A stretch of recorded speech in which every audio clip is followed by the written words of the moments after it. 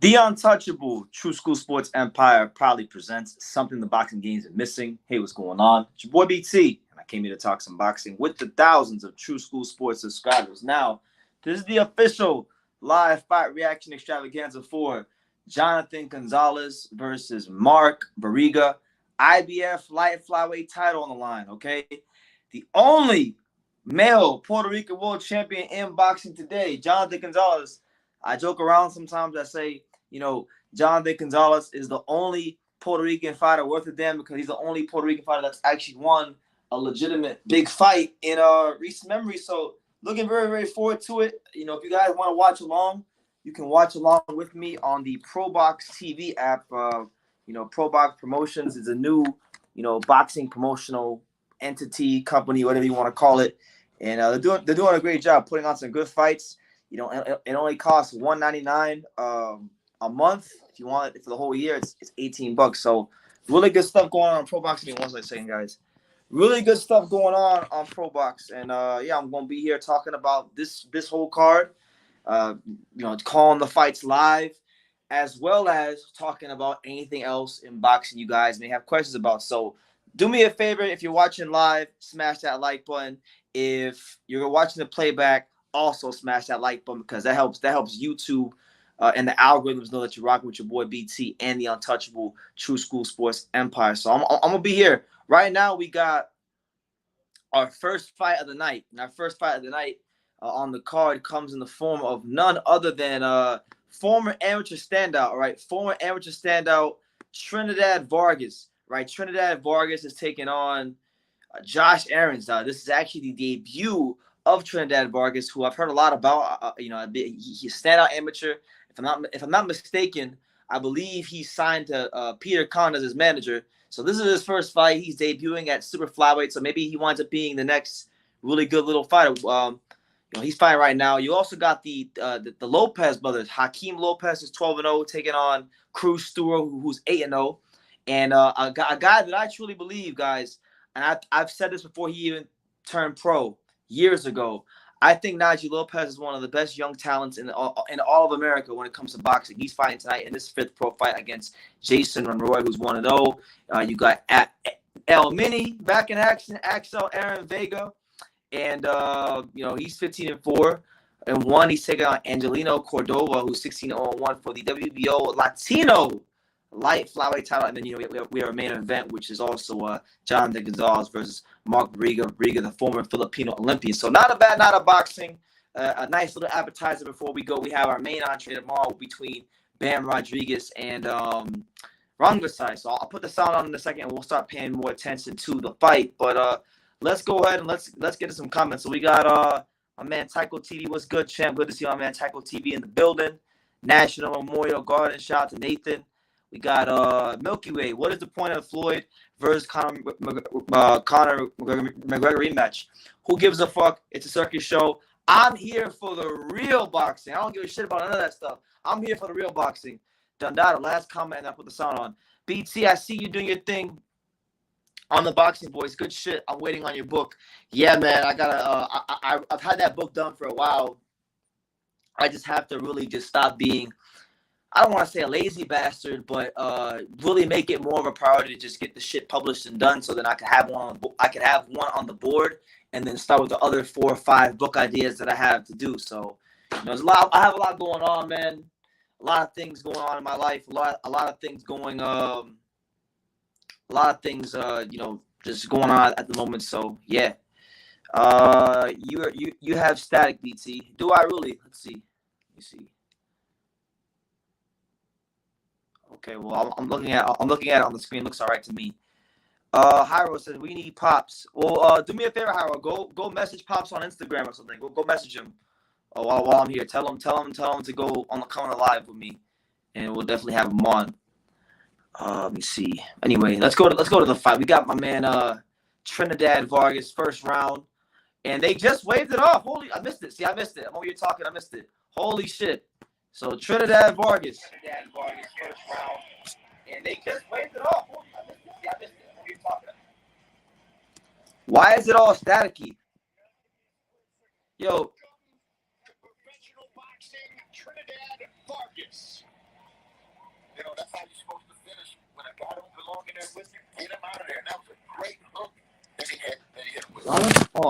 Hold on, guys.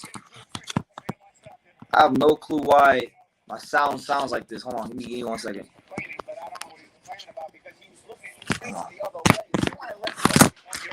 Let's see. I might have to go. I might have to go on my computer.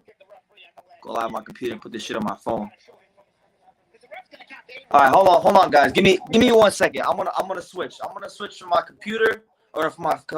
I'm doing this on my iPhone, so I'm gonna go from my iPhone to my computer as far as like streaming. Give me 1 second, guys. Hold on. Weird.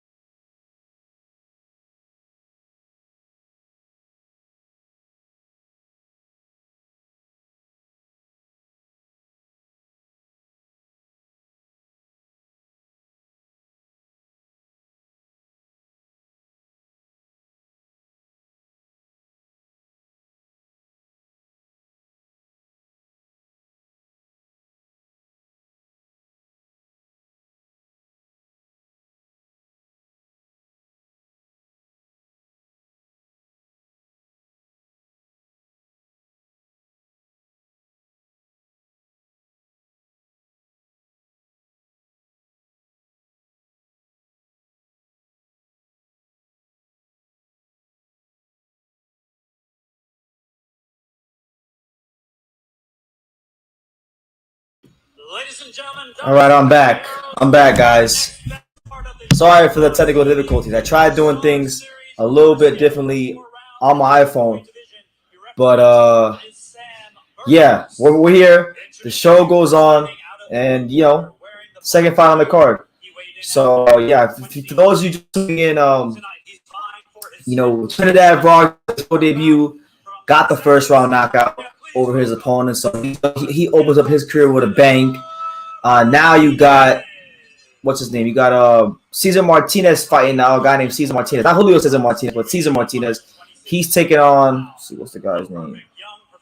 He's fighting Jean-Paul Rivera from Puerto Rico, 2-0, 2 knockouts. So this is my first look at this prospect. I don't know a ton about him, but we'll learn on the fly.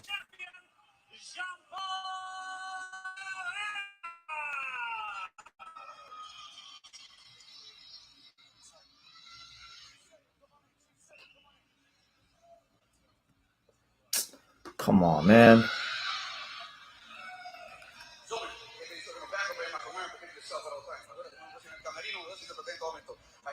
Check.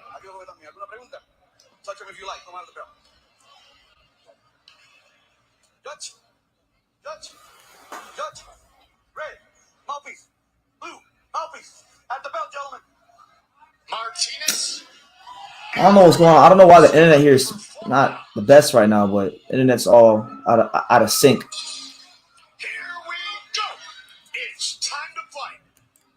All right, so round two, fight number 2 of the night. Round number 1 between.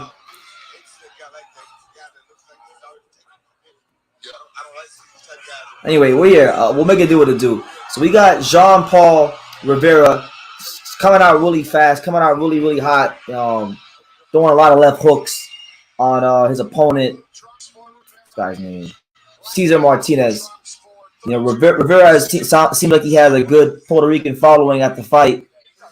Puerto Rican boxing, I don't want to say on the rise because it's not, but you would think that there's got to be somebody out there in the world, apart from Jonathan Gonzalez, that could win a world title. I don't know much about this guy right here, Jean-Paul Rivera, but he's 2-0. He's got 2 knockouts. Let's see what kind of talent this kid brings to the table. So there's a left hook from Rivera. Throws another left hook, misses. Throws a straight right hand to the body. Throws a left hook that lands, and he's pushing back Cesar Martinez, who's 4-6-2. His last 5 fights, 6 fights, 4 losses, a draw, 5 losses and a draw. And Rivera is pouring it on, straight left hand, left hook. And right now, Rivera, Martinez doesn't really have any answer right now for Rivera. I'll tell you guys this though, the fight you really don't want to watch if you're watching this call with me is that Naji Lopez fight. Naji Lopez, to me, one of the most talented fighters in the world as far as young fighters from this country in America. Really, really good kid too. There you go. Good right hand there from Jean-Paul Rivera. Okay.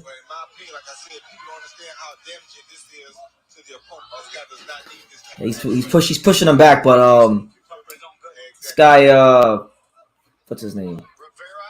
Martinez isn't really offering a whole lot of resistance to Rivera. Harold says we need Pops. Yeah, Pops should be on the way. Pops, I just talked to him. I told him to sign into the ProBox thing, so he should be here any second. He's getting set up right now. So, oh shit, another knockout. Man, we moving extremely quickly. This dude, Jean-Paul Rivera, just knocked the fuck out this dude in 2 rounds. So, 2 first round knockouts or 1 first round knockout, but he sliced it and diced it. 2 very, very, very, very impressive performances so far. One by Trinidad Vargas, the other by Jean-Paul Rivera. Yeah, Pop should be here soon. I told him to come join. I'm just waiting for him, so he'll pop up any minute now. Just be on the lookout for him. Shout out to my man Andre. He says BT supporting the fights in Florida. Much respect, bro. Listen, one of the goals on this channel. I mean, I know this fight's in Orlando, so it don't qualify as South Florida, but you still got guys that I learned about in South Florida fighting on this card. You got a guy like Naji Lopez. You got Hakim Lopez on this card. So yeah, You know, a lot of these guys I'm familiar with, or I've either seen them in the gym train or I've heard about them before. So yeah, you know, I was probably gonna be if I wasn't here in Vegas or if I wasn't going to that Bam Rodriguez fight, this is probably gonna be where I would have been. I would have been at this fight. I would have been at this card for sure. Florida is Florida. No. We can't say that. South Florida and the rest of Florida are completely different. South Florida is everything from Boca to Key West and everything in between. That is Florida to me. Everything else is whatever, but South Florida is South Florida. You can't say Florida is Florida. Sarasota and Orlando ain't quite the same. But anyway, Jean-Paul Barriga gets a knockout. Trinidad Vargas gets a knockout. And yeah. But Hyro says, yo, BT, tell Pops to use my account. I sent it to him because the stream only allows one person. Okay. Give me 1 second. I'm gonna call him right now. I'll be back, guys. I'm gonna call Pops and tell him to use Hyro's account because you can't have more than one person on a ProBox account. So give me 1 second again. I will come back for the next fight. Hold on.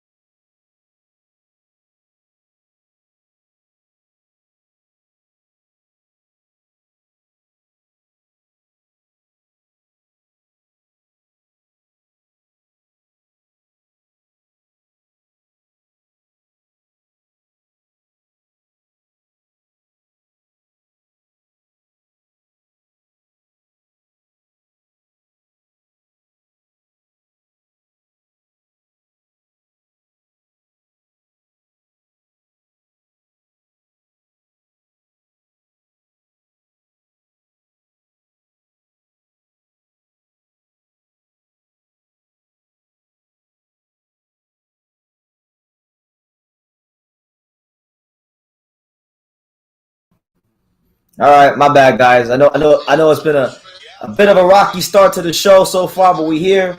I had to call Pops and let him know about the whole thing with the one person per account situation. So we got that straightened out. Shout out to Hyro, you know, the co-producer of True School Sports. Yeah, but so far, look, the card has been 2 prospects, one in Trinidad Vargas, the other in Jean-Paul Rivera, fighting guys that are, you know, looked overmatched and they got their ass beat badly. So 2 early knockouts. The card's moving pretty quickly. We still got what? We got Marcelo Williams versus Jacob Bradley Gomez Zayas. Okay, whatever who those guys are. You got Jackson Blanco 3-0 taking on Ramon Eliezer Esperanza, who's 22-20-1. And then you got like the main part of the card, which I would say is Najee Lopez, Hakim Lopez, you know, El Mini, Axel Vega, and then the main event with Jonathan Gonzalez and Mark Anthony Barriga. Listen, man, this ain't no big fight card, but listen, this is the home of boxing here on True School Sports. So whether it's freaking The Zone, Showtime, Top Rank, Golden Boy, Boxer, Matchroom Boxing, Queensberry Promotions, or ProBox TV, as long as it's some boxing and as long as it's interesting enough, we will cover it here on True School Sports. And tonight is no different than any other night here on True School Sports. So make sure y'all smash that like button, take the time to subscribe, super chat to support the channel, and yeah, the True School Sports empire rolls on. Now, Tyco TV says, what's the difference? The difference between South Florida, which would be like your cities like Miami, Fort Lauderdale, Dania Beach, where I'm from, Hollywood, Key West, Boca. These are places that are more metropolitan. There's normally more things to do. There's normally better and nicer beaches. There's normally better in these areas as well. These places have more sports teams than the other places in Florida. Now, if you want to talk about Sarasota, Jacksonville, St. Cloud, and all these other weird random places in Florida, it's a lot more slower. There's not as much to do, and it's easier to buy land. you know. So make of that what you will. And South Florida has the best weather. When you go to Central Florida or West Florida, it gets cold. Sometimes if you go to like Pensacola, which is kind of like close to Alabama, and it's a different time zone, it be snowing over there and shit. It's different. So it's not the same thing. Yes, Jonathan Gonzalez is fighting today. Tycho says it sounds petty. It's not petty. That's like saying like New York City and Buffalo, New York are the same thing. They're not the same thing. Saying that South Florida is the same thing as anywhere else in Florida is not the same thing. New York City and Buffalo, New York are completely different places. South Florida is completely different than everywhere else in Florida. It could literally be its own state. BT, why do you think Ron Side doesn't fight South Florida anymore, where he has his most success? I have no clue. I think that's a good question. I think when he fought Guy and when he lost, he just I don't know. He got traumatized though. He got traumatized. Guy was sure had that boy traumatized, and maybe he's just going through an identity crisis. It happens to fighters. But right now, I think Naji Lopez is next, guys. So if y'all watching the fight with me, this is the fight you're gonna want to watch. Naji Lopez, really strong, speedy, fast, explosive, powerful. I had a chance to watch Naji or Trevor Ryan like 3 years ago at Stacey McKinley's gym, amateur, and he did not look out of place. Y'all thought Daniel Dubois did good. Shit, you should have seen what Naji did. Naji Lopez, a real special fighter, talent, and I knew his dad, who was a really good amateur coach out there in Georgia. His dad passed away 2 years ago, and now he's looking to continue the legacy of his father, him and his brother. His brother, he's got two brothers, but one of his brothers is fighting tonight. The oldest, Hakim, he's 12-0, 68-pounder. Naji's more of a cruiserweight, light heavyweight. So I don't be ready though. I didn't like Orlando and Tampa. Yeah, Orlando and Tampa is whack. Both of them is whack. Do you like Tampa? Maybe okay. Tampa's not whack, but like it's not South Florida. It's just not. It's nice, but it's not Miami. It's not Lauderdale. It's not Hollywood. It's not the Keys. It's not Boca Raton. It's not all these great cities in South Florida that we love, like Dania Beach. It's not those places. So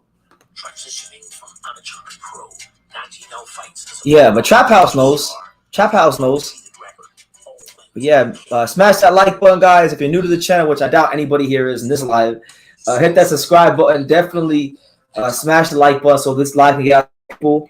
Because we got Jonathan Gonzalez, the IBF light champion, the only Puerto Rican in boxing right now that's proven himself to be worth anything. He's not here based on hype. He's not here based on hearsay. He's here based on merit. World champion. And you know what they always say in boxing? You're not a legitimate world champion until you make that first title defense. Now he's taking on a guy, Mark Barriga, who is bringing some skills to the table. I mean, Barriga is 29 years old, not a big puncher. He only has 2 knockouts in 12 fights, but he's a good boxer, a Filipino Olympian in 2012.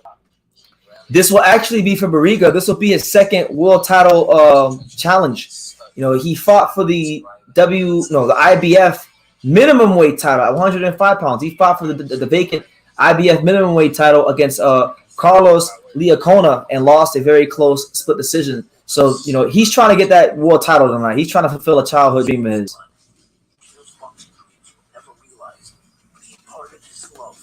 See, who schooled? Yeah, he schooled Soto. He schooled Elwin Soto, who is a legitimate champion. So, yeah, you got to definitely watch out for him tonight. Jonathan Gonzalez. And look, he's trying to build some value in his name. There's obviously a lot of talk about unification fights in this weight class. You got some really good fighters in this weight class. Hiroto Kayaguchi. You got him. Jonathan Gonzalez. You got who else am I missing right now? I'm blanking out. Why am I blanking out? Bam Rodriguez was in his weight class at one point. Maybe Bam comes back down to his natural weight class and can make a big Mexico versus Puerto Rico fight with Jonathan Gonzalez at this fight.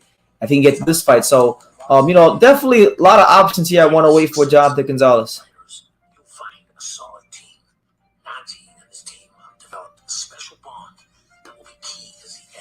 Shakur and Amanda Serrano are good too.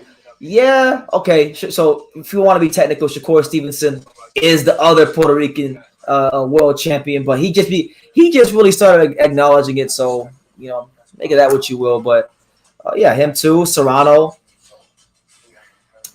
had a chance to win a really big fight. She lost against Katie Taylor, and I didn't think she got robbed. I thought she just lost by a point. As far as like Puerto Ricans from the island, okay, from the island where there's no funny business or they know where they get started acknowledging it. Jonathan Gonzalez, in my eyes, I think he's the only Puerto Rican world champion as far as the men go. I know we got Shakur. Shakur Stevenson is the best Puerto Rican fighter, but he just became Puerto Rican. So let's get that one some more time. But we here, man, the untouchable True School Sports Empire. And there he is in the ring.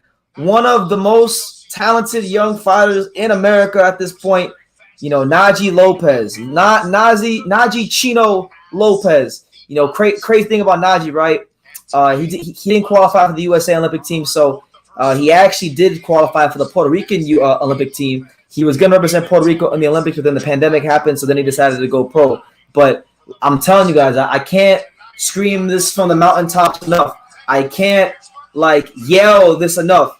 This kid right here, out of all the fighters on this card, apart from, the main event, of course, but as far as the prospects and contenders go, this is the best fighter on this card, Naji Lopez, in my opinion. I've seen Hakeem box. I've seen Naji box. We just saw Trinidad Vargas. We just saw Jean-Paul Rivera. Good fighters, talented guys, but this guy is just a little bit higher. I remember you uploaded a video of this guy sparring years ago. Absolutely. Yeah, I did. And there's an interview on this channel with him and his dad, who's no longer here, RIP Coach Tito Lopez. Stacy McKinley, who's helped train about well over 20 world champions, said that Naji Lopez reminded him of Julian Jackson. So definitely someone to watch. Come on, Naji. Well, what up, Nosy Rosie? Yeah, tonight we got Jonathan Gonzalez, the 108-pound light flyweight champion in the IBF, taking on Mark Barriga tonight. So not a big card, but it's a notable fight worth following, and that's what we're doing here on True School Sports.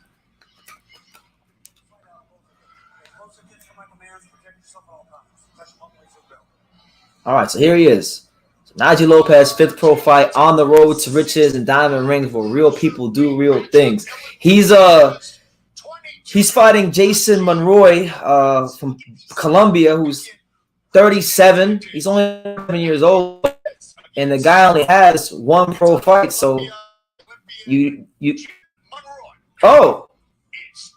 apparently this guy Monroy was an Olympian for Colombia, so he can't be that bad. There we go, round 1. Naji Lopez coming out working that real sharp piston jab. Good jab there by Naji Lopez. Naji Lopez. Jab up top, jab downstairs. There you go. Nice little use of that lead hand there by Naji. Naji gets back to the center of the ring. There you go. Good double up jab by Naji Lopez. One thing about Naji, though, Naji got caught going backwards there, jabbing. Got to make sure he don't back up in straight lines because that's how you get clipped and that's how you get hurt. But so far, doing a good circling to his right, working off that jab, moving that head out the line. There you go, another jab from Naji. I'll tell you guys this about Naji, just from what I know about him, watching him fight all these years. He's got a very devastating left hook and a pretty solid right hand. So watch out for that as this fight progresses.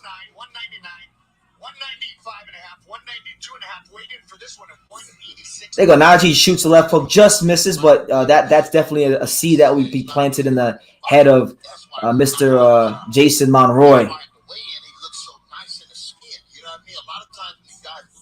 There you go. Nice right hand there from Naji Lopez. And you see, the amateur background that he has. There you go. Nice check hook, and Naji spins to his right. And so far, it's a really, really good start here for Naji Lopez. Good body shot there from Naji Lopez. Chino.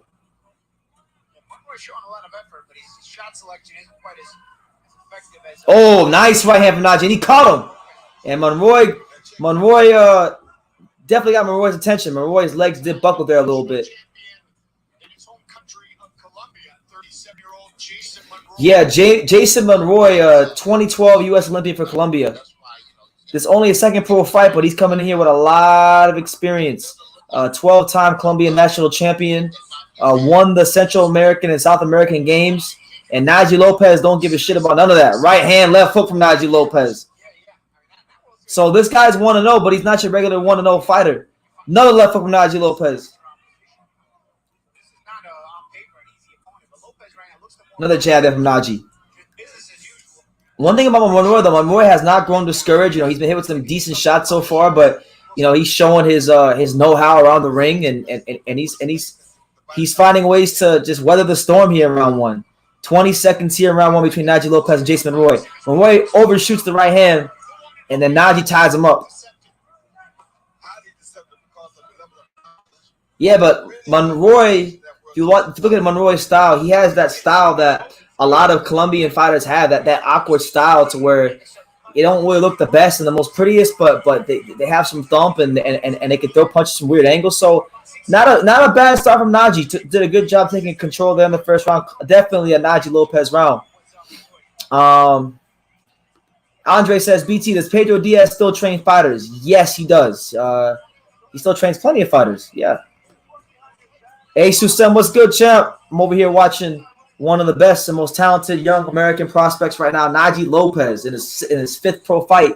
His fifth pro fight, and he's taking on an Olympian. He's taking on a former Olympian in his fifth pro fight. So shout out to Naji Lopez.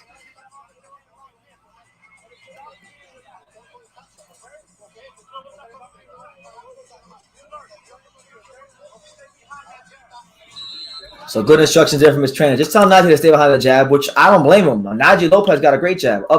He's got an up jab. He's got a straight jab. He's got a really good right hand to follow behind it. So let's see what kind of adjustments that Jason Monroy can make towards Naji Lopez, and let's see how Naji Lopez can make adjustments towards Mr. Monroy. There you go, another right hander from Naji Lopez.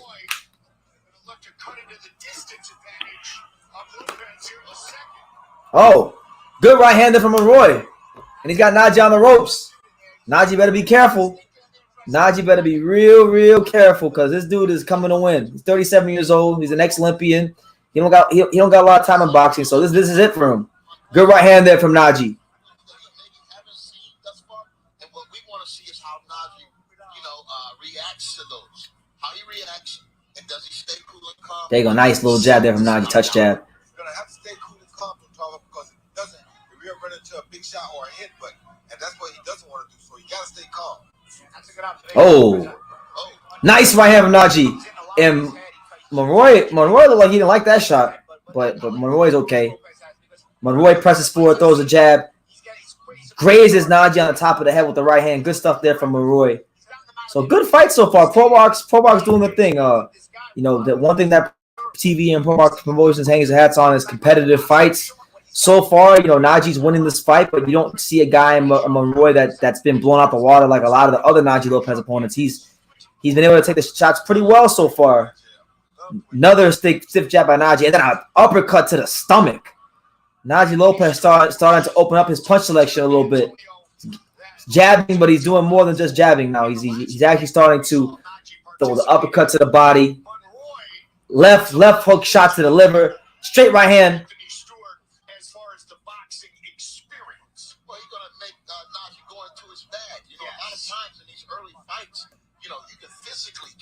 There you go. Another jab there from Monroy. Monroy pressing forward. There you go. Another right hand from Naji. And then a check left hook there from Naji Lopez. So Naji really hasn't gotten a whole lot of rounds in boxing so far. So it's actually good that there's a guy that looks like, oh, never mind. Right hand over the top. But Monroy's taking it pretty well. Monroy's doing a good job taking these shots. Even when Naji lands and he's not getting discouraged, he doesn't have the body language of a defeated or dejected fighter yet. Oh, my God. But he got the body language of a guy who just got his ass plopped in the canvas. Naji Lopez drops Jason Monroy here in the latter stages of round two. Man.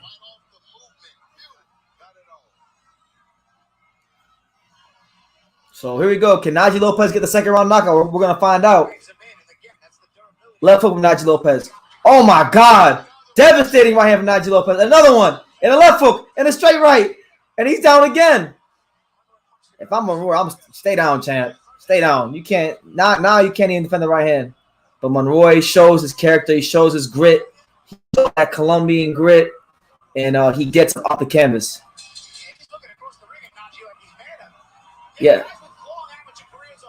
Yeah, so yeah, Jason Monroy is not folding. He actually looks more determined since Naji knocked him down. But man, Naji gave him a straight ass beating in the last minute of that fight. 2 knockdowns, landed a series of left hooks, big devastating straight right hands.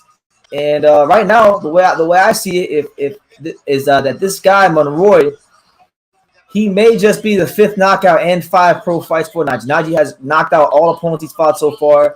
The most amount of rounds Naji's ever gone was in his last fight, and I was his last fight he won 4 rounds. Other than that, all the other opponents have been knocked out in 2 rounds or less. So I'm very intrigued to see if Monroy has the know-how and he uses that experience that he has to get out this 3rd round and kind of like turn the tide fight back in his favor, because Naji really was punishing him in the latter part of that 2nd round with the right hand and the left hook. Here we go. Round 3. The fight is on. Hold on. I'm going to help you guys out. Give me. After this round, I'm going to tell you where you guys can find the fight. It's on ProBox TV. Left hook by Naji Lopez. And then a straight right hand.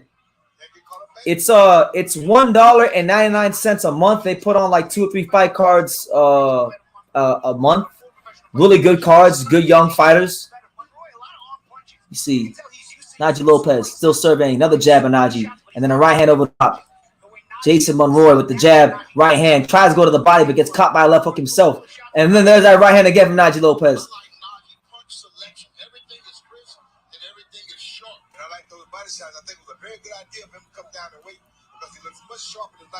There you go. Good left hook by Naji.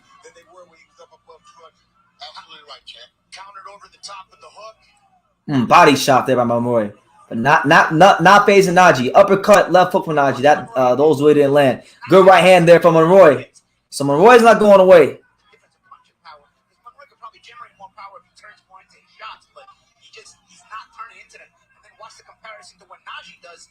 Naji Lopez now starting to work exclusively off that up jab. Just jabbing. What the hell? Oh, good body shot there from Naji. Again, left hook to the body. Oh, and then a right hand to the body from Naji. So I don't know how Monroy is surviving this, but he is. He's finding a way to grind his way through these moments in the fight. So he got cut. All right. So there's a break in the action. So let me go give you guys the way you can sign up, the way you can log in. ProBox TV login.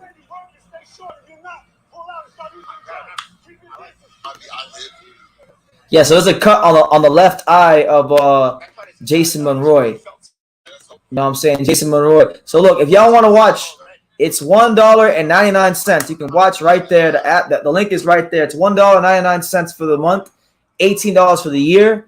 A lot of good fights, a lot of good young talent that ProBox has that they're showcasing. You know, some of these guys could be the future stars of boxing. Like this kid right here that's fighting right now, I think is a future star.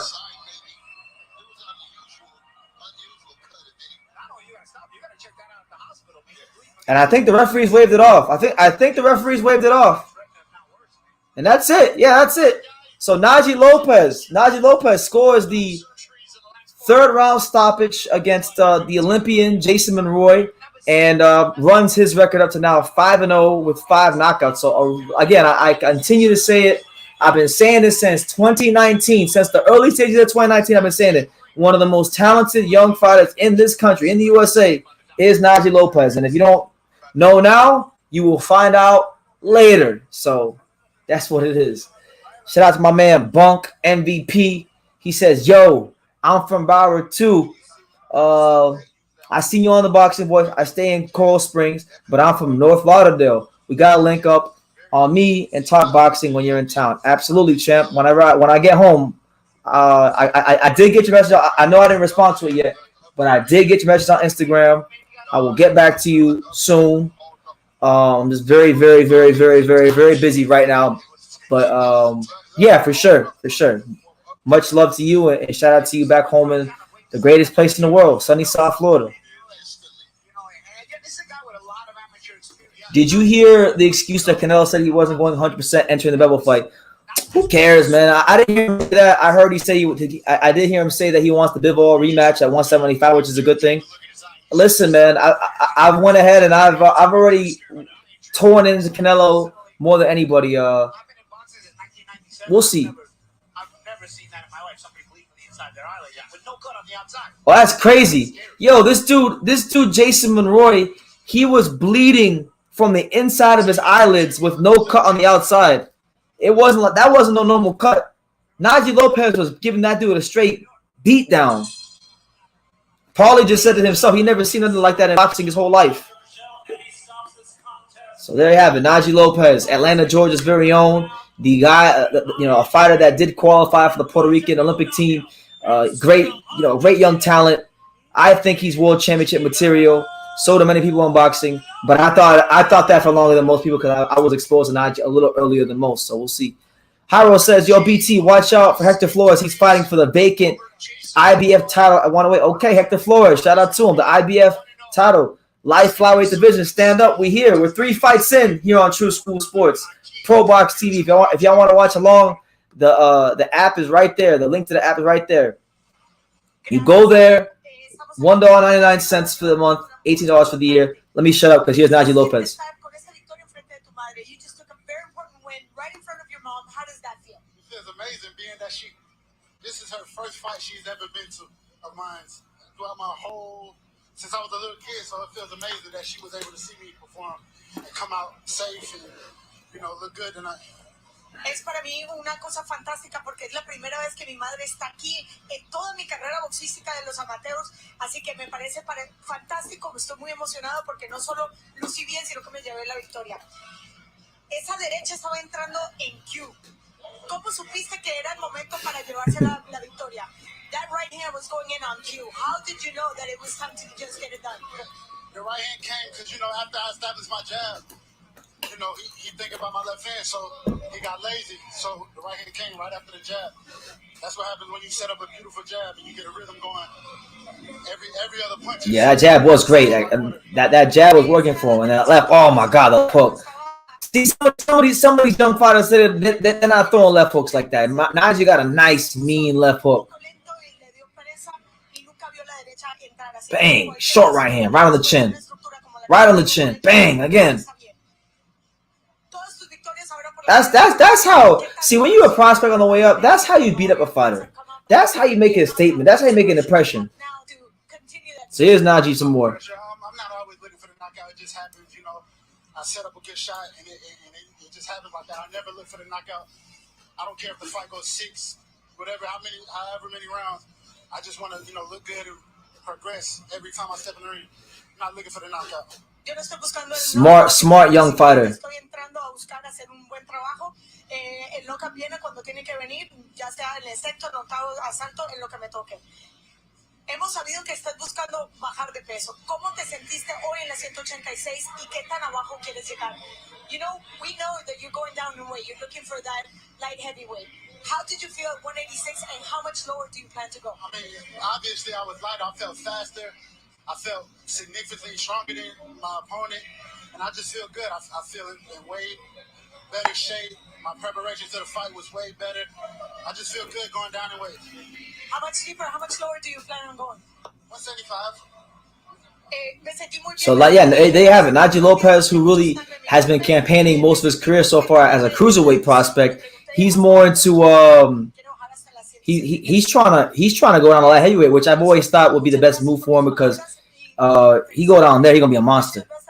Can you say gracias in Spanish? So thank you. Back to you guys. Claudia, thank you very much. Claudia Trejos talking to Naji Lopez, and I know. So they have it, Naji Lopez. Exactly what I heard. That was the most important phrase that Naji said.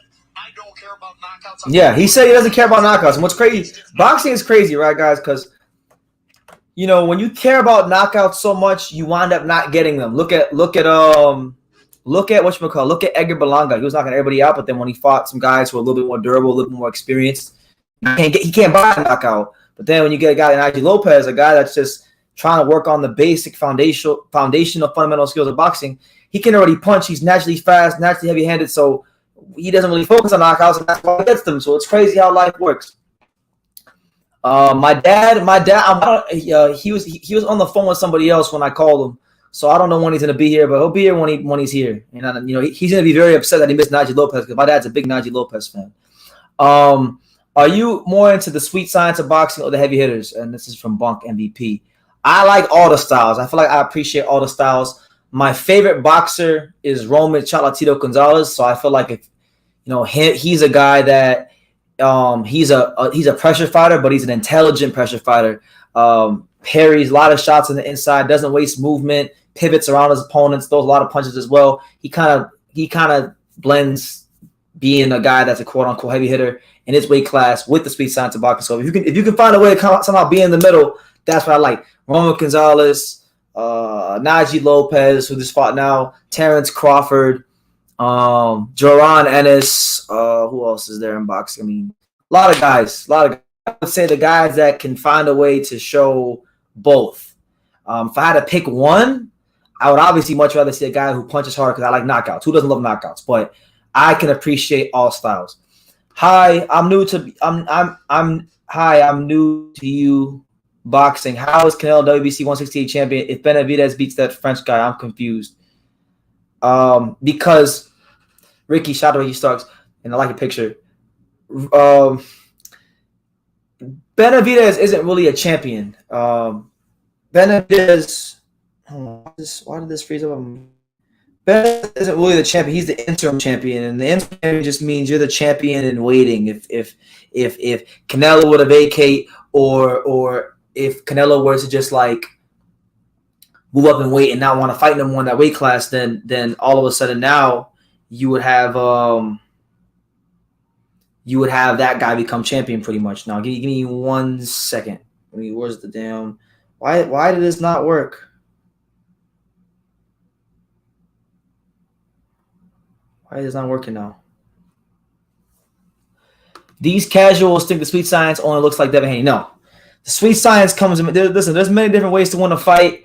There's many different ways to skin a cat, and look, the sweet science is not just. Hello, my dad's here. What's going on, BT? What's up, Dad? What's going on, man? I just missed Naji. I know you over there on the phone chopping it up. You gotta speed it up, champ. Oh, no, I was talking to your little sister. I gotta give her time too. I know. Where's yeah? So hey, are you on Hyro's account or are you on my account? Hyro's. Oh, then I'm trying to figure out why my shit not working now. Want me to get off her again? Let me get off. No. You're fine. It has nothing to do with you. Yeah. But shout out. What's good, Pops? Talk to us, man. The people been asking about you. They don't care about me. They care about you. No, I understand, man. What's good is first of all, I gotta thank my sponsor, Hiro Gonzalez, right? Hiro Gonzalez. Galvez. Hiro. What is it? Galvez. Galvez for being the big sponsor of True School Sports and making it possible for me to be here. Well, we're here. We got the Ajoko Habichuela con Gandule, the Puerto Rican meal, and we're gonna see a lot of Puerto Ricans fighting tonight. Right now they're interviewing him, so I'm really excited to be here and enjoy you guys on this upcoming fight with Jonathan Gonzalez. I was actually watching an interview with Ebro Sports. Ebro de Deportes. I was watching him. He actually interviewed Gonzalez, and Gonzalez is very, very adamant on what he wants to do. He wants to go in there, win some fights, and he wants to unify. Yeah, because I do know that there's a lot of talk about him maybe maybe Jonathan Gonzalez fighting in a big unification fight with Hiroto Kayaguchi, who we just went live for a couple weeks ago. What would you think if Gonzalez gets past Barriga, Pops? What would you think about him fighting Hiroto Kayaguchi, the Japanese fighter we saw fight a couple weeks ago? Remember him? Yeah, I think I don't know. I think he's walking into I don't remember fondly, but I know we watched it. You do remember it was the Japanese dude, the Mexican dude. They took 2 points from him, and he can't. And remember towards the back half of the fight, the Esteban Bermudez, the Mexican fighter, he was coming back strong, and then Kayaguchi had to stop him because they were in his hometown. Oh yeah. Remember he had a tough fight there. I think I haven't really watched much the champion Gonzalez, but I will say that from Gayacuchi's point of view, I think that he's got all heart and everything, and he did what he had to do to win the fight.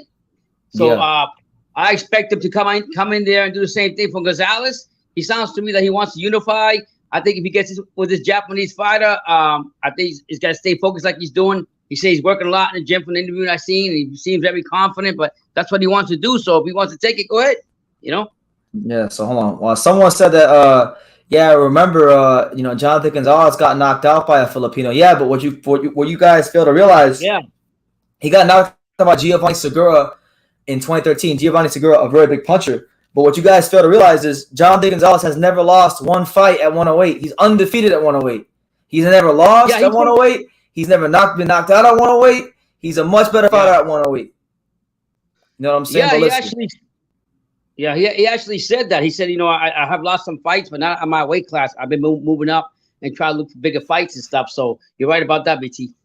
Yeah, but anyway, we got a next fight. For those of you tuning in, just to give you guys a quick overview of what's happened so far. Trinidad Vargas, who made his pro debut, a very highly touted prospect. He got first round knockout. Jean Paul Rivera, the 2-0 Puerto Rican prospect, he moved his record to 3-0 with 3 knockouts with a second round stoppage over 4-6-2. Martinez. And then the last fight we had so far was the performance of this card as Naji Lopez in his 5th took on Colombian Olympian Jason Monroy and stopped him in 3 rounds. Showed a lot of great skills, boxing skills, punching skills, a lot of things, a lot of positive things. And now we got our next fight, which is between Marcelo Williams, 3-13, versus Jacob Bradley Gomez Zayas, 4-0. So what do you think about that? What you say, brother? Don't ever believe on the record. You never know. I don't just a lot of people who don't know a lot about boxing, they say, oh well, this guy has 13 losses. But you know what? Sometimes them guys with 13 losses, 10 losses, 8 losses, however many losses, these be the guys that fuck you up the most. So we see that many fights where we had journeymen that was like 0 to 100 or whatever, and they still come in and put a good fight to surprise somebody. Yeah. Shout out to my man Bonk MVP in North Florida. He says, I'm not a fan, but I respect his confidence. I think I'm too much of a fan to understand, but undisputed is a big statement. Undisputed is always a big statement. It means now, contrary to what Ness and the Boxing Boys think, undisputed does mean more in certain weight classes than others. I don't care what nobody says. Yeah, everybody got their own opinion on what they want to say and how to say it, but you can't just be jumping weight classes if you're not a king of a whole division. Then you can move up. That's the whole goal when you get into the division. Ryan M says, wow, 3-13, maybe, but what's the amateur numbers?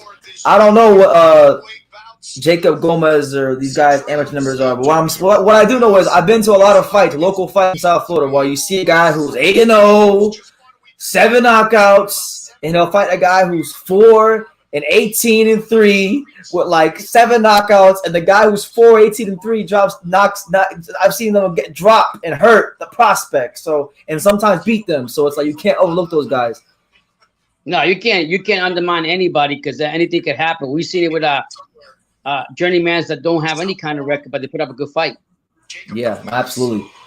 But now we got whatchamacallit. We got Jacob Williams and what's the guy's name? Marcelo Williams and Jacob Zayas. So that's the next fight on the card. Caguas, Puerto Rico. Yeah.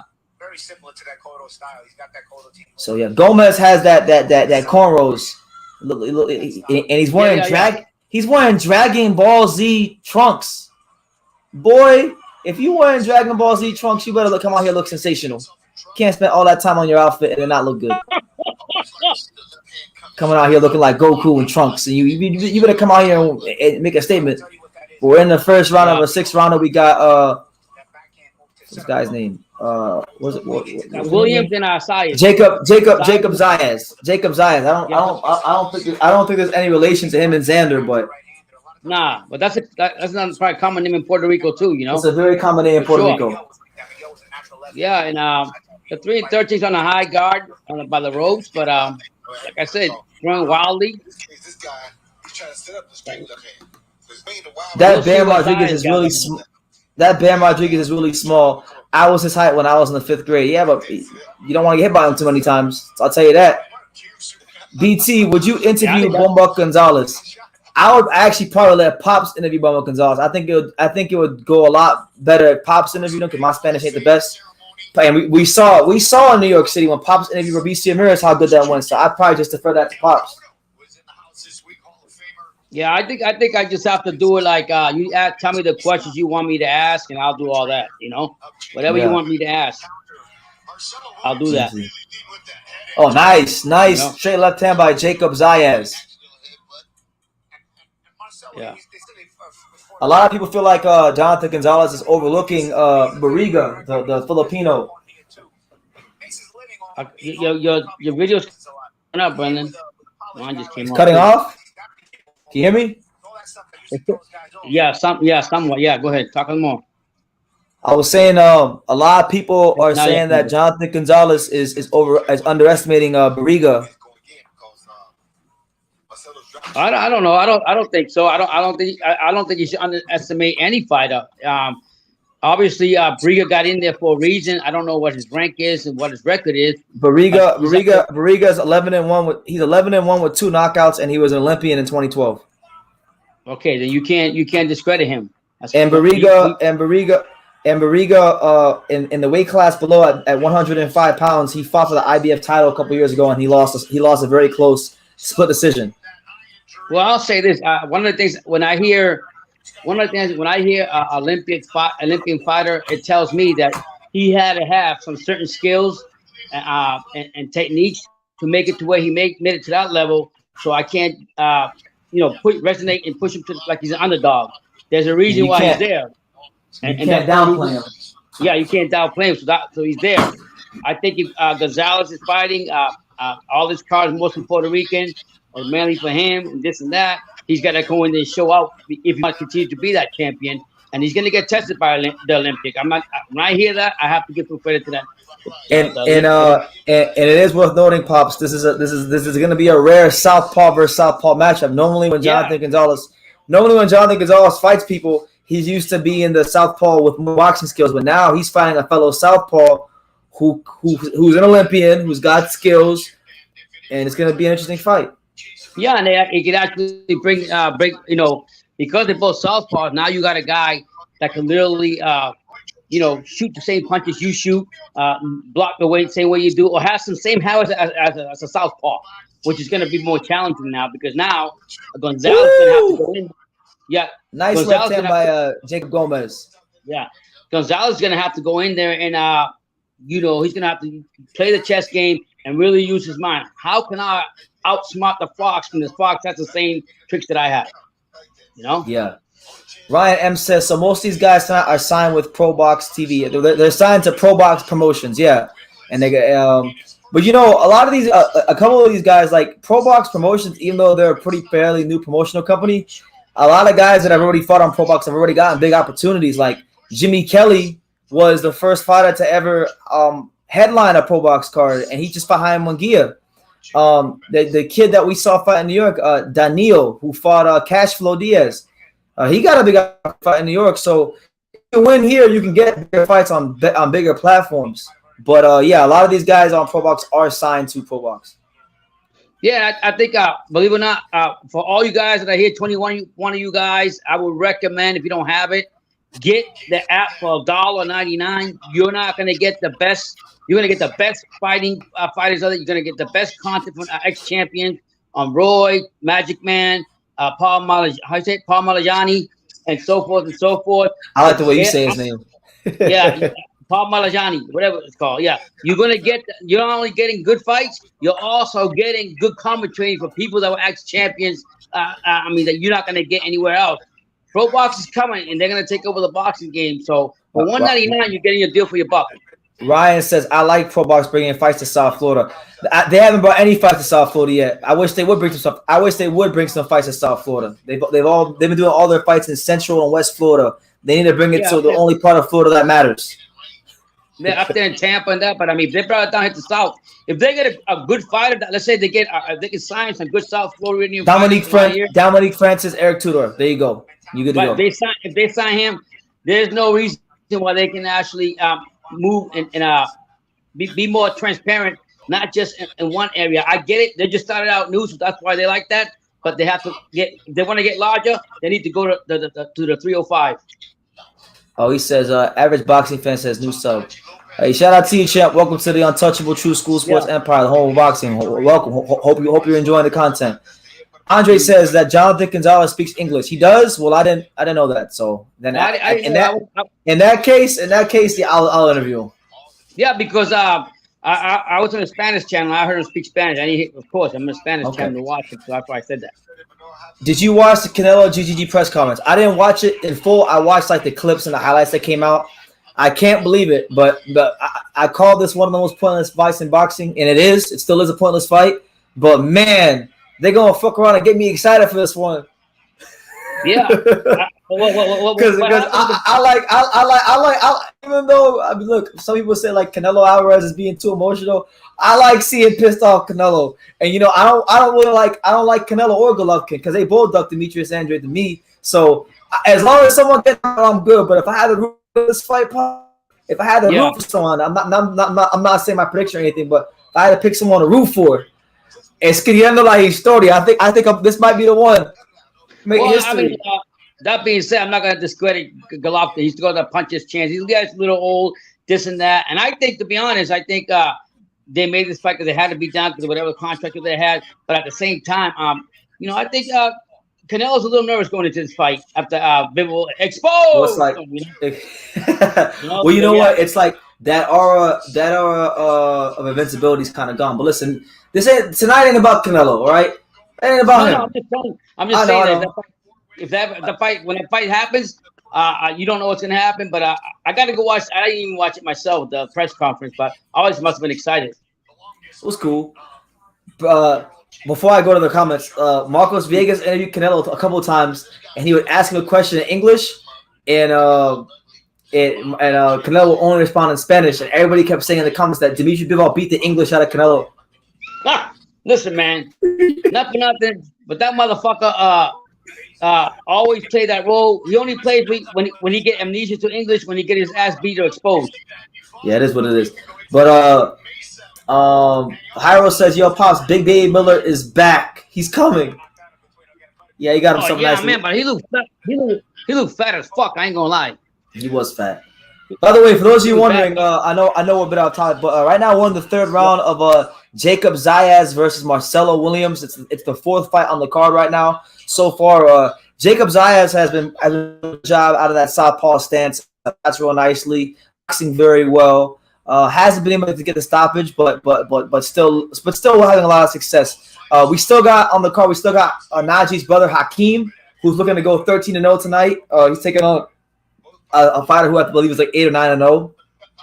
We got him. We got El Mini, Axel Vega fighting tonight, and then we got the main event. So that's 3 more fights. Yeah. Brandon Lentz says, "Yo, BT, check your DMs." All right, I'll go check right now. But Pops, while I'm checking my DMs while this fight's going on, how are you feeling about Bam Rodriguez versus Rungvisai? It's tomorrow. Have your feelings changed? What are your thoughts going in tomorrow?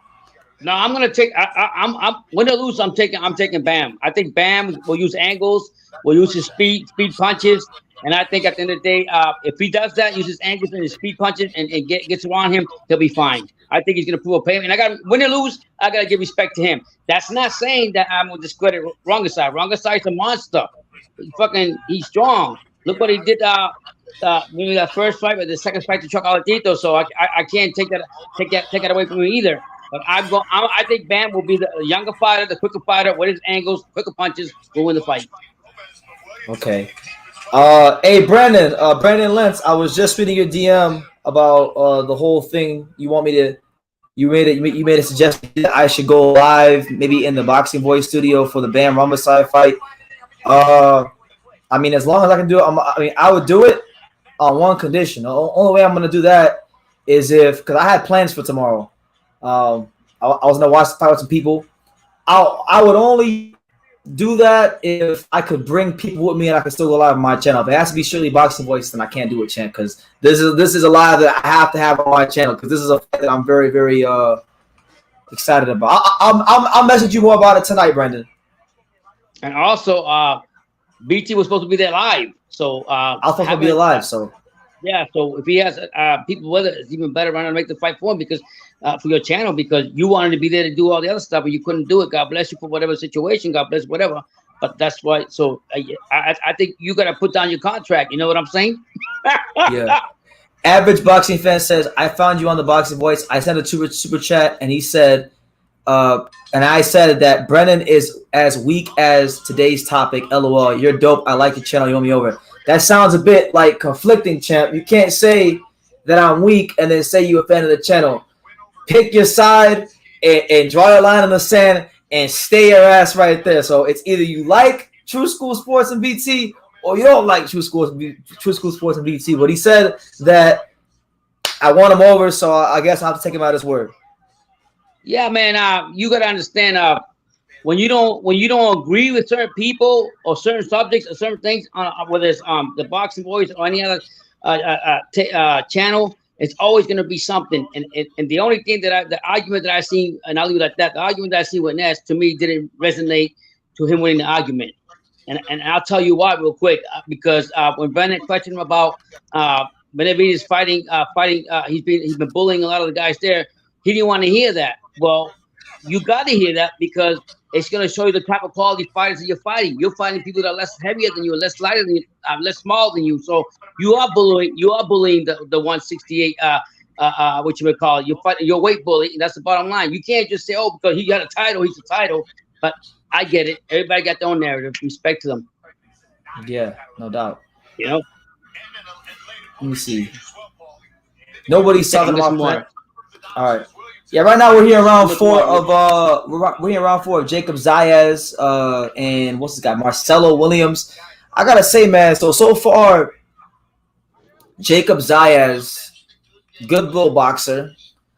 I know it's early in his career, so you don't want to make any harsh judgments on fighters early in their career, but you know, now I'm not really seeing like any adjustments here. Like he's landing some decent shots.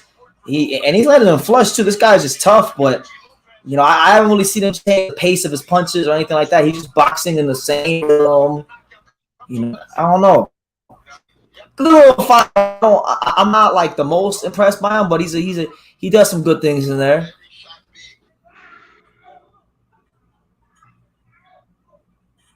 Oh, he said, nah, I didn't know who you were prior to that show, bro. I had sent the super chat as soon as Ness started roasting you. I watched the whole thing, and you won me over. Came to see you channel right after. Okay, well, I appreciate I appreciate that, man, because yeah, yesterday got a little bit annoying. Like people were like, yeah, Ness cooked. I'm like, man, they're like, oh, True School looked like he wanted to cry. I was as calm as an igloo. I was calm as an ice cube, you know. But it was cool.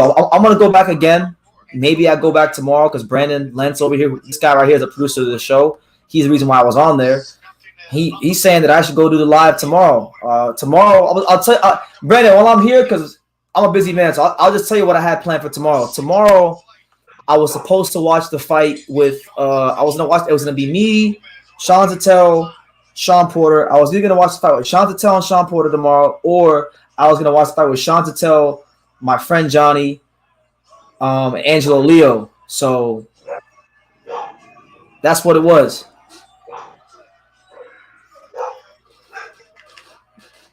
Now, if I can bring my computer and still go live and bring who I want to bring with me, then we can make it happen. But other than that, you know, I'm gonna stick to my original plan. Yeah, he became it's crazy how that happened yesterday. But you know, God bless Ness. You know, shout out to him. I got nothing bad to say about him. But good. I'm glad I won you over. I don't know what I did to win you over, but it's cool. Yeah. You know what it was too? I'm gonna tell you this. I was tired. Like I actually wound up getting to the studio earlier than I was supposed to yesterday. So it kind of threw off my routine. And I was like, once I got there, like, I'm trying to be respectful. I'm on another man's show. This time, all gloves are off. I'm back. I'm back. I'm back in the saddle again. This guy, Zayas should actually be winning this fight. Man, I gotta tell you, Pops, he's got that amateur Puerto Rican rhythm. Who, him? Yeah, he's good though. He's good though. Jacob Zayas is good. He turns his punches over pretty good. He can pivot a little bit, but I don't know. I mean, I'm not gonna be too harsh on him because my first time seeing him fight. I have to watch him fight like 2 or 3 more times to have a real opinion. But he's doing his thing. I like killers, man. I don't like nobody coming in there. You should have seen Najee. Oh man, he knocked him out cold. He was the first round he just boxed him. The second round he boxed him for half that round, and then he scored 2 knockdowns in the last minute. In the third round he put him out with a right hand and a left hook. Jesus, but was the opponent valuable? Was he good?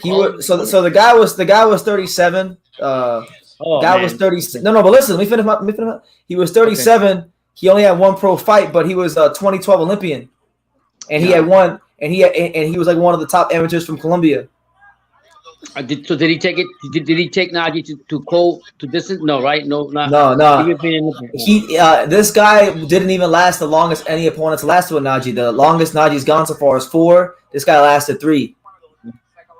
So I checked out the video today about Boots Ennis, and when I was going off and everything, but I had to put it on the bottom of the comments after I went to that Philly gym, man. Ennis warmed my heart. Yeah, I was like, yeah, Boots Ennis warmed my heart on that one. Yeah, because that video was before we went to Philly. Yeah, you're right. Before Philly, but when I got there and I seen what I seen, I think it could be both. Even Crawford? Yep, even Crawford. I'm going with him. Wow. Why do you think he'd be Crawford? I just think the way I only seen a few shots of him. I think he's quick, the way he throws his punches, the way his angles, and I just think that Crawford and them are sitting too much. They're sitting there on vacation too much. They like marinating this fight like when you marinate meat too long, it goes bad and you lose flavor. I done lost my flavor or taste to even see this fight. To be honest, nice right hook by Zayas right there. Yeah. So that's what I'm saying. What's up, Rican Luna? Yeah. So yeah. This guy got Dragon Ball Z trunks on, and he ain't looking like a Super Saiyan. He ain't looking like Goku. He ain't doing his Kamehameha. He's looking just like a good little fighter. Zayas? Yeah, he's cool, but like you gonna have Dragon Ball Z trunks on. You're not ironing these dudes. You gotta be. This dude should have been out of here already. You're gonna wear Dragon Ball Z trunks. Yeah, he want to be like the Paul brothers. What they call the two brothers, the Pauls that buy all the Dragon Ball Z cards. That's what he's trying to be.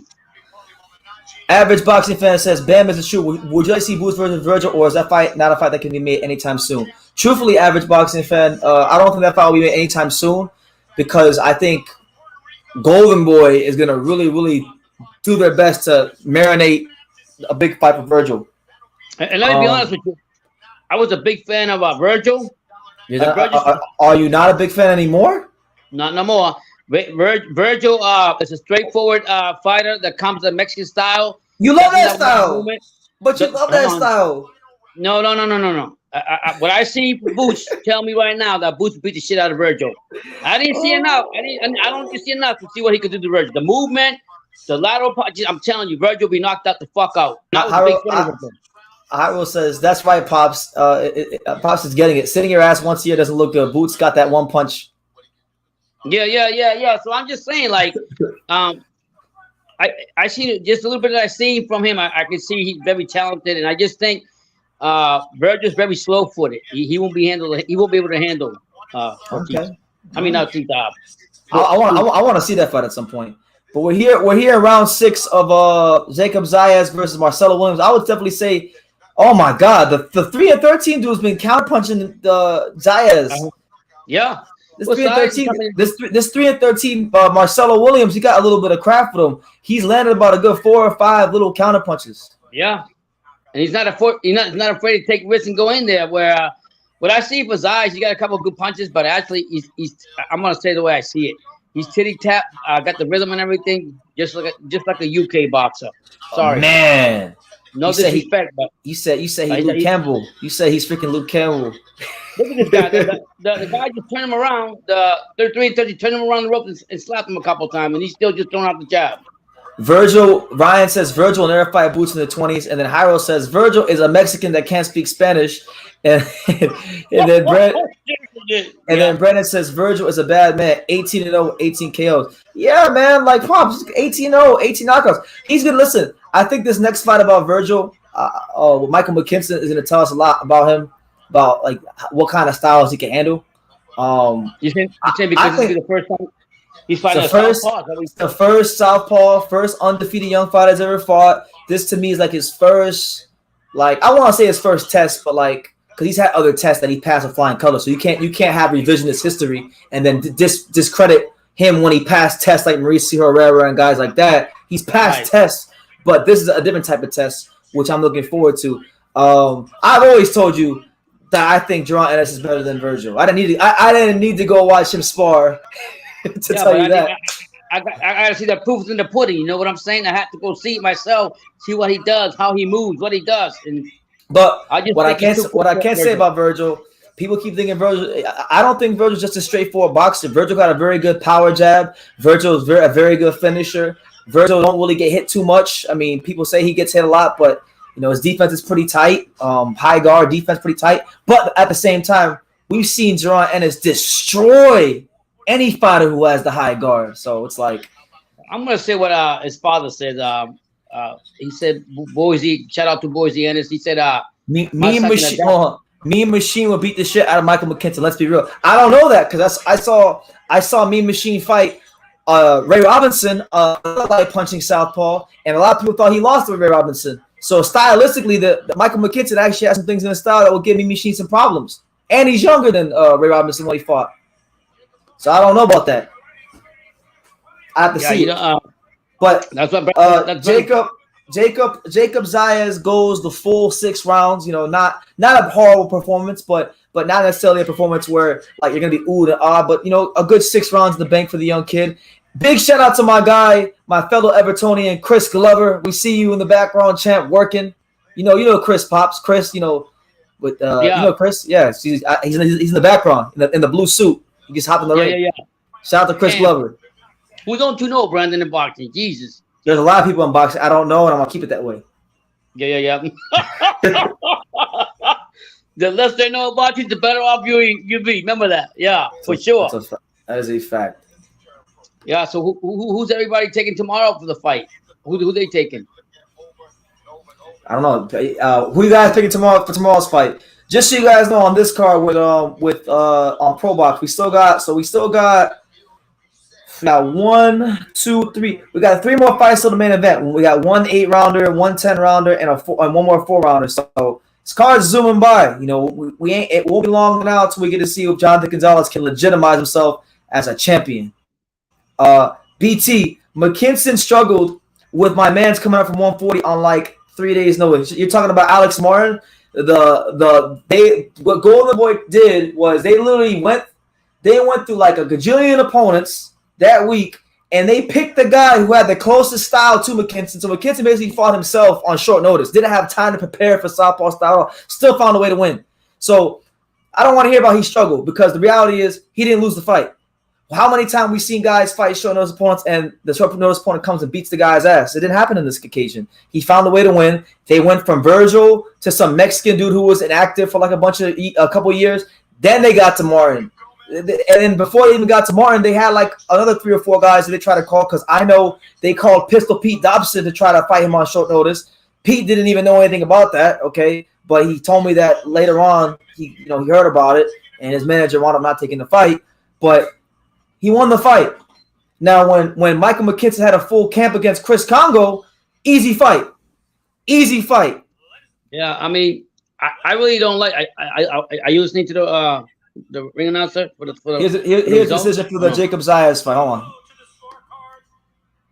Yeah, you said sounded bad, brother. Huh? No, it's better now. Sometimes it goes off. Yeah, I'm gonna put it like this. I don't like when and one of the bad things about boxing is when they get fighters in short notice, like off guard.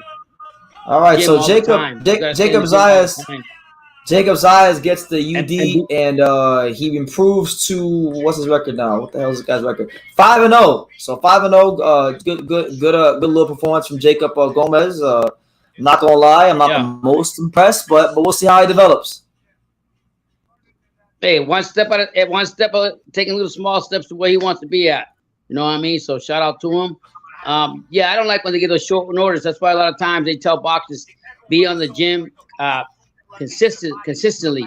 Always be there and be ready because you don't know when you're gonna get that call.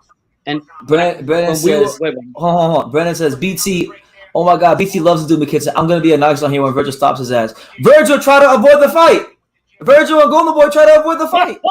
That's not even about me loving or hating McKinson. I like him. I'm cool with him. I like the guy.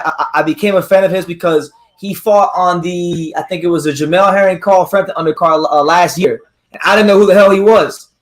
But I knew who Chris Congo was because my British subscribers kept talking about Chris Congo this, Chris Congo that. Chris Congo's his hard puncher. Chris Congo's the next big thing from the UK. So I watched his fight, McKinson's fight with Congo, not for McKinson, but for Chris Congo.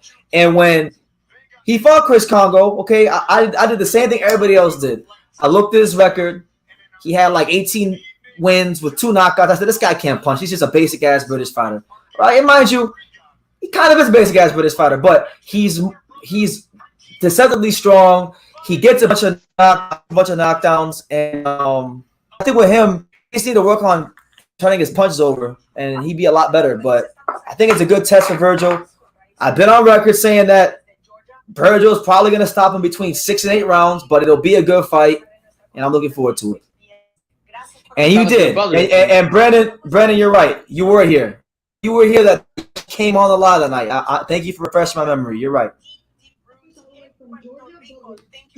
Look at the brothers, Brandon. You see him? Yeah, I see him. So Claudia Trails right now, she's interviewing Hakim and Naji Lopez. How is that brotherly rivalry? Do you compete against each other a lot? Our brotherly rivalry, yeah. I mean, we feed off each other's energy all the time. I don't know, Hyro, because if Virgil has a bad performance and lets this motherfucker go 12 rounds, I can already hear it in my head. Oh, I had a condition. I didn't fight. We had to move camps. I already hear the excuses if this fight goes 12 and he don't look as good as he's supposed to look. You know, so we're gonna see. That's why I always say I'm gonna watch the fights. I like Virgil. I like Michael McKinson. I'm happy the fight is happening. I'm just happy the fight is happening. I don't really care who wins. I'm happy the fight is happening because he tried to go off and fight Avanesyan. Okay? And then when I would say he should go fight McKinson, people looked at me like I was funny.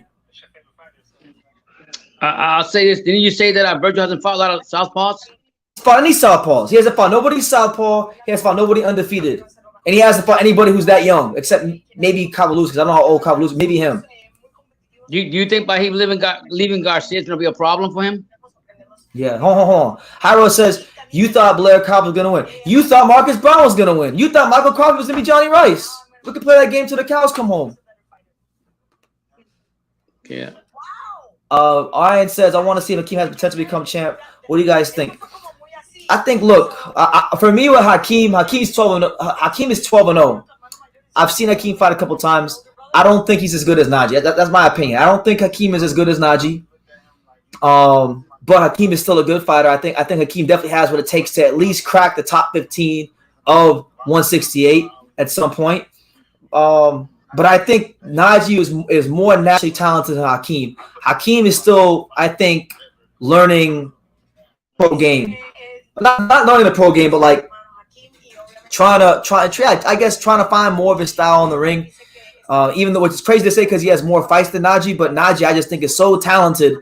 It's just the gap to me with them is noticeable. Not to disrespect Hakeem. I think Hakeem is good, but yeah. The fight I want to see with Naji. Go ahead. No, the fight that I want to see with Naji is the one with Big Baby. What's his name from Ohio?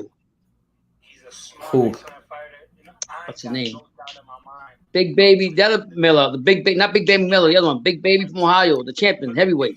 Jared Anderson. Oh yeah, and Naji fought him in the amateurs. But Naji's not even heavyweight. What is he? Lightweight? Light heavyweight? He's he's more of like a cruiserweight light heavyweight. Yeah. Okay. Because that fight would never happen then. Yeah, and Hyro, Mark Marksile is a bum, bro. Fuck Mark Marksile. You want somebody to knock him out? He's fighting somebody soon, isn't he? Ray Vargas. I'm telling you, I don't really care much for Ray Vargas. He beat Robert Marksal. He gonna become one of my favorite fighters. He said, you want him to get exposed? He already got exposed twice. Yeah, he's going to 175. I think when Naji goes to 175, Ryan, that's when he's gonna be even more dangerous because he's gonna have more speed, he's gonna have more power. He'll be bigger for that weight class. So I like what they're doing. They're gradually moving. They're not saying, "Hey, go fight at 186 and then go down 175." This fight 186, then maybe the next fight 182 or 183. Because when you're not fighting for the title or when you're not in the rankings, you can, as long as the opponent agrees to the weight, you're good. You think they're trying to make Maxaya the next? I actually even put him in the same conversation. The next Manny Pacquiao. I don't think people are making it like that, but I think like Sean Gibbons and the networks are trying to make it like that. That's why I don't like the guy. He doesn't even fight like that. Like he's nothing like Pacquiao. Yeah, Brendan says Naji Lopez, one of the ProBox guys in Plant City, Florida. Yes, he is, but I knew about Naji way before ProBox. I'm talking like early 2019. He was coming out of South Florida to Stacey McKinley's gym. I watched him spar Trevor Bryan. I watched him spar all kinds of pros, beating the shit out of people, showing them world-class skills 3 years ago, and I knew then that Naji was going to be something to deal with in the pros. So, yeah, I've been very high on him for a long time, and I'm happy to see him moving along pretty nicely so far in his career. Hopefully, it continues. But now we got Hakeem Lopez, so the older brother of Naji, Hakeem. He's fighting right now. He's looking to become 13-0. He's taking on who's the guy he's fighting? Hakeem Lopez tonight is taking on a fighter in Cruz Stewart. So I don't know who Stewart is, so I'm gonna do a quick. I'm gonna check under the hood and go look at what he's bringing to the table.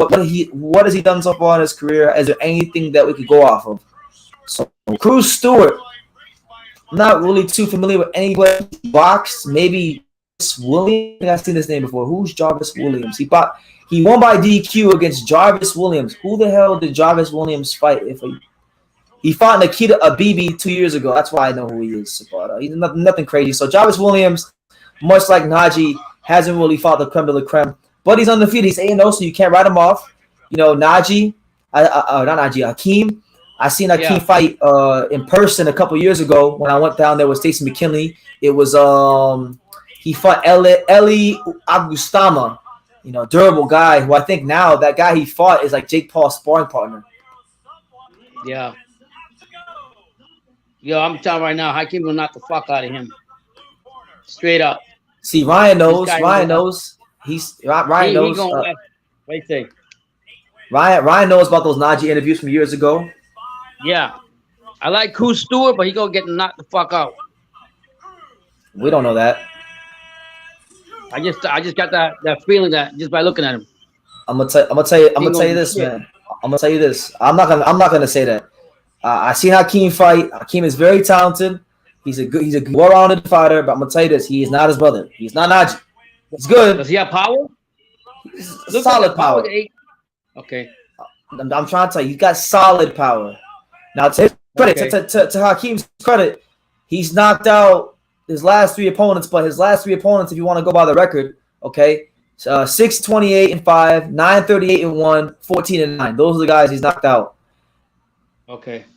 But I'm not trying to discredit him, but I've seen. No, you know what you've seen. I'll tell you this: Hakeem Lopez has a common opponent with Edgar Berlanga. Who's that? In 2018, Hakeem Lopez fought Eric Moon, and he knocked him out in the first round. And then after that, Edgar Berlanga fought Eric Moon and did the same thing like a couple of years later. Okay. Yeah, I want to see what's his best punchman. Does he have one? I would say. Oh, here we go. When he's in close, probably going to the body. Anyway, here we go. Round one: Hakeem Lopez versus Cruz Stewart. 13-0 versus 8-0. Hakeem Lopez, the fighting family, the Lopezes. You got Hakeem, Naji, and you got Casey K-Champ Dixon. They're making their way up the ranks. Yeah. Yeah. 13-0 versus 8-0. Hakeem Lopez versus Cruz Stewart. 13-0 versus 8-0. Hakeem Lopez, the fighting family, the Lopezes. You got Hakeem, Naji, and you got Casey K-Champ Dixon. They're making their way up the ranks. Good little jab there by Hakeem Lopez. Let me acknowledge this super chat from Brandon right quickly. Shout out to my boy Brandon. You guys know the deal. When the super chats come out, so does Don King. So Don King, go ahead and talk to him. Hey everybody, let's have some fun. You don't live but once, and when you're dead, you're done. So let the good times roll. It don't matter whether you're young or old. Let the good times roll. Shout out to my boy Brandon for the support on the channel. He says, shout out to my man Pops. And here's to Virgil putting Michael McKinson into the shadow realm. We're gonna see, man. But I'm my unbiased, no feelings prediction is that I think Virgil gets him out of there between 6 and 8. But I have not ruled out the fact that Virgil will go 12 rounds and he will blame it all on his condition. Oh shit!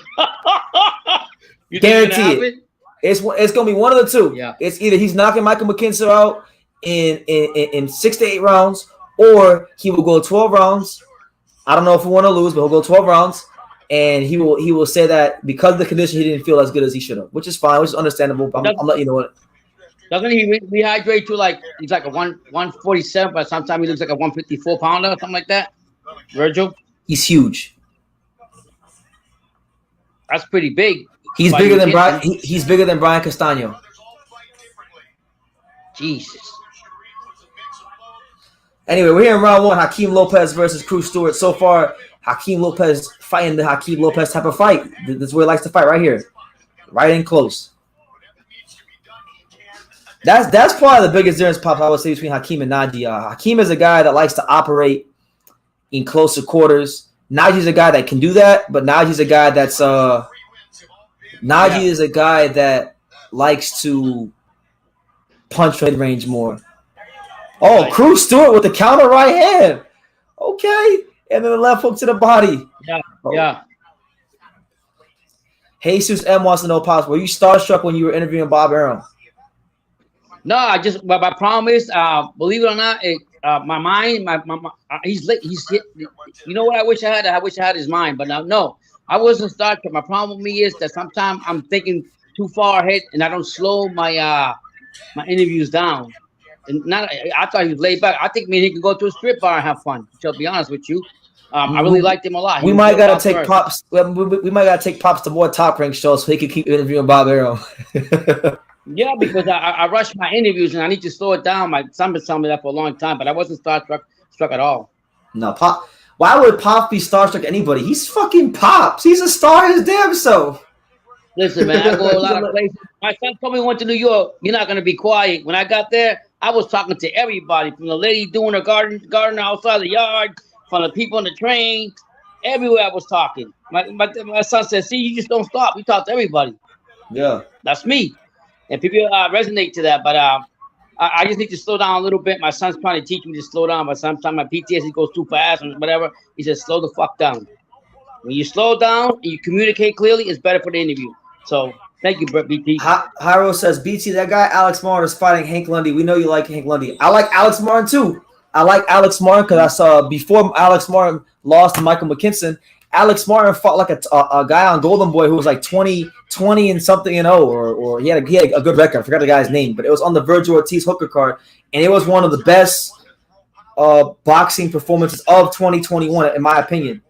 It's just a shame that it wasn't on TV. But I didn't know that, so I'll be on the lookout for that. Alex Martin will probably beat Hank Lundy because Hank Lundy don't got nothing left. Hank Lundy just got his ass beat up by Robbie Davies Jr. in one round, which was sad. I thought he retired and went back to Philly and chilled out. No, he boxed twice last year. He boxed against what's the guy's name? He boxed against Jose Cepeda. These fighters, he boxed against Jose Cepeda and he lost. What's crazy when these fighters leave boxing, they just don't know how to stay off the ring. There's other things to do in boxing that you can stay within the sport and be healthy. You know what I'm saying? Yeah. What you call it? Ryan is right. Naji does have a long reach, especially when you compare it to his brother. And he's a lot taller too, isn't he? Yeah. Yeah, a little taller. Don't they have another brother? I thought they had 3. Yeah, Casey Dixon. He's like a gunslinger. He's like the wildest one out of all of them for style wise. But he still wins, right? He out here trying to fight like Mike Tyson. Okay, no, you can't do that. You have some type of style. That's his favorite fighter, Mike Tyson. That's who he tries to fight like. Shit. Has he built just like him? I don't remember seeing. Yeah, I don't remember seeing him. There you go. But even if you like that fight, certain styles don't. Go ahead. We're round 2 of Hakim Lopez and Cruz Stewart. So far, Hakim Lopez doing a good job of boxing from the outside in spots, closing the gap. Now he's starting to feint. He has the longer reach of the two, so I think this is a fight where Hakim has to use some more of that boxing skills, and he's doing a good job so far, being very patient. He's a little tall too. Use that height. Is Hakim still a prospect? I would say he is, but he's like I think now these next 2 to 3 fights is now where he starts to go from prospect to contender. He's 12-0 now, so once you start getting into that 12-0, 13-0, 14, 15-0, you can't really call a guy a prospect. So unless you really, really feed him cream puffs over and over again. He's fought a couple decent names, like a couple okay, live bodies so far. So he's developing nicely. But right now he's in round 2 against Cruz Stewart, and a nice little body shot there. Yeah, it's like you say. After certain fights that you win as a prospect, the network's trying to make money on you too, move you up in levels. So you're eventually gonna start getting feed up to up more level boxing talent than what you've been opposition. Fighting. Yeah, so you gotta be ready for it. Yeah, opposition.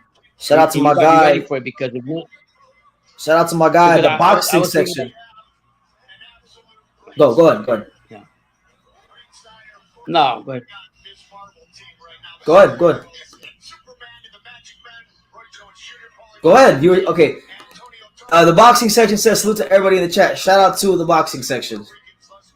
Freezing, Brandon, you froze. I'm freezing? How I'm freezing? Yeah, you're froze right now. Yeah, you're froze right now. You can't hear me?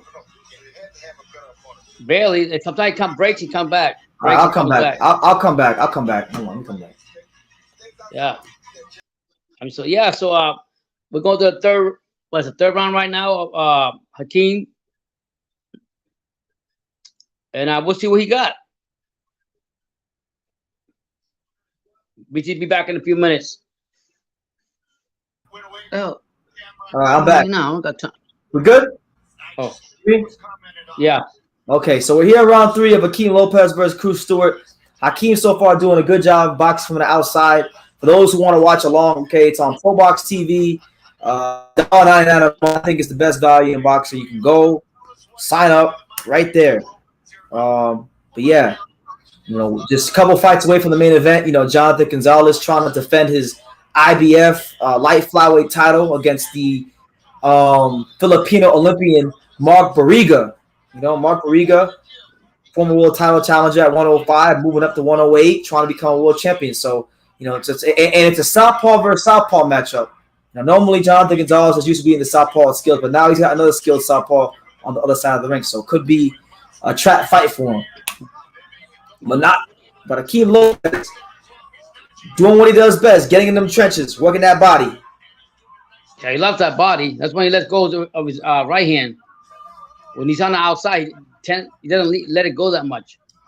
No, he's more comfortable on the inside. He's always been that way. He was the same way. Yeah. When I went to go watch him fight in Atlanta like 3 years ago, same way. Yeah. Same way. Right. Nothing changed. He's just the way he is. Yeah. He's a bit more patient and polished now than when I saw him, but a lot of the tendencies he had 3 years ago are still there. Like he likes to do what he likes to do. He likes to use that jab to close the gap on you, and then when he gets on the inside, he wants to work and grind you down and try to land those big shots. And he's doing that right here with Cruz Stewart. Yeah, in other words, he likes that dirty work in the inside. Yeah. Now you got to understand that these Lopez brothers, they come from the mud. They come from freaking Zone 6, Atlanta hood, the hood, like the trenches. So these guys are not afraid. They're not afraid of nothing. Yeah. Well, I mean, when you grow in that type of environment, you shouldn't be, Yeah. We seen it. We went way down there in Brooklyn. Crazy ass shit. Yeah. Like, what the hell? 32 seconds left here in round number 3 between Hakeem Lopez. This is the third of an 8-rounder. Yeah. We hear the untouchable True School Sports Empire. That's it. The appetizer tonight before the main entree tomorrow, where we got Bam Rodriguez and That's gonna be a great fight. Rungvisai. Yeah. Hey, Pops, what do you make of Martinez? Julio Cesar Martinez fight. Who? Julio Cesar Martinez pulled out the McWilliams Royal with an undisclosed injury. He pulled out? Yeah, this is, I don't know if you realize this, but this is the third time they've had a fight scheduled and he's pulled out. Because they were supposed to fight. They were supposed to fight last summer on one of these zone cards, Oklahoma. He pulled out. Then they were supposed to fight on the Canelo Yildirim card. He pulled out, and now there's this. And then when they fought, right, it was a really good fight on the Andre Jason Cookie undercard, but it was a no contest. So this fight, like this fight's taking some serious time off of both these guys' careers. Williams Royal just for Julio Cesar Martinez. He just scared of a Puerto Rican. That's all. He don't want that smoke. You know what I mean? No, honestly, to be honest, I think that I think the Reynoso camp is going to garbage. I think he doesn't have a lot of fighters left. So who knows why he's being that way? I think it's more to it than that, to be honest. How the fuck you just fought? Do you know what I think? You know what I think? What I was saying during the Cholatito fight. I said, if you go back and listen to what I said during the Cholatito Martinez. Yeah. Cholatito didn't just beat him; he gave him a career-changing beatdown. Cholatito took 2, 3, 4 years off his career with that fight. Yeah, and not even that being said, and you're going to see it now. A lot of things. He needs to find another trainer because, not to put all the clout on Reynoso, but Reynoso's you can see a lot of fighters leaving him for because he's not. When I was seeing one of the highlights on YouTube, they were saying that he actually literally he doesn't find good sparring partners for nobody. But reality is his money bag is going to be Canelo. He doesn't give a fuck about anybody else, to be honest. Yeah. And that's why he's losing a lot of fighters. He's only got Frank Sanchez. This guy eventually going to move out of there. Come on. There's more to it than that. You can't tell me that Martinez is just pulling out just to pull out 3 times in a row. No. Oh, Hakeem Lopez just missed a big-ass overhand right. And now Cruz Stewart, he's getting some shots off. Left hook to the body, left hook to the head. Hey, Hakeem Lopez better not let Cruz Stewart plant them feet because I saw him snap Hakeem's head back, and Hakeem didn't like that. Yeah. Hakeem did not like that. Yeah, well, he's got to get his respect back from him. And there goes Hakeem with the right hand. Yeah. Shout out to my boy H Money, Mr. DAZN, Pops and BT. Salute to you, champ. Hope all is good. He said, Morel. Hey, H Money, I have a good feeling that Benavidez Morel fight gonna happen next, champ. I'm very optimistic. Wow, that'd be great. That'd be great if that actually happens. The fight falls out here. All right, last minute, round 4 here versus Hakeem Lopez and Cruz Stewart. Cruz Stewart, I gotta say, man, early on he got out to a bit of a slow start, but I really think he's kind of growing himself. He's growing into the fight. I think at this point, this fight's going to be a test of wills. Ryan right here, the lovely Ryan M says Hakeem is in better shape and it'll show soon.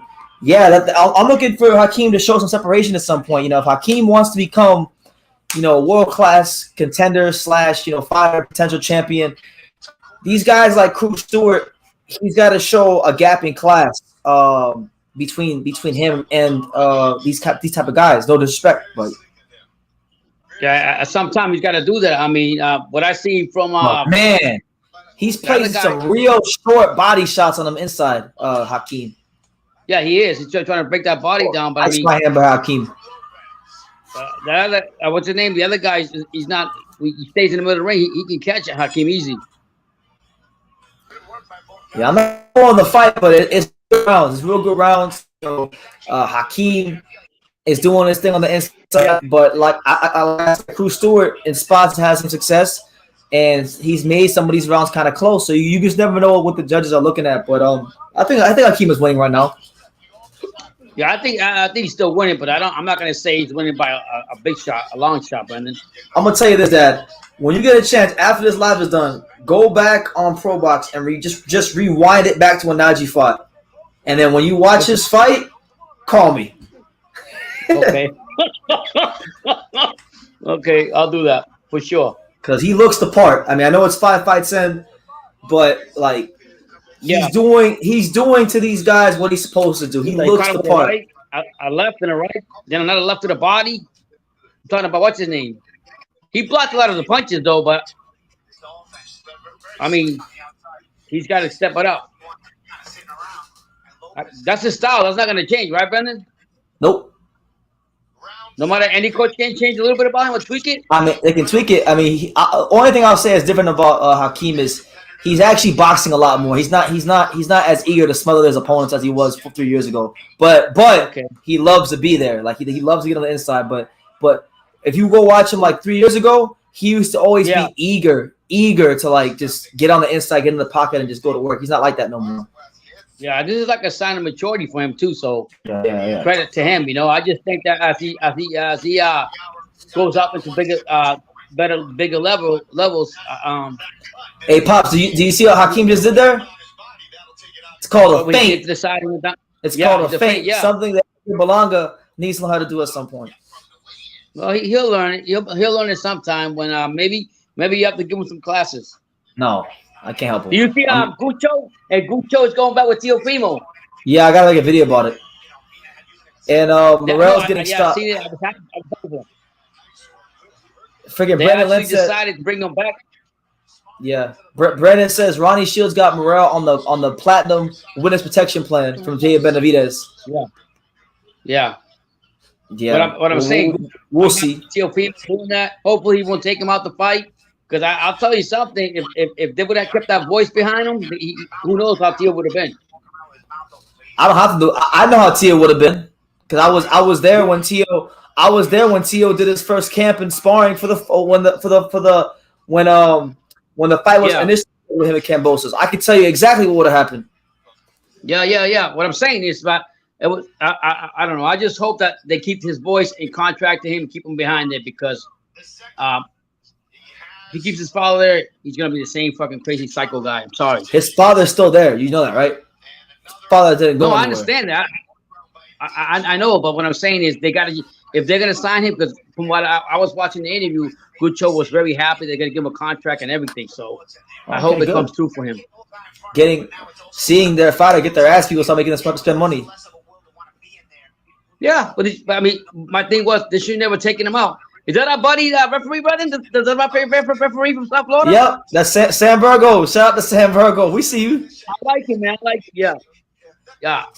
But yeah, we're here in round 5. Hakeem Lopez starting to box a little bit more and really use that height to his advantage.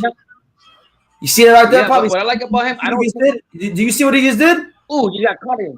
Jesus. Yeah, he got caught. He crossed his feet right there. Hakeem threw a right hand and he crossed his feet. See, a more experienced fighter when he crosses his feet like that will step back and fucking let a hook or uppercut go on and hurt him. Like those are the kind of things he needs to clean up if he wants to get to that next level.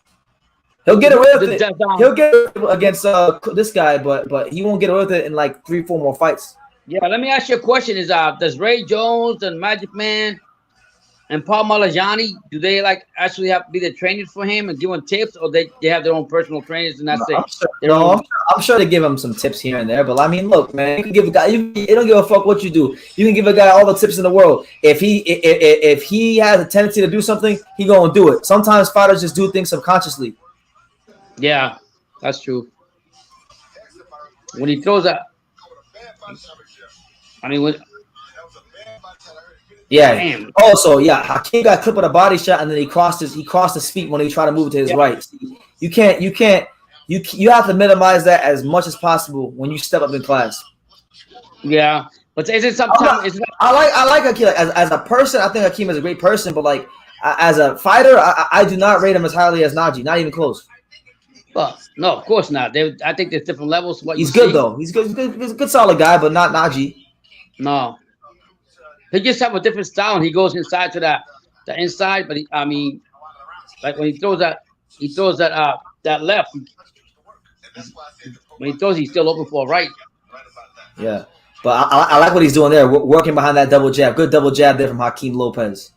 Yeah, that's one good thing I like to see from young fighters when they know how to establish that jab and fight from the jab. You know what I mean? Yeah. I don't like fighters that come forward and fighters that don't use no jabs or nothing. You just want to go out there and be crazy. They get caught again with a left from the other guy. Shout out to all 17 here. Shout out to my guy, Baki Hamla. Good to see you, champ. Make sure y'all smash that like button. If you're new, definitely take the time to subscribe and definitely super chat. We here, man. True School Sports. We don't get tired, we get better. We don't get tired, we get money. We here, champ. That's it. We're here, round 6 of Hakeem Lopez versus Cruz Stewart. 8-rounder. You never found out the undercard for the BAM thing. I haven't seen it yet. Who the fucking undercard is for the fight? For BAM? Yeah. Undercard been set for a while. You got Mirja Akhmadaliev against Ronnie Rios for the 2 other belts at 122. The winner of that fight might be fighting Stephen Fulton next for undisputed. You got Jessica McCaskill fighting. You had Arroyo who was supposed to fight Martinez, but that got pulled from the card. Jesus. There you go. Good body shot there from Hakeem Lopez. Hakeem Lopez starting to dig down to the bottom with that left hook. Yeah, that's one of I like that trade he got. And when he gets him in the on the rope in the corner, he goes to that body. Yeah, now he's starting to get on his toes and box. Good jab there from Hakeem Lopez. Yeah.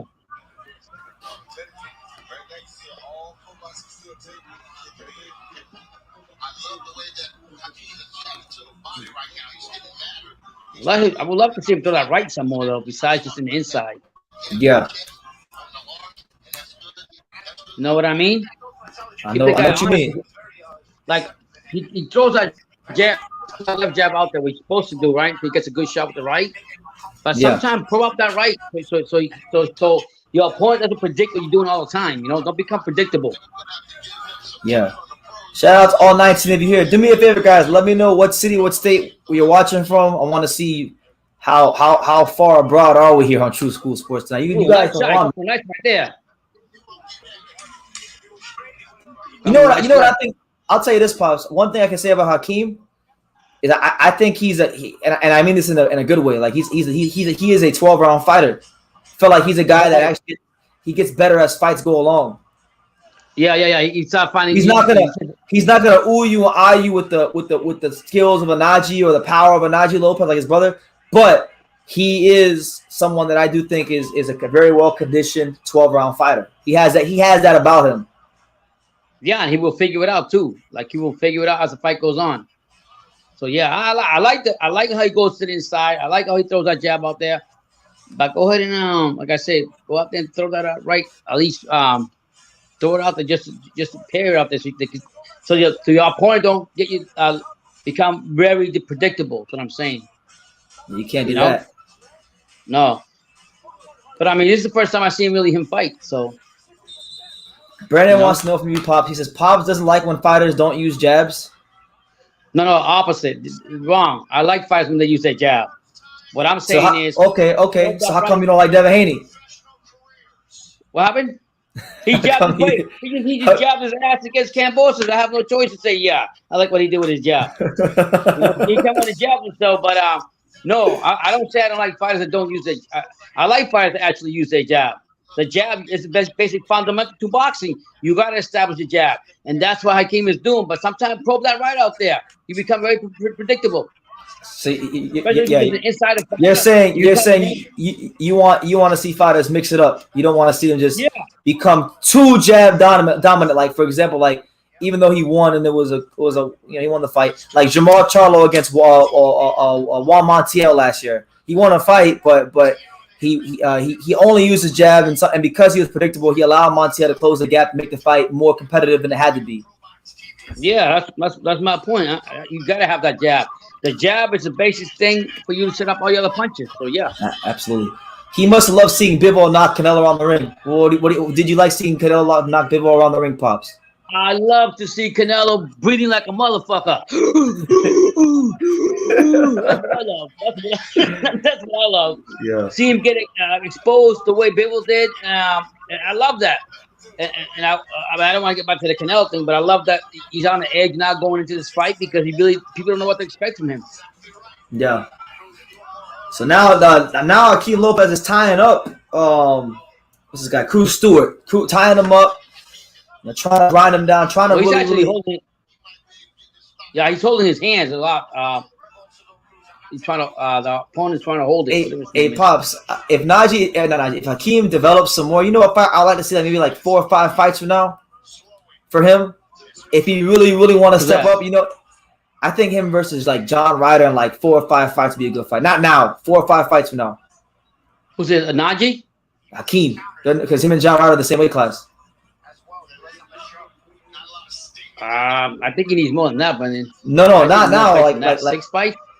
4 or 5. We'll see. We'll see how it looks. Like 4 to 6 more fights. If John Ryder's still around, I think you have a chance because John likes to crowd people on the inside. That's what he likes to do. Yeah. So it'll be a great fight for 2 insider fighters. You know what I mean? Yeah. But like I always told you, experience plays a big thing. Yeah, that's true. See, last 31 seconds in round 7. Yeah. Come on, Hakeem. Throwing that jab to the body. Oh, nice. He ducked right under, spun around him and then threw a right hand and left hook. But I think one of the punches may have grazed him on the back of the head. So Sam Burgos had to give Hakeem a little warning right there. But I don't think it was intentional. Good up jab there by Hakeem. Yeah. We here, man. We here. Monday to Sunday. Monday to Sunday. From the 1st to the 31st. From Kwanzaa to motherfucking Ramadan to the 4th of July to freaking April Fool's Day. It don't matter. We keep talking that world-class boxing talk here on True School Sports. And thank you for all you being here. Zone, thank everybody. Match Room, PBC, Boxer, Queensberry Promotions. It don't matter. We on ProBox tonight. Yeah, so right now, I like the interview you made with Amir Hazim. That we thought he was a father. Adam Hazim. Yeah, I like him, man. I remember watching this fight. I think he's gonna be good regardless. Yeah. Very, very impressed with him. There's not a lot of British fighters that I'm very impressed. Why do you like Adam Hazim so much? I like him, but I want to know why you like him. I just like his power. I like power. I like how he comes in there and sets up his punches, catches guys in the ropes, and when he knows it's time to kill, he doesn't hesitate. He goes right for it. Yeah, so here we go. The last round in what's been a good 8 round. Cruz Stewart has been a very live body. Yeah, and he's done what he's could. But I think Najee's done a good. Not Najee. He's saying Najee. Hakeem has done a good job of using his size, his patience, the subtle craft that he has and his skills, and he's been winning the fight. But now you got Cruz Stewart catching that second win. Just landed a nice uppercut there. So that was toe to toe. Cruz Stewart ain't gonna go home quietly. He's not gonna go quiet. He came from the mean streets of Minnesota. He ain't come. Come on, Hakeem. Come on. Damn. Now you're right. You probably right when you say Styles. Him and that gorilla would be good. Yeah. Oh, good right hand there by Hakeem. There you go. And then Hakeem. Oh, uppercut to the body. And Cruz Stewart didn't like that one. You're starting to see Najee catch his second win now. Yeah. And he's starting to grind him down a little bit. That's what I'm saying. I really feel like I think we're not going to see the best of Hakeem Pops until he's fighting in 12 rounders. When he's fighting in 12 rounders and he gets to fight in 9, 10, 11, 12, that's when I think we'll see the best of him. Because you're seeing him as the fight gets. Yeah, as the fight goes on, he becomes more polished. Yeah. Oh my God. Good right hand to the body there from Hakeem. Another body shot. And now I think Cruz Stewart might have been buzzed by that right hand, but Cruz Stewart lands a left hook to the body. Oh. Yeah. Najee throws Hakeem throws a big right hand. Hakeem's going for it. Come on, going for the gusto. He wants to put the exclamation point on this fight. Yeah. Looking for his 4th straight knockout victory. Well, it'd be nice, but this guy holds a lot too much too. Gotta push him back. Yeah. Get him off you. Get him off you. Go to the body. Good stuff here from Hakeem Lopez. Left hook.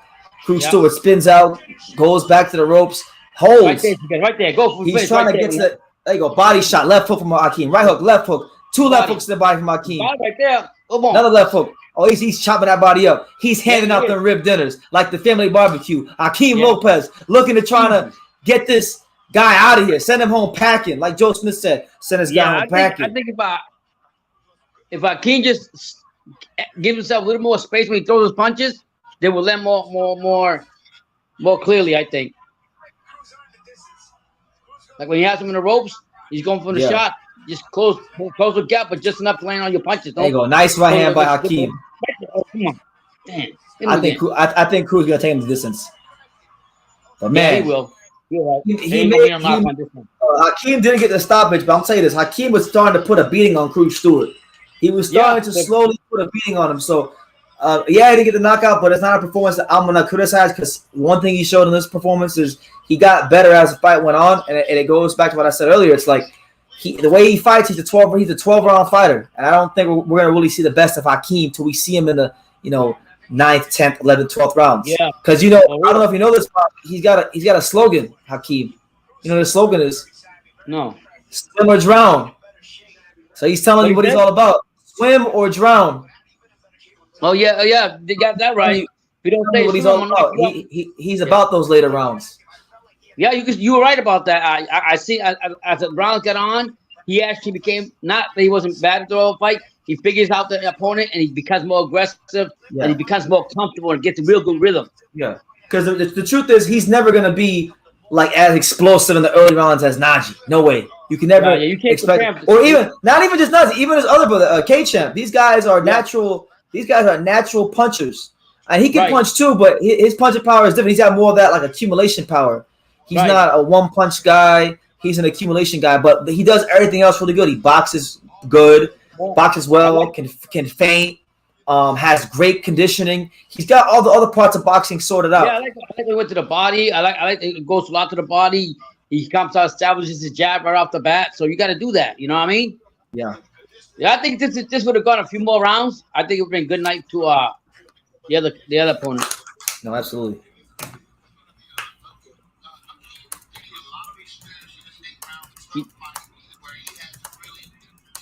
That's exactly what Todd was saying. He gained a lot of experience from this fight. The same thing you said. Yeah.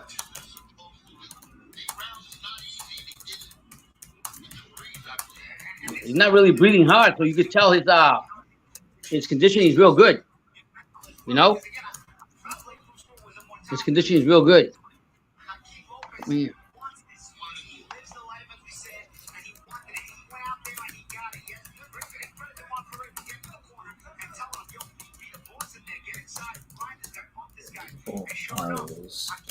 I can't even see the damn. What's going on here? Judges have rendered their decision. Here is Mark Lichtenfeld. Ladies and gentlemen, after 8 hard-fought rounds, we go to the scorecard. Judges. All right, so here comes the decision. I think Hakeem won.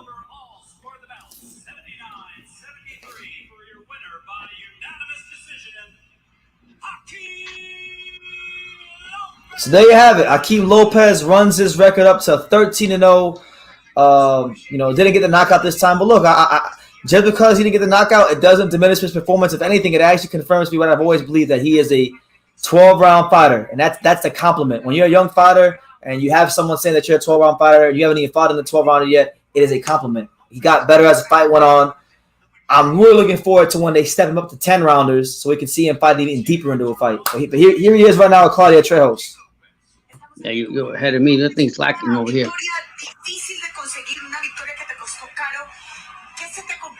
was a hard-fought win. Congratulations on that win. What made it so complicated? Like me and my team was working in the gym. You know what I'm saying? This is considered my pro debut. Because it ain't just regular tomatoes. We're trying to step up. As you can see, my opponent was 8-0. So we working hard. We moving forward, and just like any other thing, we take building blocks and make them into gravel. You know what I'm saying? Stumbling blocks, and just like this opponent here, we're gonna do the same thing. Este es como si fuera un debut. Es la clase de trabajo que estábamos haciendo. Este oponente estaba invicto en 8 peleas, también con un porcentaje de noqueo bastante alto. Estamos simplemente You got good conditioning for sure, though. Llevando eso a otro nivel. Yeah, yeah. Very well conditioned fighter. Yeah, I like that. We recognize that as good. Al tú por tú. No lo pudiste noquear, lo merecías. ¿Qué faltó? That 8th round was a hard-fought one. You were looking for that knockout. It didn't come. How did that feel? You know, today a special day for me. You know what I'm saying? For number one reason. He's like, and she'll never come to no fight. So that last round. Oh, Dad, yeah. I don't know if you know this, but today is the first day that the Lopez brothers' mom have ever come to a fight to watch in their whole life, amateur or pro. Wow.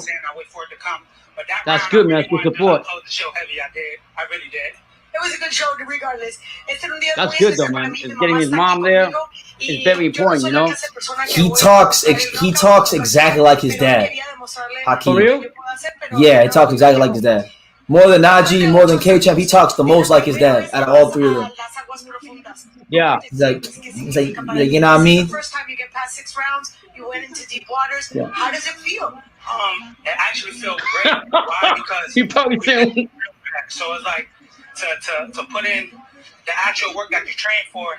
It's really like surprising and it feels good. You train in a gym 8-10 rounds. Why not put it in inside the real thing? You know. So it really felt good tonight to go 8. I feel great. I'm ready for more. You know. It's just the beginning. So see me. You want to see me a whole lot more. I'm sure of that. Se siente excelente porque esta es la clase de trabajo que hacemos nosotros en sparring. I like him though. I like his personality, man. Good people. En forma competitiva me siento muy bien. Vamos por más. Este es solo el inicio. First and foremost, you just mentioned this is an important day. 2 brothers fighting. Mom is present. Who do you dedicate this win to? First and foremost, I would like to thank God. First and foremost, before anything, I want to give him the glory. Then secondly, before anybody down here, I'd like to thank my dad. There you go. May he rest in peace. Because he put the hard work in with me. Hey, man, he looks just like his mom, too. So he's the one who I give this physical thanks to tonight. But my mom's in the crowd. You know that's major. My mom's in the crowd. I just fought after my little brother. We did a nice show tonight. We get to celebrate with my mom in the corner over there. Yeah, she over there. I just feel good tonight, man. Tonight is big. You know what I'm saying? $1 million smile right there. Este es un día muy especial, como habíamos comentado. Yo quería saber a quién le iba a dedicar esta pelea, porque 2 hermanos peleando ante su mamá, que era la primera vez. Para él ha sido un momento muy especial. Tiene la oportunidad de celebrar la victoria de su hermano con su mamá y la sonrisa millonaria. Congratulations on that win. Felicidades en esta victoria. Gracias. Thank you. I want to thank everybody. I want to thank the Puerto Ricans that came out to watch me fight. I want to thank my fans, people that flew on the town all the way down here just to see me. It's a bleacher full of them. I want to thank ProBox. I want to thank my team, Mark, Asa, my cameraman, everybody. The cameraman here, Wow. you. Yeah, next up. Le quiero agradecer a todo el mundo desde Dios. Well, there you have a todo it. el mundo que está A aquí very en ProBox. grateful, thankful Hakeem Lopez after a very good workmanlike 8-round performance over the previously unbeaten Cruz Stewart. So shout out to him. I know this night means a lot to Lopez brother, because look, I've known Lopez brother for years. I never even seen or heard them talk about their mom. So it's got to be a big deal about the mom being there. So shout out to them. But Enrique Lewis says boxing is missing a mega event pay-per-view. It will not come. It will come. Not Spence Crawford. Well, I'm gonna say this, guys. Spence Crawford, every fight in boxing that's finalized is bigger than Spence Crawford. You want to know why, Pops? Why? Because they're fucking finalized. That's why they're bigger than Spence Crawford. So this fight with Jonathan Gonzalez and Barriga, this fight is bigger than Spence Crawford. You want to know why? Because it's happening. Jose Pedraza versus Richard Comey in about a month. That's bigger than Spence Crawford. Want to know why? Because it's happening. How about King Kong and motherfucking Maurice? King Kong and Luis Ortiz and Adrian Reed. Let's go, King Kong! That's a bigger fight than Spence Crawford. You want to know why, Pops? Because it's finalized. You can't hype up fights that ain't finalized, people. Well, what's going on with the problem with them two motherfuckers? Who really cares? Who cares? It's like you said it earlier. I don't want Pops, you. Pops, you said it best earlier. You said it best earlier. You said, what was how you say it? You lose. I said lose you can't. flavor, You can't marinate meat for too long because it gets bad and you lose flavor. There you go. You lose flavor. You know, it's like you know, you don't use salt like the Brits over there. Like they say Brits don't use salt, so it's like that. But anyway, JD says Crawford versus Spence is a day pass. It is.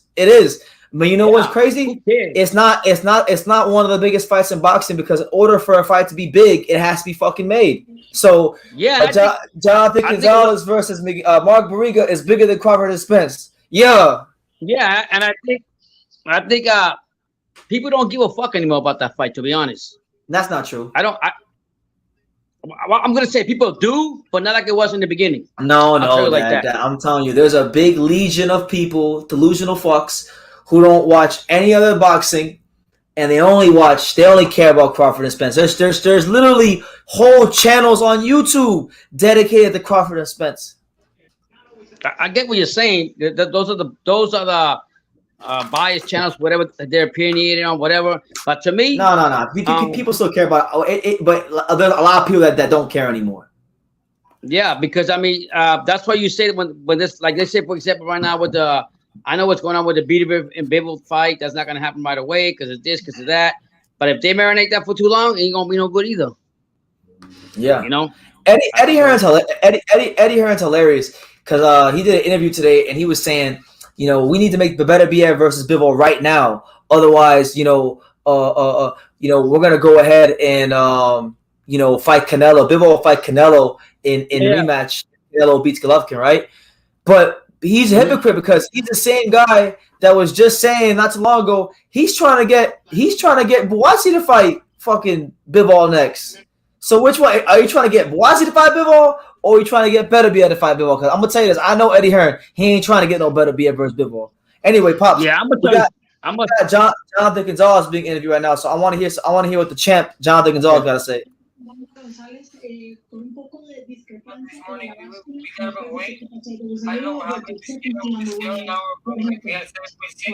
Oh man, he does speak English. Bueno,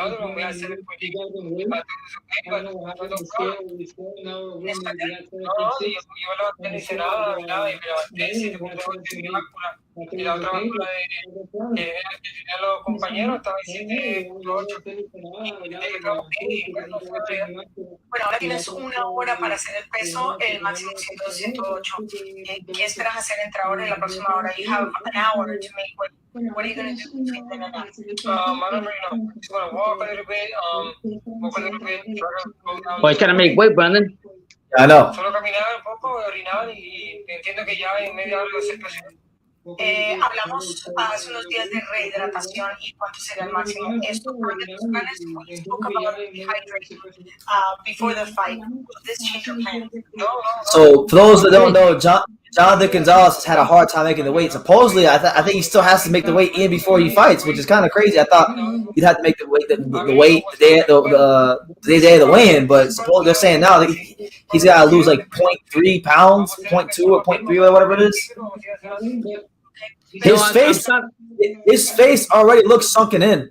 Yeah, it's kind of crazy, man. I mean, I'm starting not to trust all the damn weights at the weigh-in. To be honest with you, huh?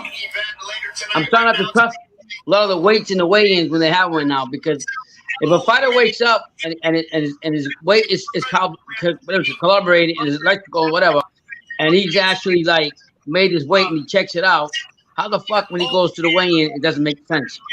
I don't know, but Brandon Lentz brings up a great point. I don't know if you saw this, Pops, but Shakur Stevenson's fighting Robinson Consensau next. That's next? Yeah, wow. You gotta.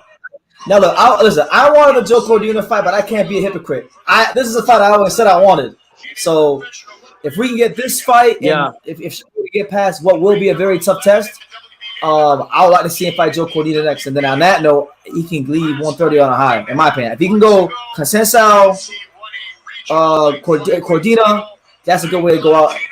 Those are two quality fighters. Yeah. And JD, I'm gonna disagree. That fight is not the biggest fight in boxing, and it's not even the top 2 biggest fights in boxing. Golovkin Canelo is bigger than that fight. That fight's only big to hardcores. That'd be a good fight right here, Brandon. See, looks like it. You got a co-main event, guys. Now, for those that don't know, main event is next, but the co-main event, you got Howard. Where you at? We got your fair fighter. We got El Mini, Axel Vega taking on Angelino Cardona for the WBO. Was it Latino? Latino belt? Our co-main event is brought to you by ProBox Promotions in association with Tuto Zabala's All-Star Boxing. Let's go. Yeah, it's for the WBO Latino light flyweight title. So here we go. Colorado is tied up 2-2 in the third period. Final closeout game versus Tampa Bay. Listen, there's no Puerto Ricans in this fight. Okay, I'm cheering the other ones on. Yep. No, this is Ecuador. I think it is Venezuelan. No, yeah, he's like Ecuadorian. Axel Vega is Mexican.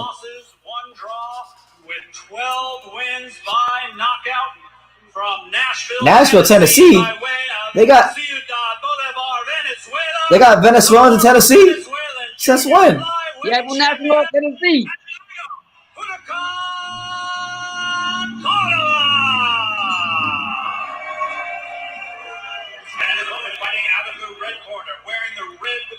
So he lives in Tennessee, but he's from I think it's Ecuador, Venezuela. No disrespect. It's Venezuela. Hey, Dad, this might be the only guy in boxing. Might be the only guy in boxing that's as short as you, or maybe short. This guy right here might be the only guy in boxing is as short as you or shorter. You hear me? A little bit, yeah. You can't hear me? No, I'm good. Can you hear? I hear you a little bit. Coming up, broken out. You can't hear me? No, barely, man. It's coming in, broken in. Oh, I'll refresh.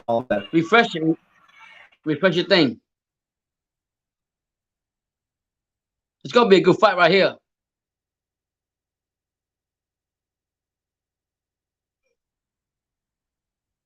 We're gonna be right back, guys. Sound is not bad. It's bad and broken up, and now can you hear me now? Now you're better. Yeah, now you're live again. Saying El Mini is probably one of the only fighters in boxing who's as short or shorter than you. Yeah? He's 4'10". He better, if he's like me, he better kick some ass. Is what he better do. He's 4'10". Okay. Come on, Angel Vega. Let's do this. What's up, Vega? Jairo hates this dude. Jairo hates Axel Vega. Does he? I'm not even. Oh shit! That wasn't a knockdown. Okay, it wasn't a knockdown. It's a slip. So, it's a slip. So yeah, Vega was down, but it was a slip. Damn, he is short. You can barely see him. Yeah. And they don't see me either when I pick motherfuckers up. Good left foot by El Mini, Axel Vega. Axel Vega looking to press forward. Good right hand by Axel Vega to the stomach. Yeah, he likes to go to that body. I see that. He likes to be in the high guard. He's got to make the fight dirty for a taller fighter because make him uncomfortable. Nice little uppercut from Axel Vega. El Mini not playing games. Yeah. We don't play. Shit. This is the first of a 10 rounder. Get the bomb in him. Oh, the Mexican fans are there. Is he Mexican? Yeah, El Mini's Mexican. Left foot by El Mini. And then the right hand El Mini. El Mini not playing. Axel Vega. He's on Cordova's ass right now. The other guy's holding on. I don't know what the hell he's doing. You're a little ahead of me, so. There you go. Nice right hand by Cordova.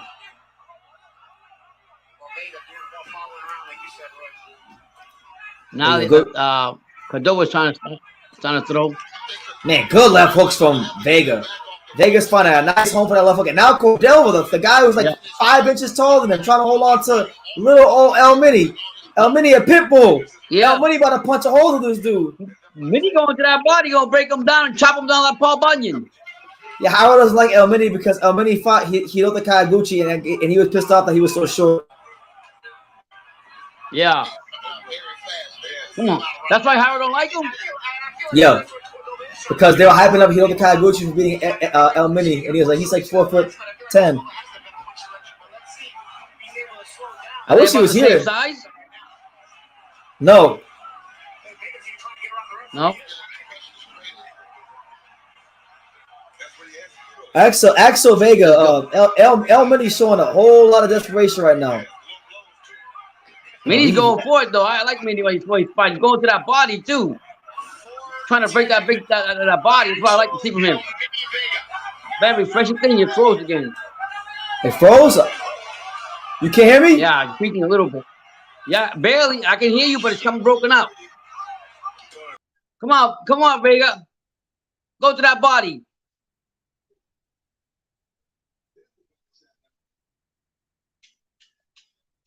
$11 seconds in the first round. I gotta give it to Mini. Mini's going to the body, doing everything. Shout out to the short people. Shut up. You're back now. Okay. Yeah, now I can. A very dominant round from El Mini there in round one. El Mini putting beatings on people. Yeah, you sounding like, hello, can you move? You still frozen, me, Brendan. I'm not frozen. You can't see me?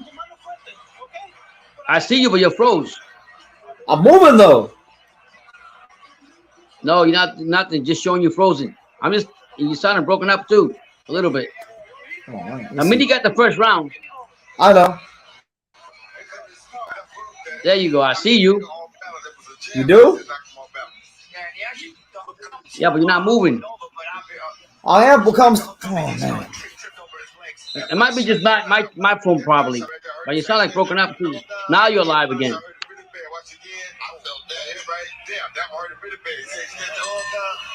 All right, so round two. It's so broken up, Brandon. I'm not even saying anything. I'm not even saying anything. How can you say I'm broken up? I'm not even saying anything.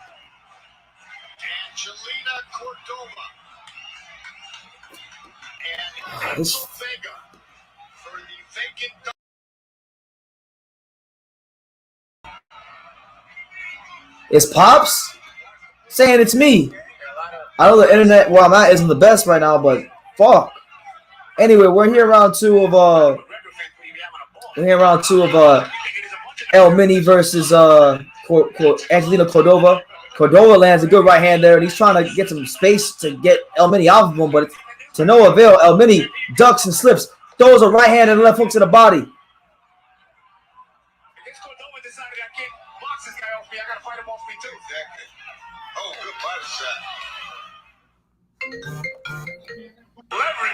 Mini's going forward, doing his thing. Apparently it's you. It's not me, Pops. You're the one that's frozen. Am I frozen now? No, you're good now, but apparently it was you. Yeah, they were saying that Steve was saying that it might be their end that's having problems. No, it's not the StreamYard. It's the internet at the homestead. Yeah, come on, Mini. Go to that body, babe. Break that motherfucker down. Nice right hand by El Mini. Good left foot by Cordova. What I like what Mini's doing. He closes the ring, doesn't give enough space for Cordova to throw his punches. I like that. And then when Cordova throws the hook, he bends those knees and gets right underneath the hook. Yeah, ooh. Almost got him with a right there. Nice shot by Mini. Another shot by Cordova. It may be a block. El Mini, for those that don't know, El Mini is the short one in orange trunk, the shorter one. Axel Vega is El Mini. He's blocking a lot of those punches from Cordova. Cordova looked like he got no damn power. Nah, I think Cordova can punch a little bit. Cordova doesn't have any space to extend his arms. Oh, yeah, shit! El Mini with a big left hook. Cordova's hurt. Now he's holding on. Oh! Shout out to those show people. Yeah! Let's go. Yeah! Oh, I like it. The Mini's coming though. He don't hurt uppercuts. Yeah. Oh my God. Another left hook by El Mini. I'll tell you this, man. El Mini's a straight pit bull. You let him get off. You let him close that gap on you. You done. Well, he goes to that body a lot. That's what I like about him. Like, he doesn't just go try to smother you with your head. He just threw a nice right. He's chopping that body up left, right, and center. Yeah. Woo! Easy. I never seen him before, but Haro hates him, right? Because of when he fought Hiroto Kawaguchi. He said Hiroto Kawaguchi's a bitch for fighting El Mini. Oh, did he beat Kawaguchi or no? Or did he fight Kawaguchi? He got destroyed by Kawaguchi.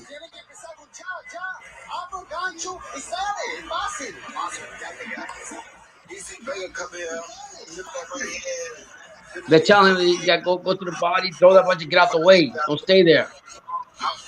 Yeah. Yeah, man, I like what I see from Vega. He's gonna mess around. Short guy. He's gonna become your favorite fighter now. The only guy in boxing the same height as you. We're going to third round. There you go. Third round. El Mini, Axel Vega. Yeah. So far, Cordova, he's been trying to counterpunch El Mini, but it's been to no avail. God, yeah, I'm gonna do all this stuff. This is bullshit. How the fuck are you currently watching the video on another device? No, I'm not. Might be Hyro. Oh, he is? It might be. Why? Is that what it's telling you? No, that's what he was telling me in the beginning, but don't worry about it. Let me see. Refresh. Just refresh. We're in round 3. El Mini doing a good job of pressing Angelina Cordova.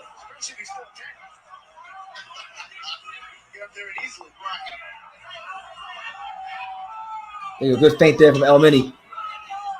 Now the fight's slowing down a little bit. You good? Yeah, I'm good right now. But now that's what I'm saying. Ryan, Cordova's throwing all these low punches. He's missing. He can't get this little pit bull off of him. Yeah. He hasn't found his range at all. Haro hates him because he beat his man? No, because Kawaguchi fought him. He said that was a cherry pick. And who won? Kawaguchi. Okay. This ain't no cherry. Well, he's fighting. Oh, he's not fighting the top guy. Yeah. Man, he's running. He's running at him though. He's running right at him. Overhand right. He making a fan out of me. Angelina Cordova is bleeding. He's cut. So the pressure of Axel El Mini Vega is getting to Angelina Cordova. Cordova is bleeding from his left eye. Oh my God! Getting probably a headbutt, right? Left, right. Nah, that was an overhand right. That's what it was. Overhand right. That did that. Yeah. Yeah, we don't play. Y'all better take notes when I get in the ring. There you go. Good right hand by Cordova. And El Mini doesn't like it. He says he hit him on the back of the head. 30 seconds. Round 3 of 10.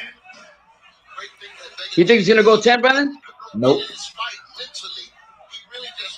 It's not going past 7. Oh, good right hand by nice shot. Vega. And then a left hook. Cordova is just getting the piss beat out of him. Round by round, punch by punch, slip by slip. Another left hook by Vega.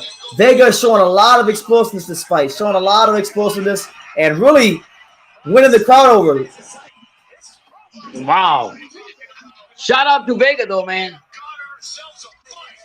He goes in there, closes his hands down, goes to the body, closes his eyes, and just do shots. I mean, he's doing more than that. He's ducking, he's turning the guys. He's doing some good things in there. Wow. It's a good fight though, man. I mean, for a co-main event, they're both fighting back and forth, even though I think Vega's getting the best of him. Yeah. He's got his eyes closed and he just throwing punches to the body. Yeah, I think it was a headbutt. That's what they're saying. Yeah, I see that. Nah, no way. Might be a headbutt. The overhand hit just getting boom. Yeah, no, that's a headbutt. 4 rounds, it could make a difference. Yeah. The ref didn't call nothing. He didn't call anything. He's waiting for us to tell. Exactly. This one, a fun one to call. That's for certain. Round Crazy. 4. All right. So El Mini. He just keeps coming. Yeah. Round 4. He just keeps. Yeah, he just keeps coming. Goes to work. Like see him cut the ring off Puerto. Oh, big overhand from El Mini. Yeah. And Cordova just can't get him off. Cordova's tried everything, but he's trying to counterpunch. He's trying to press him. He's trying to box backwards. He's trying to fight for the mid range. He cannot he cannot find his range against this dude. Yeah, it's like a mosquito. You know, he closing in on you. That's it. Now, right now, when he's got that open space, that's when he needs to start throwing his punches, jab, to keep Mini away from him. And when he comes in, that's when you got to time his shots. But Mini's not letting him do that. Big left hook from El Mini. Jeez. Try to push. There you go. Throw that jab out there. Keep making distance. As soon as he walks into something, you're just standing there watching him. I felt like it was just going to be a feel-out round for him, but Vega has consistently brought him to the ropes for the majority of these rounds, and it feels like the real estate of the fight favors Vega. At center ring, Cordova would have much more advantage. Yeah, Cordova, I agree with Paulie's assessment. Cordova needs to keep the fight in the center of the ring. Paulie said that Cordova needs to keep the fight in the center of the ring, and I agree with him. Freaking yeah, that's because if he keeps the fight in the center of the ring. There you go, nice little pivot out there and a jab there by Cordova. Yeah, he keeps it, throws that jab out, keeps him in the distance. Mini's not gonna walk into him, but if he allows like he's doing now, Cordova's starting to have a little success here, boxing and moving, but yeah, it's just it's got to get frustrating at some point when you get a guy that's so damn short. He knows how to use his height to his advantage, and then he's coming over the top with a big ass hook with explosiveness too. Yeah. Explosiveness, power, speed. Trying to figure him out with that jab though, Cordova. Damn. Manlajani say he's got right now. I said Manlajani say he got the advantage.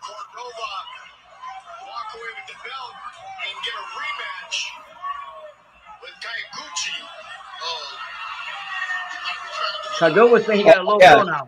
Yeah, Cordova's gonna try to get up and out of here. He's gonna sit here and he's gonna say hit him low, and he's gonna try to get Vega.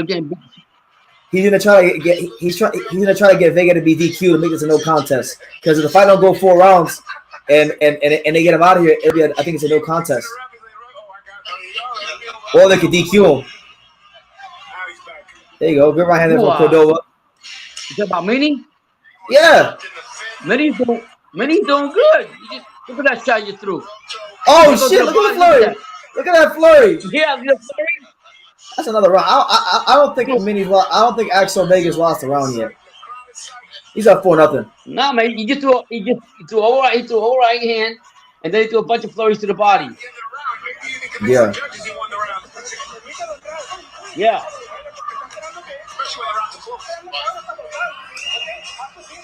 You don't think he's gonna last much longer? Nope. I'll be surprised if Axel Vega don't get him out here by the 7th round. But if this goes to the 8th round, I'll be shocked. I'm serious.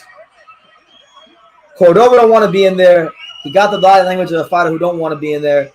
Mini's still been pretty explosive moving forward so far. He hasn't really got hit with nothing crazy yet. So I think real soon, that time is coming. It's gonna be goodbye. Good night. See ya. What is it, round 5? I think we're round 5 now. So they got to look tired at all. Nah. Why would he be tired? There's no punches coming back at him. Yeah, that's true. Oh snap! He smacked come to the ring. Come to the middle. I'll give you this, man. Vega. People are gonna make a big deal about his power punches and everything. He understands his distance. He's made this guy miss by inches. There you go. Nice body shot there by Vega. Cordova don't know what to do. There you go. Good right hand by Cordova, and then he gets back to center of the ring. So there you go. Yeah. He got his back to the rope. Cordova unbeaten as a professional. Vega 4 setbacks, has only been stopped once. Oh, no left hook by Vega. Rematch for a title. I know. El Mini wants that rematch with Hirota Kayaguchi. Oh, if he gets his belt, he'll get it right. Yo, where the fuck is Haro? Haro should be here right now. This is the fighter you should be watching. He probably just watches Chili. He don't like Vega. There you go. Good left hook by good left hook by El Mini. El Mini still coming forward. Francisco Cordova trying to still box and move, but El Mini doing a good job cutting that ring off, putting that mental pressure on him. Jesus, this is a good opponent for Cordova. Look at him stepping in there, going in. Yeah, Cordova's starting to use his legs a little bit more now, though. Yeah. Oh, good, another body shot by El Mini. El Mini on his ass. El Mini not playing with him. No, you're not.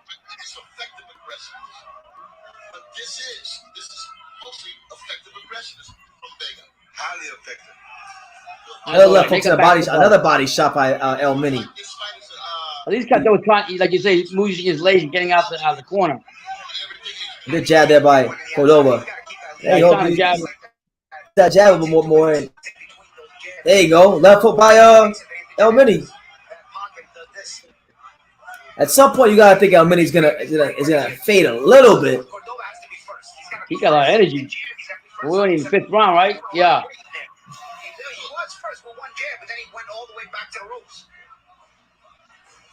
There you go. Nice left hook by El Mini. Yeah, he's making a miss running funny. You're right.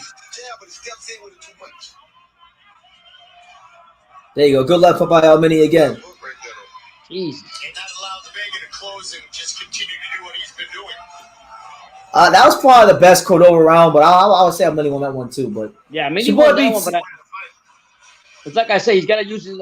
He's trying to use his legs. Cordova trying to stay in the middle, but he's got to stay there the whole time. He can't just let Mini push him back to the ropes to the corner where he can get an advantage over that. You know? Yeah. But it's your boy BT, the untouchable True School Sports Empire. Damn, 2.5 hours in already. Main event next. Jonathan Gonzalez, Mark Barriga. We here. Yeah. Been a good card so far. We had knockouts. We've had learning fights. We've had, some. We had one little stinker earlier, but it wasn't that bad. And now we're having a real good scrap now as, one of the shortest fighters in boxing, Axel El Mini Vega, is trying to win the WBO Latino a light flyweight title and position himself for a rematch with the WBC champion Hirota Kayaguchi, who he lost to last year on the Charlatito Estrada 2 undercard. And Haro likes Kayaguchi? He likes him? No, Haro doesn't like Kayaguchi or Axel Vega. So why is he? What's wrong with him, brother? Oh, nice right hand by Cordova. Oh, great uppercut there from El Mini. Oh my God! Yeah, he's throwing up inside. And then a body shot, and then an overhand right on the way out. Yeah, another uppercut by Mini. Now, just kind of again with it right, with left. That pressure, it really frustrates a boxer. It's because when he actually explodes, he has a lot of explosiveness. Yeah. And Cordova stays too much on the ropes. He allows Vega to plant his feet. Yeah, and get his shots off. Actually, look at this, a tall fighter putting his weight on him.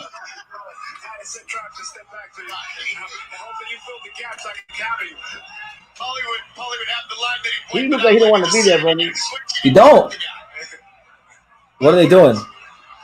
They're checking out, taking his glove. Oh, the tape. Oh, the old tape trick. So the tape on Cordova's gloves come off, and now he bought himself about 10-second break there.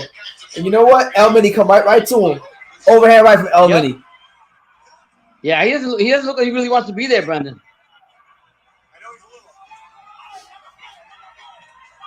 There you go. Another right hand by Vega.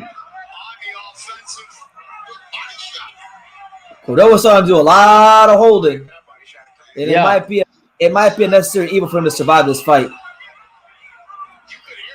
He don't know what else to do. Those are body shots. Yeah, he is. Vega's turning well into those body shots. He shot me his lippers on the body shots, son. Come on. He's like, if he stop moving left and right and uses his legs more, it might be a lot difficult for me to set his shots off. You know?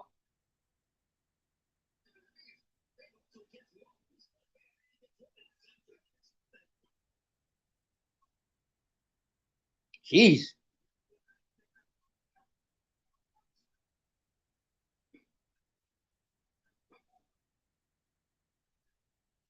$34 seconds left.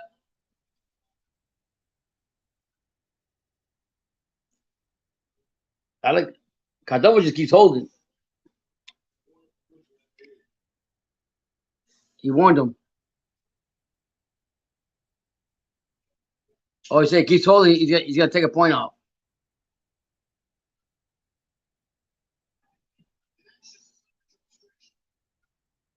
Oh man. I'm making push him back. Jesus.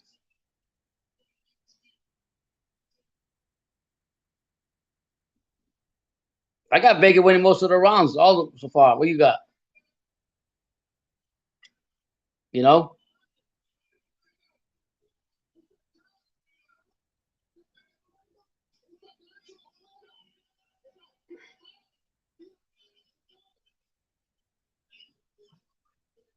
Yeah. Yeah, for some reason the connection is bad over there, over here. I don't know. I went off a couple times, but where's that? He's not getting a good connection.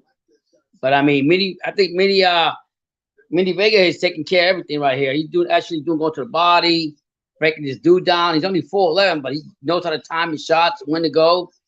And I think Cordova's getting tired. He got a warning for holding by the referee. So next time it's gonna be points. You know? So here we go. 6th round. Cordova's trying to use his legs and fight off the ropes, but nothing doing. Again, Vega's got him right by the ropes, so he's trying to move. But Cordova looks tired, very tired. He's trying to jab. Now this is by nice shots he's got off the ropes right there through a combination. Trying to parry his left hand to get his distance from Vega, but Vega just launches over, and right off the bat, Cordova just holds on to him. He says, just come on. He said, come on, give me some more. And now he's trying to make more movement that's going to help him. I'm talking about Cordova. He's still parrying that left hand out there. Little soft left jab. Nothing doing. Vega leans forward with it right, but missed. Little soft left by Cordova in the right, in the left that misses. Vega's coming forward. Nice left jab. This is probably the best I've seen him use that distance. He's preparing with the left and trying to make that distance so he can throw his punches. And he's actually catching Mini couple times. Referee breaks him back up. Minute 46 left in the 7th round. 2 quick uppercuts. Body of Cordova. Cordova's throwing getting shots off in the middle of the ring. Just like Paul Malajani said, if he stays in the middle of the ring, he's gonna get shots of Vega. All right, I'm back. I'll internet went off a little bit. Yeah, decent round for Cordova. Kept the fight most of the time in the middle of the ring, and he's trying to figure out how to throw his jab and get his spacing. Nice right hand by Cordova. Yeah. You hear me, right? Best I can, Cordova, but I think Pops, you can hear me, right? Yeah. Okay. I can hear you. All right. Good left hand by Vega. El Mini still coming. Angel Cordova is having his last stand, you know. Yeah, he actually did good this round, Brandon. He actually got the better of Mini, but he's kept moving and parried out his left hand and got his space and then tried to get a couple shots in on Mini. Yeah. Well, he needs to still up it up a notch, take it up a notch if he wants to win this fight. Because I think he gave away too many of the early rounds. Yeah. But I mean, I think, like you said, Paulie Malajani was right. If he kept the fight in the middle of the ring, the fight would be better off for him.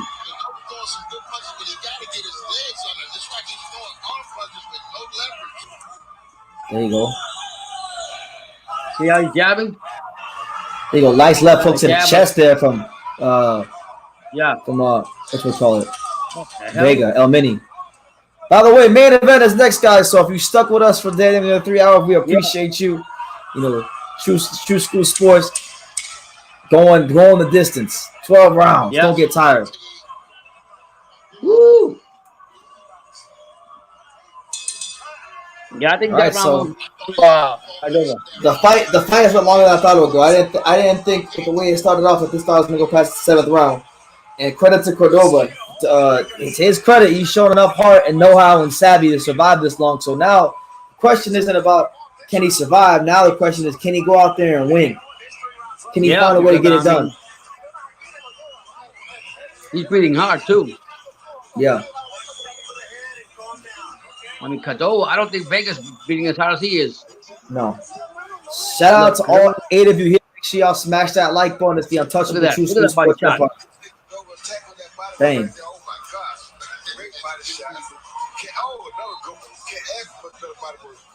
Cordova said, no, I got it. But that arm didn't say he got it. Vegas, very sly. So he shifts over the head of Cordova to make room for the body shot. They got tangled up right there and a takedown. Takedown. All right. So here we go. Round number 8 of a 10-rounder. The co-main event. El Mini versus Angelino Cordova. Cordova, I mean, Vegas like very pesky fly. It's like a pesky fly. He's always going at it. He doesn't let off.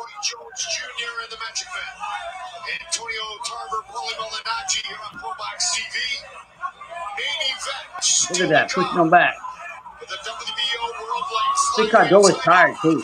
Jonathan Gonzalez looking into effect for the first time against Anthony Barriga. Nice shots there, Cordova. Cordova's performed better as the fights went on, and I think Vega has been able to get off as many shots as he was earlier. You never know what the judges are seeing. This fight might end up being close in the cards. You think so? Yep, it could be.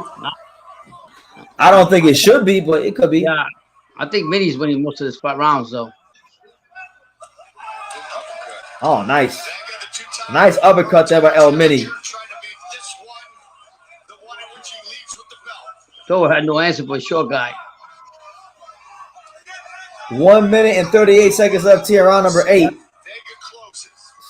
Get into that point where someone's got to separate themselves. Yep. Now I think Vegas won most of the fight, but you know Cordova, if he wants to, Mini's doing. Mini doesn't stop. He keeps coming forward. He keeps putting on that pressure on Cordova so he doesn't get comfortable. Nice little shot left by Mini. There you go. Nice left hook by El Mini. A minute left in the 8th round.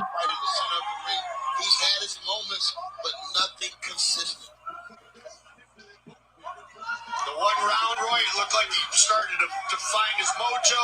He felt good about things, and then boom, Vega closed again. And the body shots always seem to change. Nothing really going on with he got him in the middle ring, but he's not throwing enough shots.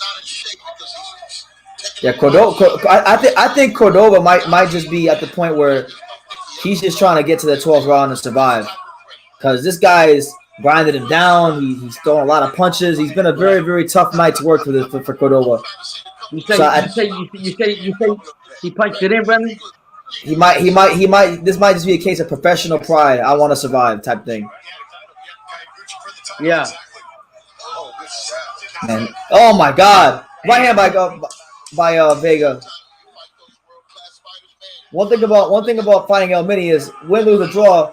In most cases, when you fight him, you're gonna look like you just been in the fight. Yeah, he's not gonna let up. You're right about that.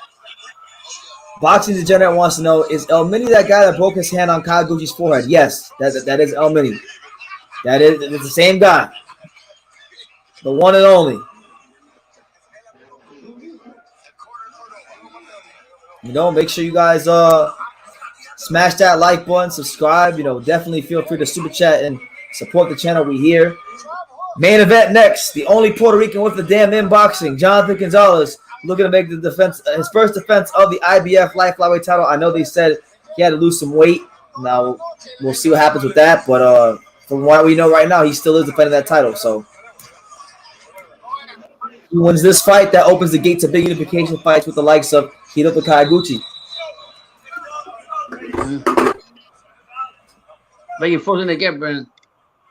I'm frozen? Yeah. Okay, hold on. So we go in the 9th round. Both fighters mini pressing the action, throws a right hand that misses. And right off the bat, Cordova holds on. Referee breaks him back up. Mini's coming forward.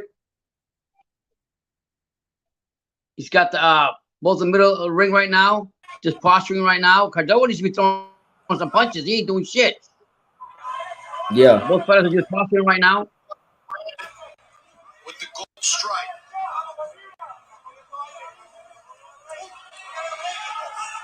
Again, Cordova seems like he goes to the body. Couple shots there to the body, but holds more. Nice jab by Cordova. Oh, good cheek body shot. There you go. Put me against the ropes and gave him a couple shots. The Mini took him and came forward again. Oh shit! Cordova's getting his shots off now. El Mini taking some punches. Okay, let's see if Cordova's gonna turn this around. I want to see Cordova turn this around, make this a more competitive fight than it's been. Yeah, I don't think he's not throwing enough punches. He looks like he's tired. Cordova Trying to survive. but then Mini's not throwing a lot this round either. Yeah, he's throwing like a gajillion punches, and they've all been hard, explosive punches. Now he got by the rope. Oh, they're switching back and forth. Oh, nice right hand by. Oh my god. Nice combination. Trading back and forth. Again, look at that. Yeah, I think Cordova's just tired. Yeah. Nice body shot there from Vega, from El Mini. Cordova's trying to fight off the rope. He's starting to move. I think it's a little bit too late. Excellent shape to be able to keep his pace up. No question. I don't know how the score, I don't know how the judges have it, but I would think 49 seconds left. might need a knockdown or something to change this the momentum that Vegas had throughout this match. I think Zephyr tell a pretty good round. I think he's trying to figure out what he's got to do, but nothing. Nice body shot there by Cordova. Yeah. And Vegas saying that he got hit on the back of the head. He didn't like that. But we answered the last 30 seconds here, round number 9 of 10. Will somebody put the exclamation point on this fight? Yeah, they're swinging back and forth. Oh, nice left hook by El Mini. And then another one. Yeah. And what does Cordova do? He holds on and slips his way right on out. He don't want that smoke.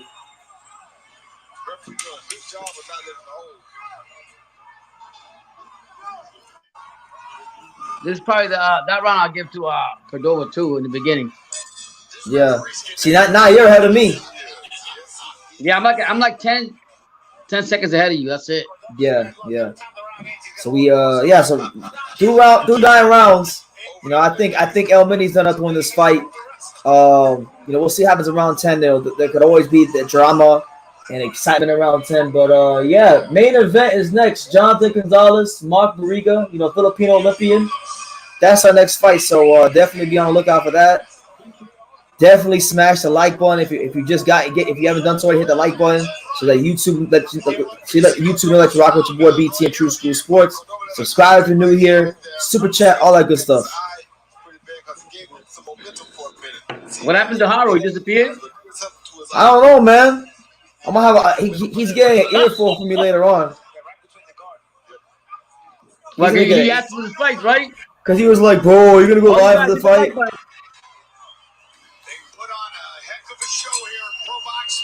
All right, so we head to the 10th and final round. And Angelino Cordova, Axel Elbini Vega. Been a good scrap so far. You know, Vega doing a great job pressure fighting, showing his explosive ways. Main event is next. Marcos asked who's the main event. The main event is the title of this video. Jonathan Gonzalez versus Mark Barriga. It's on ProBox TV via ProBox Promotions. You can sign up. It's $1.99. That's right there if you want to watch along. $1.99. You get 2 or 3 fight cards a month. $8 for the whole year.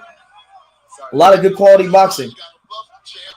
Yeah, you're gonna watch the only Puerto Rican champion. Sometimes I see this late in a fight. I would try to take the first minute off and then try to work the last 2 minutes. Man, nice left hook by Cordova.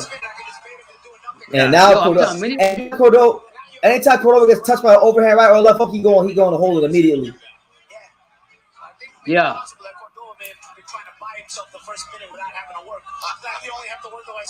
I think you're right, but I think he's just cashing it in. He is. He's trying to survive. Yeah. He's one of the. He'll feel okay about himself if he goes. He'll feel okay about himself if he gets at least 10 rounds, because this has been a punishing 10 rounds for him. Yeah, a short guy. Hopefully he'll learn. Yeah, Sensei Common says True School Sports is a beast. Thank you, champ. God bless. Well, God bless you too. Thank you. In 25 round number 10. He win the fight. Cordova ain't winning the fight. He's dancing out here.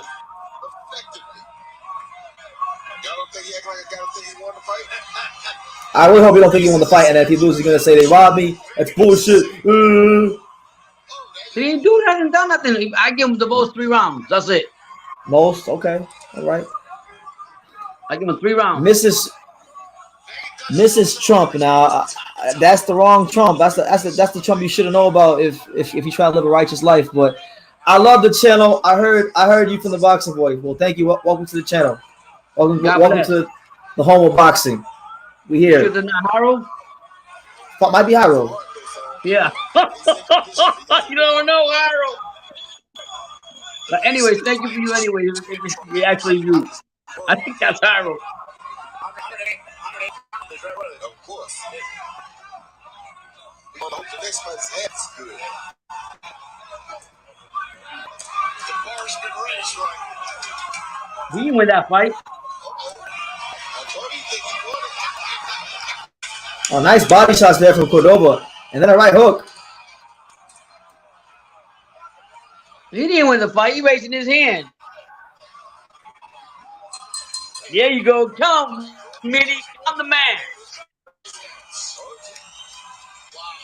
So there you have it. 10 rounds. The fight goes full 10 rounds. Good fight between what the hell are they raising his hand for?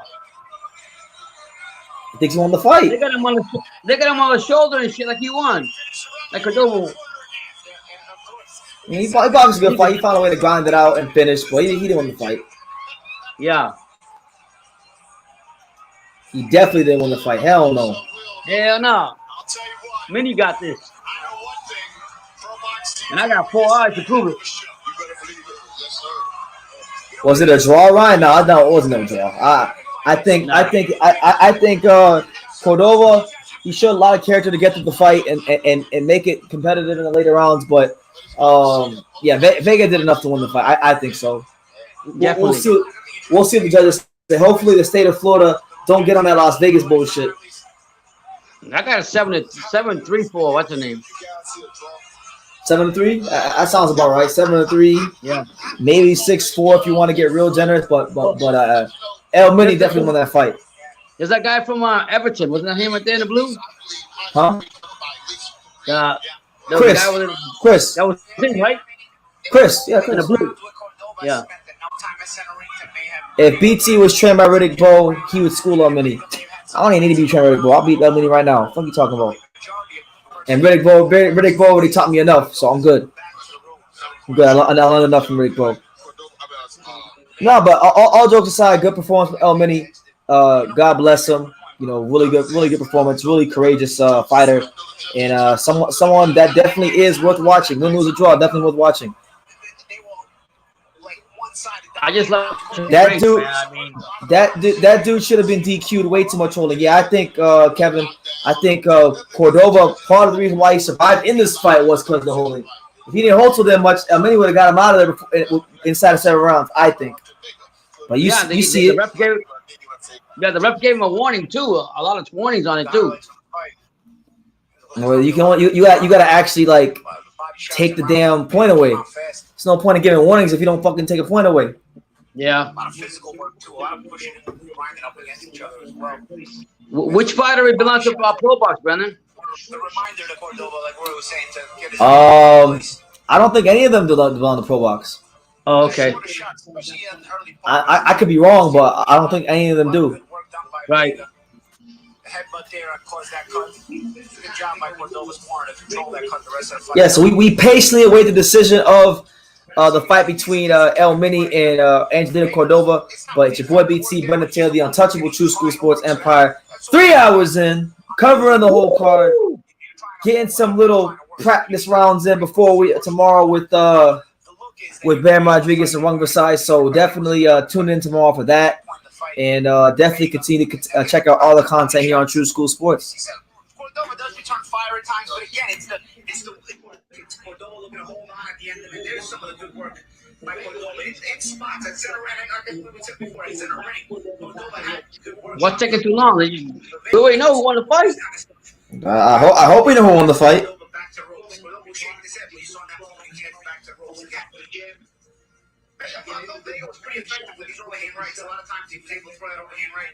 All right, team, you please hit that like button if you haven't. Thank you for being here for us for the 3 hours. Sponsored by Harold Galvez. Harold in here making fake accounts of porn stars. I try to tell you that. Did I tell you that? Yeah. I'm out to you, Harold. You probably laughing your butt off.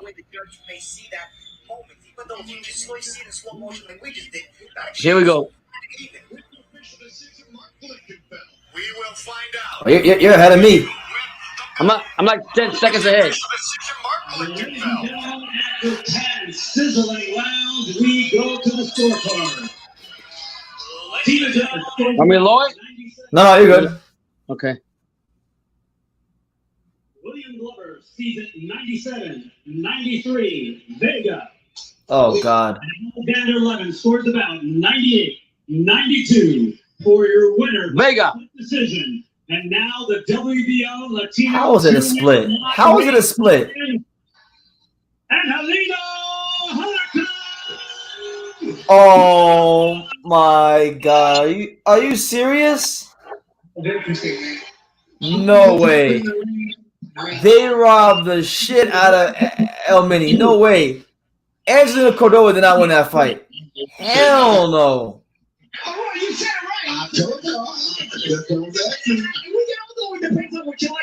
right. Wow. It don't matter. Listen, the Zone or a Matchroom, Golden Boy, Top Rank, PBC, it don't matter. Queensbury Promotions. I guess Roy Jones had him winning. I don't know how the fuck. Listen, this is a problem with boxing scoring. When a motherfucker gets his ass beat a lot in the early rounds, and then later on in the fight, he still loses rounds, but doesn't get his ass beat by as much. They give the guy the right. It always happens.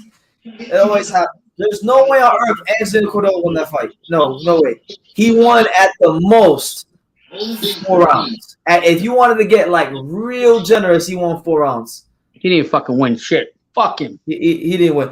Well, listen, it's not him. He's just a fighter, you know. But so sick of boxing, so I really get pissed off with this. That's ridiculous. El Mini came out here and put on a great display of pressure fighting, and they went in there and they took it from him. Really disappointed because he was hoping to get him some. That's ridiculous. He's come up short of 2 title fights. He deserves it. Now he's still in shock. Now he's still dejected because now the climb back to a title fight is that much more difficult. Thank you, Alan. Thank you. Fucking bullshit. How does that sound? The new WBO Latino Light Flyweight Champion of the World. ¿Cómo se siente ser en este momento el campeón de la OMB? They robbed that money for a guy like Angelina Cordova. Is not even that good. That's ridiculous.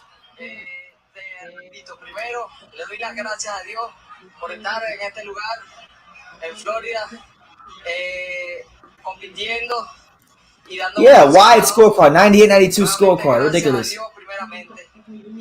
I think it's going to be one of the most exciting Cuban debuts in a long time boxing. Andy Cruz can't wait. Unbelievable. No love for El Mini. Here we go. Oh God, here we go. Here's Harold, right on time. Never on schedule, but always on time. He says, with this trademark, man, I told you, man. Finally, a controversial decision. I hope we get one on the big stage. Yeah, Harold's been wanting a controversial decision for a long time. Now he's got it, and I know Harold's double happy because he doesn't like El Mini. Money beat the shit out of him, though. Honestly, even the blind man can see that. I'm very thankful and I'm speechless. And speaking about speechless, we are speechless with the performance. The output was outstanding. What made Shut up, Claudia Trejo. I don't know shit about boxing. Respectfully, sound ridiculous. Your output was amazing. Fucking fight, what are you watching? Oye, de verdad que un peleador muy bueno, de verdad. Mi respeto para él. Y bueno, ese es el trabajo que se hace y bueno, por eso es un peleador como lo es. De verdad, te repito. What a bad ending to what was a great performance. Y todo este equipo de verdad también se siente muy contento.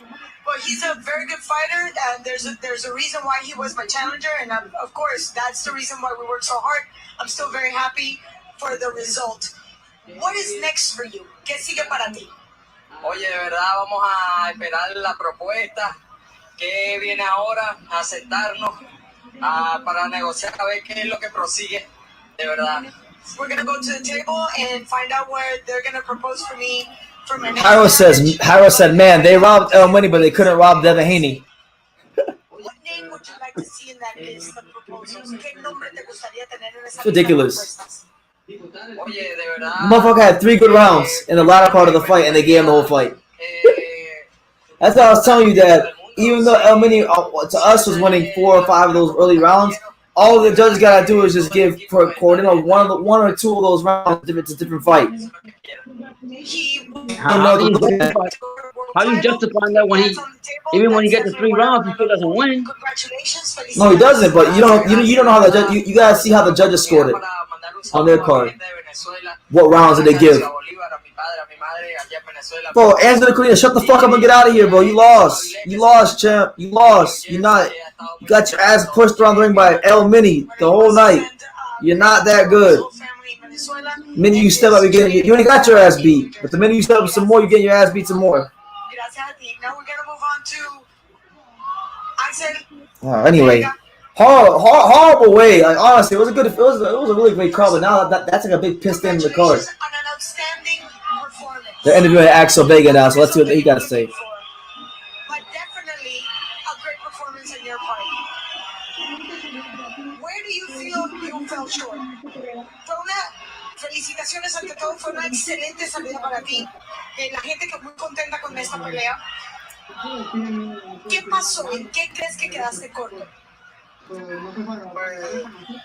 ¿qué puedo decir? No puedo decir nada más. El resultado, pues, Dad, can you turn your volume down a little bit? Yeah. Sabemos que toda la gente está contenta con nuestra actuación, como pueden escuchar, hasta Thank you. Márquez está ahí viéndonos y nos dice que nosotros tenemos, pues, se nos fue un poquito de nuestro lado, pero pues no podemos decir nada más que muchas gracias a toda la gente que estuvo. He's acting like he won too. Yeah, cool. Angelo Cordona's a cornball. Cornball. Didn't even. That wasn't even a draw. I did what I had to do. It was a great fight. The important thing is that everybody ended happy with a great performance. We didn't get the results that we wanted, but even when Márquez knew that perhaps was swaying to my side, but it was not the result that we're looking for. It's not going to be tomorrow or the day after, but we're definitely going to come back for a world championship. When we look at names and possibilities, and I know you're still like reeling after this result, who would you like to face next? Yo sé que en este momento estás todavía resolviendo lo que acaba de pasar, pero yo sé que tienes planes para un enfrentamiento muy cercano. ¿A quién te gustaría enfrentar? No, pues primero que nada, por reponernos de este gran robo. Y pues ya sea el que sea, cualquier campeón del mundo, vamos por encima, no, o si nos da la revancha, vamos contra él, no me importa, somos unos guerreros, queremos ese título, y ese título era pues nada más que pues nadie nos resultaba, nos lo robaron. Well, before I make any decisions, I have to recover from this theft. He considers this a theft. It was a theft. That's an appropriate word. It was a theft. He wanted to take this belt to Ensenada, but this time he couldn't do it because they took this fight from him. But that's what he's looking for, a championship to crown his career and take it to Ensenada. Felicidades y muchas gracias. Thank you very much. Back to you guys. Claudia, thank you very much. He wants to recover. So yeah, really bad way to end what was, I thought, a pretty good undercard, and then was a good scrap. We just get pissed off, man. It's always something, man. Fuck. One of the things, if they ever ask me what they need to do, they need to fucking fix the judges or get them out of there. Do something. Yeah. I mean, what are they watching? Clearly wasn't the fight. Clearly wasn't boxing. But listen, you know, we got the main event now. Jonathan Gonzalez looking to defend his title against Mark Barriga, Southpaw versus Southpaw matchup. You know, they say you're not a real champion until you defend your title for the first time. So now you got Jonathan Gonzalez who's trying to do that.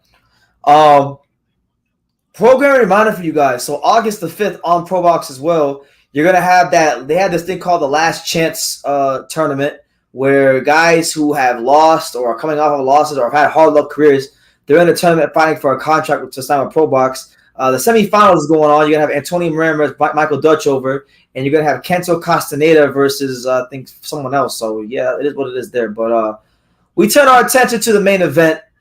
Jonathan La Bamba Gonzalez taking on the Philippine Olympian Mark Barriga. This will be the second world title challenge opportunity for Barriga. He lost a close for decision for the IBF minimum weight title a couple years ago. He's trying to fulfill his dream today of that. So we'll see how it goes. Pops, how you feel about the main event? I'm still trying to recuperate from the last one. I can see that. I can see that. Good luck to both fighters. I hope Gonzalez actually makes weight, or whatever the case may be. And good luck to both fighters. That's all I gotta say right now. My energy's gone right this minute right now. Yeah, I know. Boxing Degenerate says if Canelo loses to GGG, we make another shirt.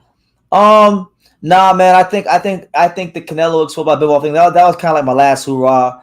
I can't be putting down these fighters too much because I do want to interview these guys and get them on the channel. So I had my fun. Canelo Expo by Bivol will live on forever. But who knows? Who knows, man? Who knows? I guess to answer your question, depends how he loses. If he loses by decision, then I won't make a shirt. But if he gets fucking knocked out cold, then I gotta maybe retract some of these statements and make the shirt. So we'll see. As long as Canelo don't go out here disrespecting no other fighters gonna come up like or guys that he should be fighting like Benavidez, Andre, Beterbiev, Bivol. Morel, anybody like that, then he'll be all right. He'll be okay with me. But other than that, I'm just gonna watch the fight. May the best man win. I'm not really a fan of either one of them because they both ducked Demetrius Andrade and held up the middleweight division. But may the best man win. Should be a good fight. And you know what? Add that to the list, Pops, as one of the other fights that are bigger than Crawford versus Spence. You want to know why? Because it's finalized. Yeah. That's a new saying right now. Jonathan Gonzalez, this fight right now, Jonathan Gonzalez versus Mark Barriga, this fight is 20 times bigger than Crawford versus Spence. You want to know why? Because it's finalized. How about that? Yeah, for sure. It's like 11:30. It's like 11:30 over the right, Pops, in Florida. 11:30 almost. Yeah, 11:23. Man, I'll tell you, man, these West Coast days are so long. What is it over there? Like 8 o'clock? 8:23. They're so freaking long. Oh shit! You be there long enough. You get used to. Shit, it takes like 2 weeks. Yeah, you be like, hey, is that a good thing or a bad thing? Oh no, but it still takes a while. But main event next. We're just patiently waiting, seeing what the only Puerto Rican in boxing that's worth a damn right now, Jonathan Gonzalez, will do. Yeah. Jonathan Gonzalez, he's got 3 losses. He's been knocked out before, but he's never lost at 108. He's undefeated at 108. looking to make some big, massive unification fights happen, but he can't get to that if he don't take care the business in front of him, which is right now Mark Barriga. And they got some good fighters at 108. I think we're gonna work and see who else they got over there. Damn. What's wrong, Pops? Huh? I'm What's good. wrong? I'm just fucking pissed off about the outcomes. Take me a while to calm down. Well, let tell how you really feel. Nah, I don't. I just go fuck the judging. If they ever ask me what I gotta do, they gotta change that fucking judging. Puñeta. The judging suck, man. I don't know what they seen, man. Bueno, vamos a Puerto Rico, vamos para encima y vamos a tratar de ganar, seguir para adelante con el título y vamos para encima, man. Let's go Puerto Rico. Let's keep this title in Gonzalez's hand. Let's keep going. Man, they got Ivan Calderon talking about Jonathan Gonzalez. Let me see this. I think Yeah. it's gonna be a big class in Kissimmee. I think it's gonna be a firehouse, man. I think it's gonna be a war. I'm gonna be very prepared for this fight. I hope he is too. Like this training will be different because we're gonna fight softball, and we have to make sure to know these movements so we could take the victory to Puerto Rico.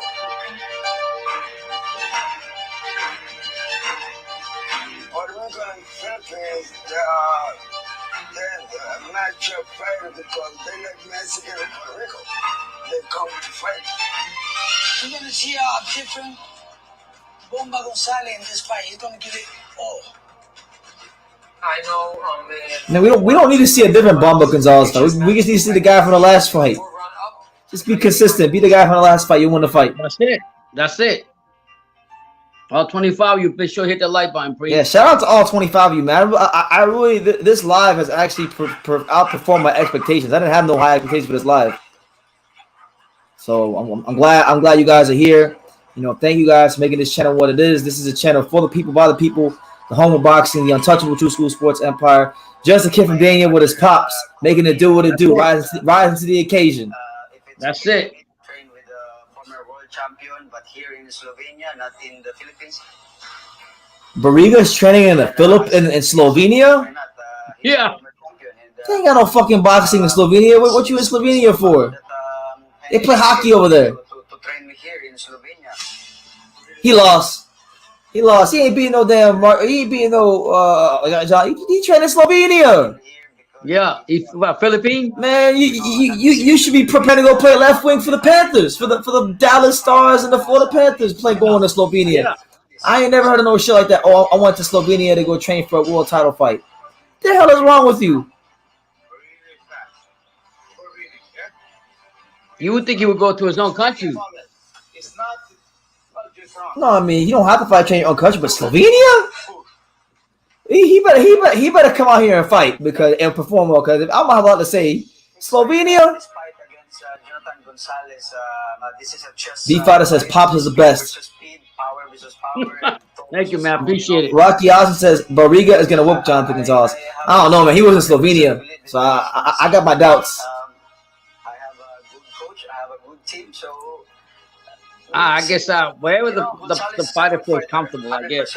I guess. When the manager wants to. It's just odd. It's just odd as hell to hear that a Filipino fighter is training for a world title fight in Slovenia. I can't even name one Slovenian boxer. When he gets knocked. But I can name a Slovenian hockey player, Andrzej Kopitar. Yeah. Ooh, he's still playing. God bless him. The Philippines would have been better. I guess we'll get our answer when he fights. You know, yeah, if he goes there, he knocks the hell out of Jonathan Gonzalez, and you can't say that his training wasn't in vain. You got to say he did everything right because he got to look at the result. Yeah. ProBox TV on App Store and Play Store, so you can watch this fight. I think this fight is gonna be Miguel Cotto versus Manny Pacquiao too. Oh God! He said, "I think this fight is going to be Miguel Cotto versus Manny Pacquiao too." Let's go, champ. You know, hey, I like Barriga. Barriga got me hot. Barriga got me fired up. If this fight is gonna be like Pacquiao versus Cotto, then he better come out here and fight. Cause man, I remember when I was a kid, and you and Uncle Patrick were arguing about that fight for a month. and I thought Pacquiao was gonna win, and Patrick thought Pacquiao was gonna win, and you thought Cotto was gonna win, and then Pacquiao went in there and beat the shit out of freaking Cotto. I was gas. So hey, he get me fired up. He talking my language. So does he make you a lot? Is he your favorite fighter more than Magas? What his name is? Magas? Maxile? Hell yeah. Fuck Maxile.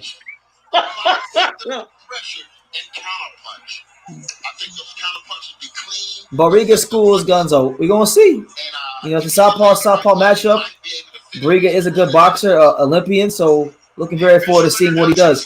Ryan says he's got Bomba Gonzalez by KO. Oh my God. Let's go. Let's go. The untouchable True School Sport. 3.5 hours in, damn near. All right, ladies and gentlemen, damas y caballeros, this is your ProBox TV main event of the evening. Brought to you by ProBox Promotions in association with Tutos Bala's All-Star Boxing. That's right. Ladies and gentlemen, we are scheduled for 12 rounds for the WBO Junior Flyweight World Championship. The world. Your WBO supervisor is Gustavo Oliveri. WBO president at ringside, Paco Valcarcel. Your judges, Alexander Levin, Efren Lebron, and Rose Lassen. And your referee in charge of this world title contest is Sam Burgos.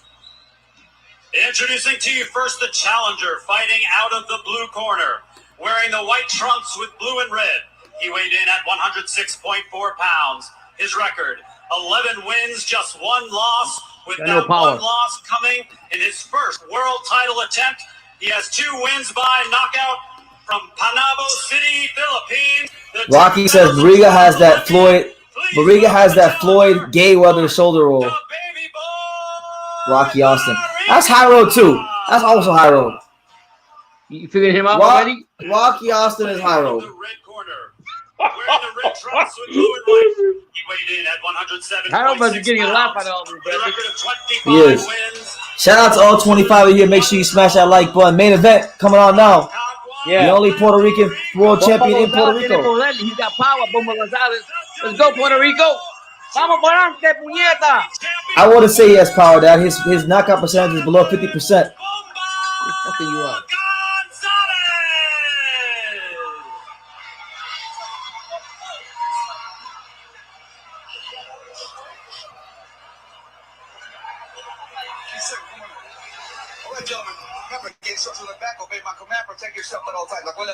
Well, you say, man, I think Bomba got some more power. He got more power than him. He has more power. He has more power, but I wouldn't say he has power. He's not a lot of power. His knockout percentage is below 50%.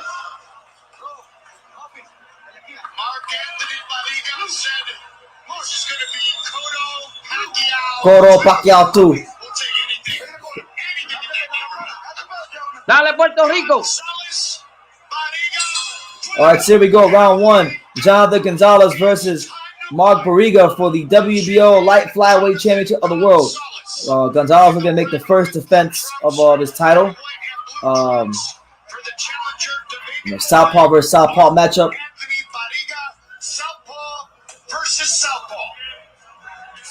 A good jab there by Jonathan Gonzalez early on. Right away, you notice a big size differential in the two fighters.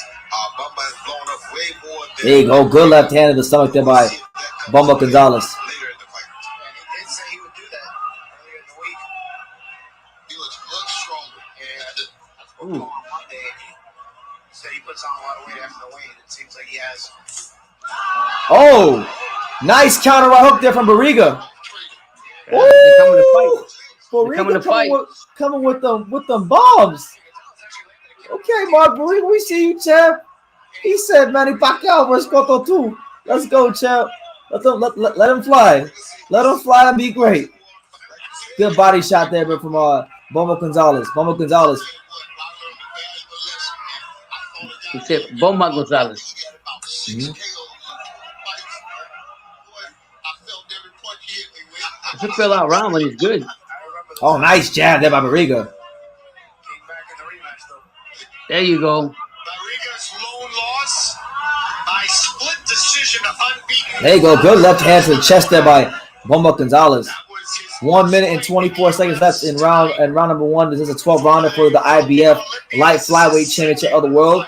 Jonathan Gonzalez looking to make his first defense against the very game and very formidable Mark Barriga, who's already shown us a little bit what he's capable of. Good counter right up there by Barriga.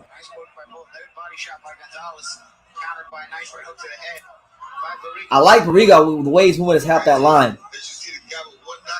Yeah, he doesn't stay stationary. Nice jab there by Bomba Gonzalez.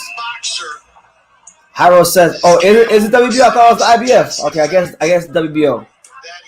Well, I stand corrected. WBO. Nice jab again by Jonathan Gonzalez. Right now, though, the only thing on his mind, as he talked to Paulie about how he does gain weight, is to defend his title. That is a formidable challenge. This one knockout kid is punching like a knockout Good. for real tonight. Oh, it's just on that little screen. Yeah, my phone audio was like trash earlier. Both fighters are very skilled. Yeah. Those amateur pedigrees. So yeah, Jonathan Gonzalez here in round number 1. You know, Barriga, for only having 2 knockouts, has shown he has some explosiveness. So Jonathan Gonzalez still gotta be careful. Yeah, it was a good fill-out round for both of them. Both of them show what the basically what the fight's gonna be. They're both gonna come at each other. Who do you think won the first round, Pops? It's kind of close, but I'm gonna slide it with my Puerto Rican brother, Gonzalez.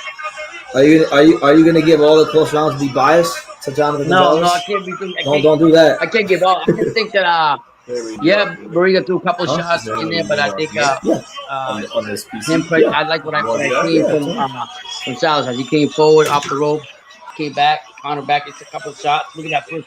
Look at that. Came forward, caught him with one. Barriga looks like good too. Like if he's moving his head. Yeah. Barriga throws a really wide right hook, so he needs to shorten that up. Because if he don't shorten that up, Jonathan Gonzalez gonna shoot that straight left hand right down the middle of the table right there. I want Barriga to do what he did in the early part of that round. I want Barriga to explode and throw like 4 or 5 punches. He had Jonathan Gonzalez shocked when he threw that 5-punch combination. Oh yeah, when he came forward, but then Gonzalez came forward back again. But I think Barriga's bigger too. I'll score it. Isn't he? All right. Yeah, he is.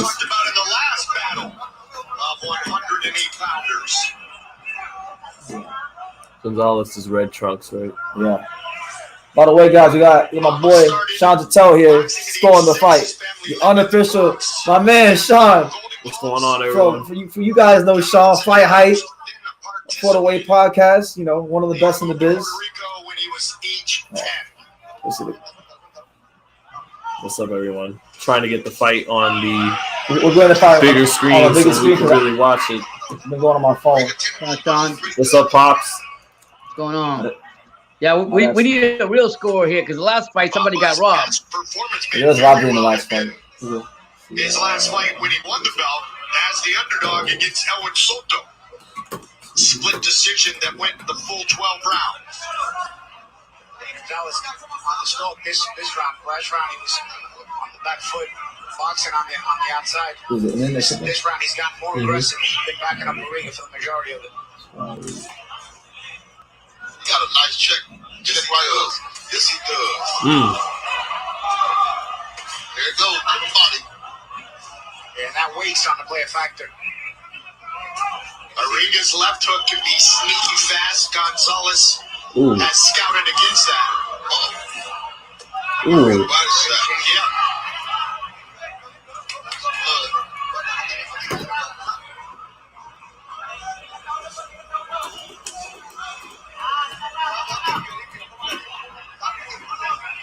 Looks like Gonzalez is trying to make an attempt here to start to boss the fight in the second round. There's some blood. I don't know if it's on the ear of Barriga.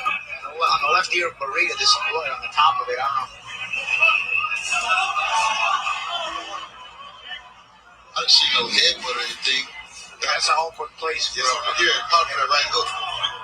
Pops, what do you think about this round so far? Gonzalez, the only Puerto Rican champion. I like it so far. I like what I think Gonzalez is actually pressing more to action, but he gotta watch out for the, like you said, the outside right from Barriga. But right now, I think Gonzalez is pressing more to action.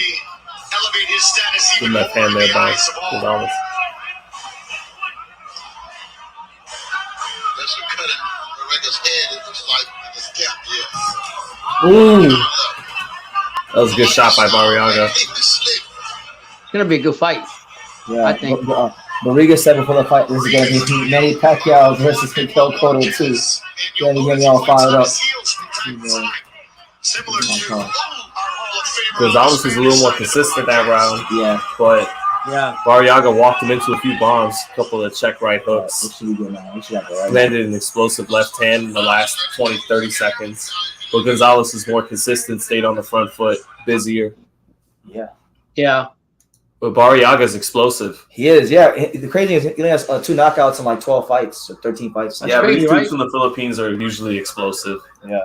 But that was the Gonzalez round. Yeah, but we got it on the big screen go. now. We got it on the big screen. So there you go, Brandon. You see, so yeah, man, your boy BT Pops. We got Sean Zattel being our unofficial Harold Letterman. You know, you guys know Sean, one of the best in the biz. There you go. Thank you, Sean. You see, Barriga bleeding from his left ear too. Where's the volume on this thing? You want to turn it down? I wanted to turn it up a little bit, just a little bit. Oh, I think it's about as loud as it'll go. Oh, is it? Just about. That's cool. That's cool.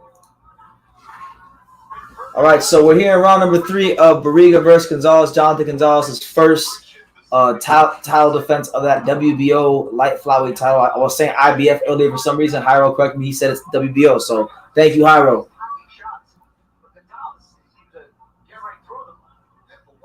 See, Acid Break says rounds 2 to Gonzalez. Hook by Barriga. Gonzalez better be careful. Yeah, he might get caught. He might get caught. Barriga's doing a great job of exploding when he does. Yeah, it was a little low.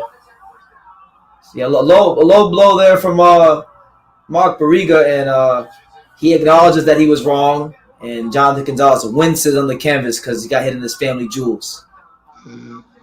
Yo, but Gonzalez keeps coming like he does. You're gonna get caught with something from Barriga. I'm telling you, I want Barriga to throw that. If he throw that same combination he threw, He might walk him into something, man. Yeah, I think he will. Yeah, we'll see. He threw like this 4 or 5 punch combination, and he just missed it with a big uppercut. He just missed it. He would have landed. His head got taken down. Yeah. Part of the reason why that low blow happened is because Gonzalez pulled his head down.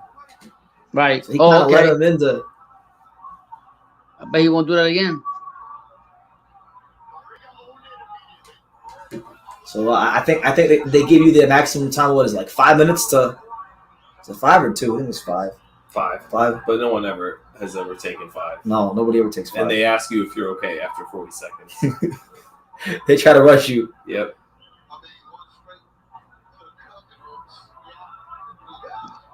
See? You good? Is you good, bro? All right, so there we go. The fight resumes. Jonathan Gonzalez and Barriga. Now, Jonathan Gonzalez trying to get back to using those legs. And the deceptive 2 knockouts in 12 fights is not what Jonathan Gonzalez is experiencing right now. He's experiencing a dangerous, explosive Filipino. He's quick too. Yeah.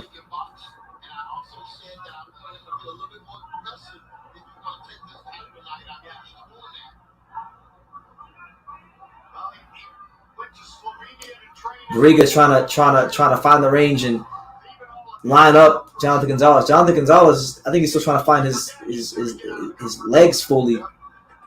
Oh, but a good straight left hand there by Jonathan Gonzalez. Jonathan Gonzalez getting back to his boxing, getting back to doing his pivoting around the ring. Barriga shoots a jab to the chest.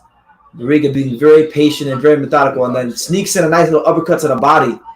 Jonathan Gonzalez circles to his left, goes back to his right, and we saw a lot of this when he fought Soto. You know, going to his left, right. He's very good at changing direction. Got very good rhythm.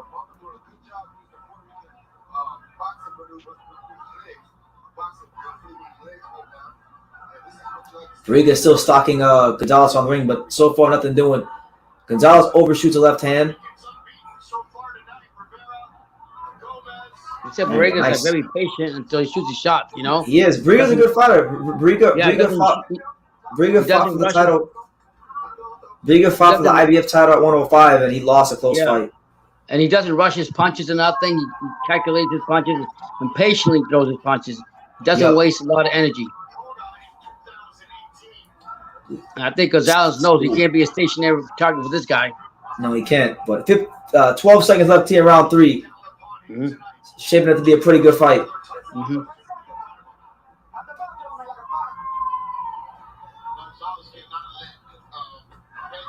Nice. Yeah, when Barriga's able to close that gap and shoot that left hand on the middle, it's definitely. Oh, he might have won that round. Yeah, he might have. Yeah. You think so? Might have, yeah, because he landed some pretty meaningful shots. What do you guys think? For people that are here, the 28 of you that are here, who do you think won that round? Shout out to everybody who's still here, by the way. 3.5 hours for a random ProBox card. Hit that like button, please. I appreciate everyone that's watching, man. For real. So it's 1-1, right? Yeah. Well, Haro's watching it, right? Haro's watching it. He's a sponsor. I don't know what he's doing. I'm not worried about what Haro's doing. I'm worried about watching the fight myself. Yeah, it's a good. I think as the fight goes on, it's gonna get better. Yeah. It's a nice computer. Yeah.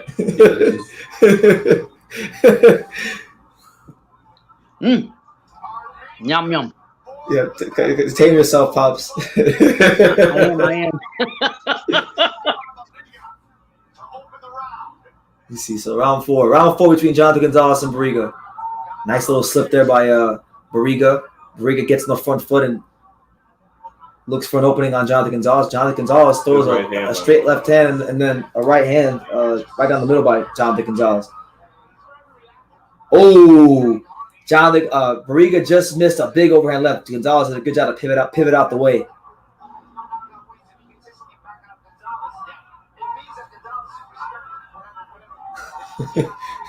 He wild, Hiro. See the comments. What did he say? Just go read it.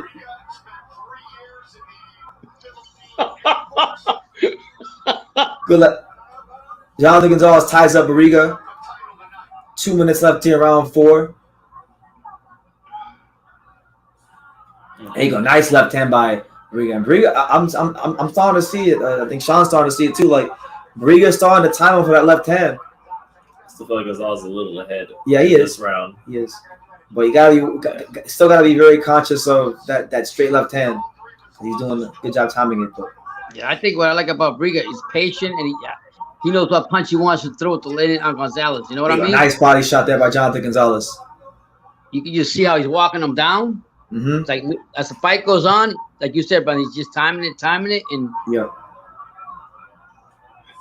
But I like how Gonzalez keeps movement. Well, it could be one of those fights where, like, early, you favor Gonzalez to win the majority of the rounds, and then later on, when the legs are what they used to be, you favor Barriga. But there you go, Gonzalez again with that inverted 1-2. He shot the 2-1.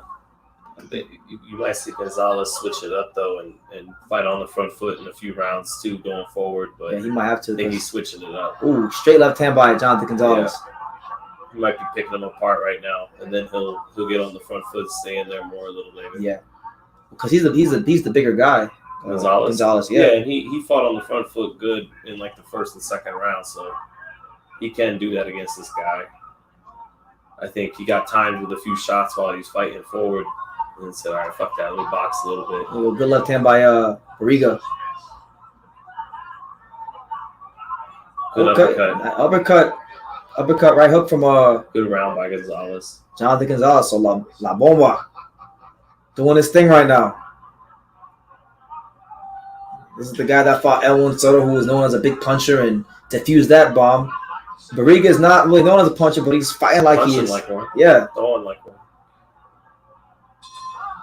Right, so there you go, La Bomba. 3-1. With another round in the bag. Yep. What's good, Pops? What do you make of the first 4 rounds so far? I like it. I think if Gonzalez keeps fighting the way he's doing, doesn't get tired from going back and forth and not being a stationary or make himself a stationary target for Barriga is good, but I'm getting the feeling that Barriga is just being patient and timing his shot, and eventually he's going to catch him with something. I just got that feeling. I don't know why.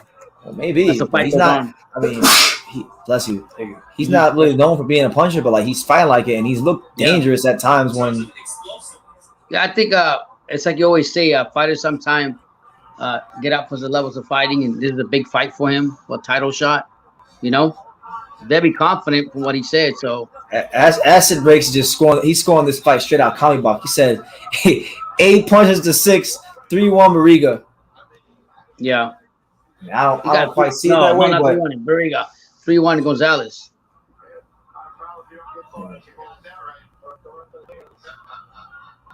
All right, so round 5, Jonathan Gonzalez versus Mark Barriga.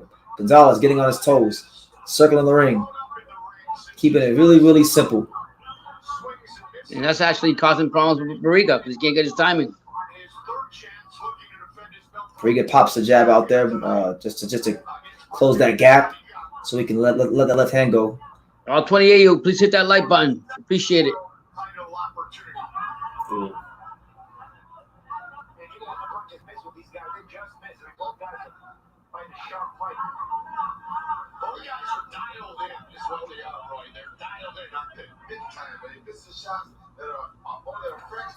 There you go, another jab by Gonzalez. There you go, Jonathan Gonzalez. I feel like he's starting to get a lot sharper as the fight goes on. You know, the jab is working. He's shooting the straight left hand. When Barriga has lapses and close, he's still letting the uppercut go. Nice defense there by Gonzalez. He pivots and turns him. You know, like I've been saying in the live, you know, Gonzalez has 3 losses in his career. He's lost to, you know, Kosai Tanaka and some other pretty good fighters, but never lost at 108. So you never know. You might be the beginning of a good run for him.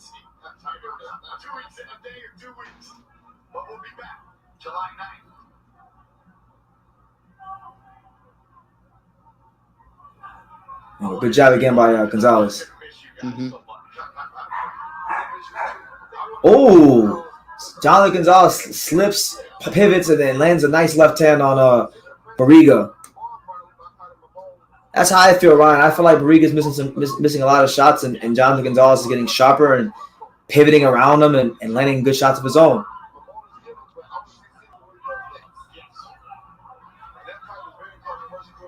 Barriga ties up Jonathan Gonzalez, and Jonathan Gonzalez, I think the heads might have clashed, and he's complaining about something. Something happened to him that he didn't like. In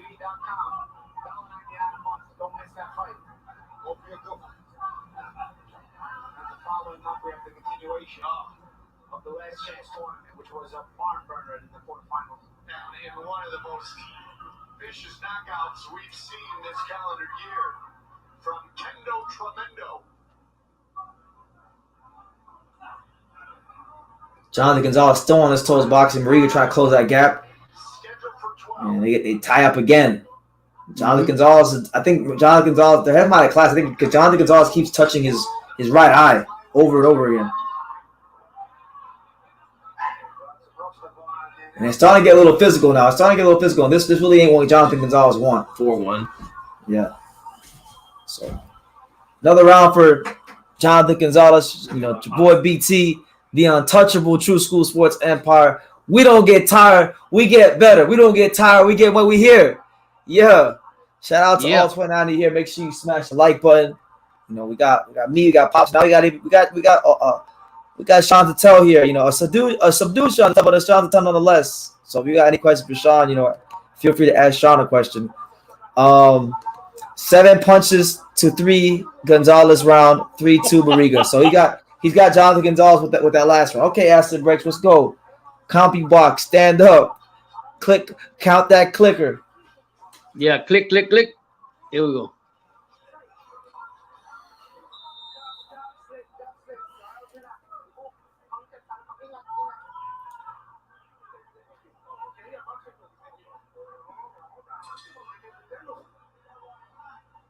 All right, so we head to round number 6.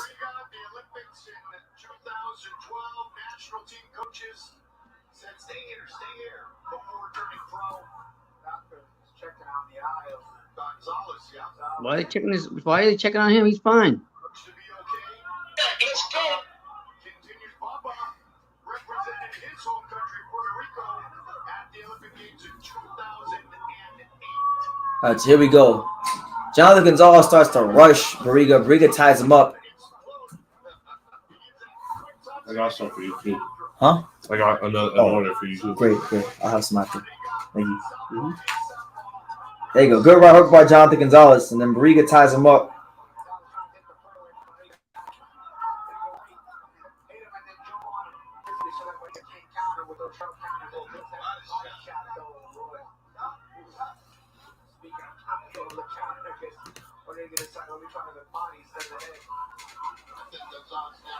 Oh, now Jonathan Gonzalez starting to go forward a little bit more, and the fight's getting very physical right now.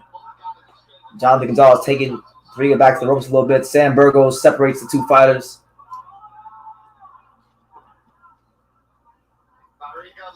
What's Barriga's game plan, you think? I think now Barriga's trying to box a lot more. I don't know if he's going to outbox Jonathan Gonzalez though. He's a good boxer. He's obviously 2012 Olympian and all that kind of stuff. But, yeah. Jonathan Gonzalez, one of the best pure boxers, in the low weight divisions, and even I would even say in boxing, especially at 108. 108, he knows how to win at 108. 112, the guy's punch harder. He always got clipped, but different fighter at 108.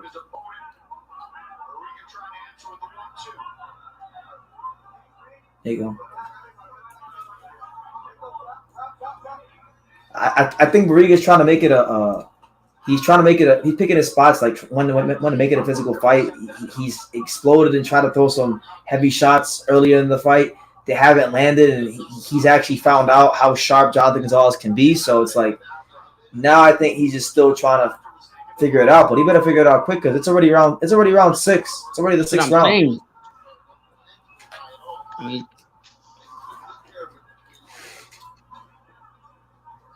Jesus, nobody's won right now. We're in the 6th round. Been a decent fight so far. I think Barriga's tried to get Gonzalez's attention. Gonzalez, like just like right there, he landed a good left hand, and Barriga's now starting to look at the ref. Every time they tie up, he's looking at the ref immediately, which is never a good sign. But Gonzalez is doing it too, so maybe he's not liking it either.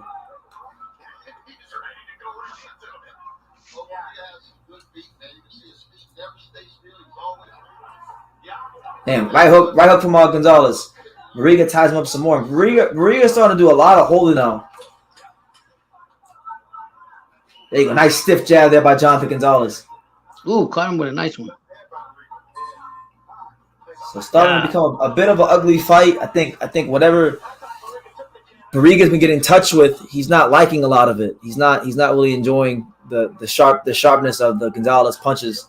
And he's reverting to holding. So hopefully, for his sake, he makes an adjustment. Because look, this is his second world title opportunity, and in like less than 15 fights, he fought for the IBF title at 105. He lost a close fight. He's fighting for a title now. He's not winning, and he's not really showing any signs that he may be winning anytime soon. So he got to do something. Well, the fight's not over yet, but maybe he has to train somewhere else besides Slovenia. Well, that's what I'm saying. Like, that's why I didn't have a lot of confidence in Barriga, because how are you a Filipino fighter and you're going to train in Slovenia? Still train in Slovenia. I'm like, they don't got boxing in Slovenia. I wonder what brought him out there. They play hockey. I guess one of his coaches is from Slovenia, I think. But still, can you even get good sparring in Slovenia? What kind of sparring can you get out there? You can't just go out there because you can't just go out there because of your coach. You know what I'm saying? You got to find the best gym fit for you that could get you to this title fight. That's in my opinion. Nobody shot that from Gonzalez. Yeah, the fight's not over yet, but I'm just saying. I like what Gonzalez is doing. He's pressuring, coming up, throwing that left when he can. There you go. Nice left hand by Gonzalez. Yeah. Barriga throws the uppercut. Gonzalez doing the right thing, and He's also done a good job changing it up on him. Yeah, he has. Sean made a great point. Jonathan Gonzalez is doing a good job at times boxing.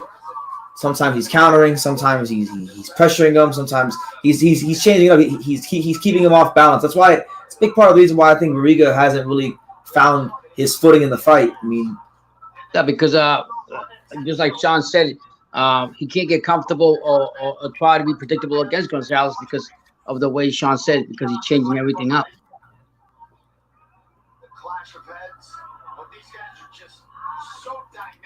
So now Jonathan Gonzalez is tying him up, and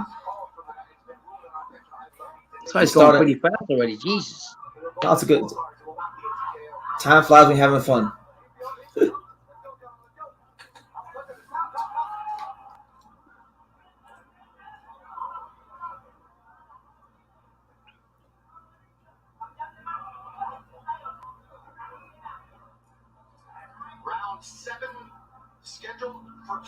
Not a whole lot going on now. Oh, snap. Nice counter right hook there by Miguel Barriga.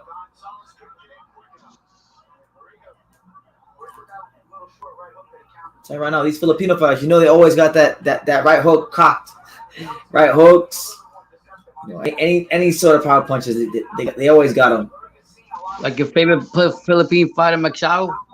Man, stop mentioning him. I'm trying not to talk bad about people. Don't mention that guy. Mark side. Don't mention him. I'm not mentioning. I'm just trying to see what you think. God bless him. Here. Yeah, God. Another hook by Barriga.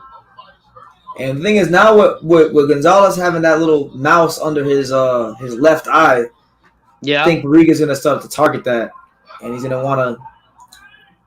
Because it is kind of, I don't know, freaked out is the term, but like he keeps when they're in the clinches, he keeps touching his left eye, and he's like, oh my God, I got blood on me. All right, so better round there from Barriga, but yeah, still think he's losing the fight. Still a lot of boxing to go, but I would like to see a lot less holding. Pops Sam Burgos is my guy. He's like one of the big referees in Florida, but Sam gotta do a better job policing this holding. This holding is getting ridiculous. I want to see less holding. I want to see more boxing. And I want to see the best fighter win because of boxing. I don't want to see the best fighter win because one guy is physically stronger than the other. We see what happened in the last fight, so yeah, I know you're still tripping over that last fight. I'm saying like what's his name? Casanova, whatever his name was. He actually was holding a lot. Yeah, and the same thing happened here, but it was a different referee. You're right. Joseph Dale says my TV froze, but the thing is, I never liked about Gonzalez is like he's like Haney. He's always trying to win on points, punch and hold. Wait, I get where you're coming from, and like guys like Jonathan Gonzalez and maybe even Devin, like if they find that style, they're not going to sell tons of tickets or whatever. But at the end of the day, if the referees aren't policing this, then it's on them. That's what I'm saying. Sam Burgos, who I did an interview with recently, Sam needs to police the holding a little bit more for me.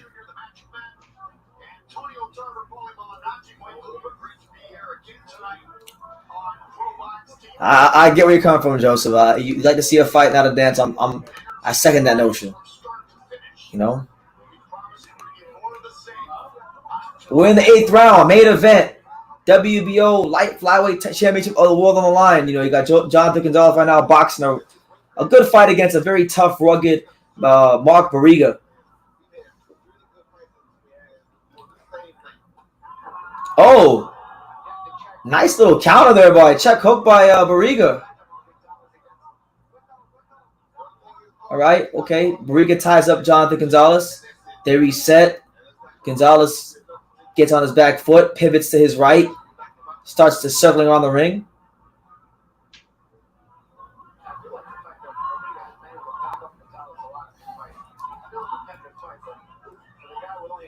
Oh, good left hand by Barriga, but a good stiff jab there by Jonathan Gonzalez.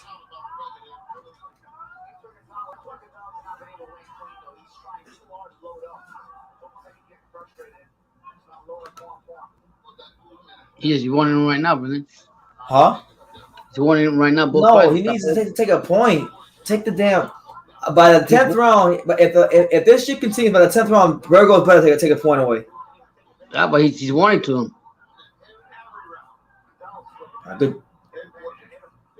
Nice right hand by Gonzalez. Barriga pivots to his right, pops the jab, misses the left hand, ties up Gonzalez. Gonzalez has that left hand. He's working it free.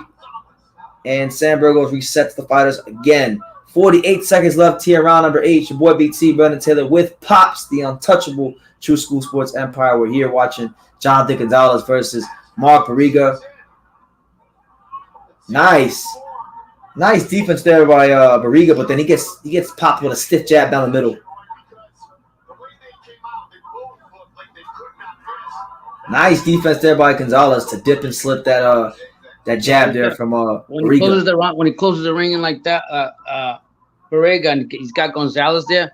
He can't sit there and hesitate and let Gonzalez make his move. Just make him slip miss. Yeah. You got good defense there by Jonathan Gonzalez. Yeah. Because he's giving him a couple of seconds to decide what he wants to do, and that's causing right now. Get him, do something, go to the body. Not doing that. A little hesitation. And then a nice right hook there from Gonzalez. That caught Barriga. And there you go. That's another solid round by La Bomba. So I think La Bomba's got a comfortable lead in this fight right now. To me, I think it's his fight to lose. It's really his fight to lose.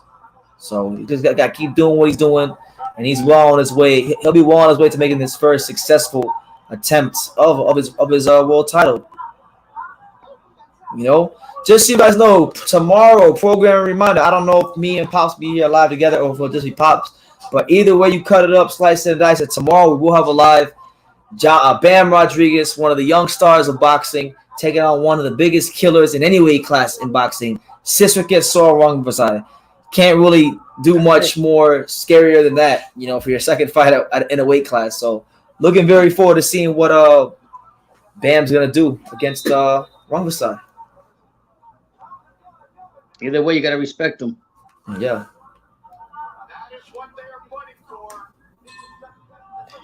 All right, so here we go. Round number 9. We're getting into the deep parts of the fight. Can Barriga find something? Good right hook there by Jonathan Gonzalez.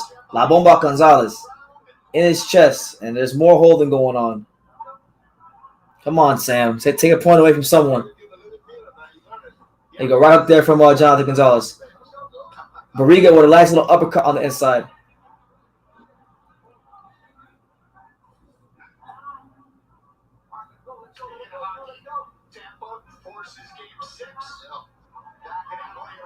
Yeah, the Lightning one, Dad. It's 3-2. They forced the game 6. That's what I'm talking about.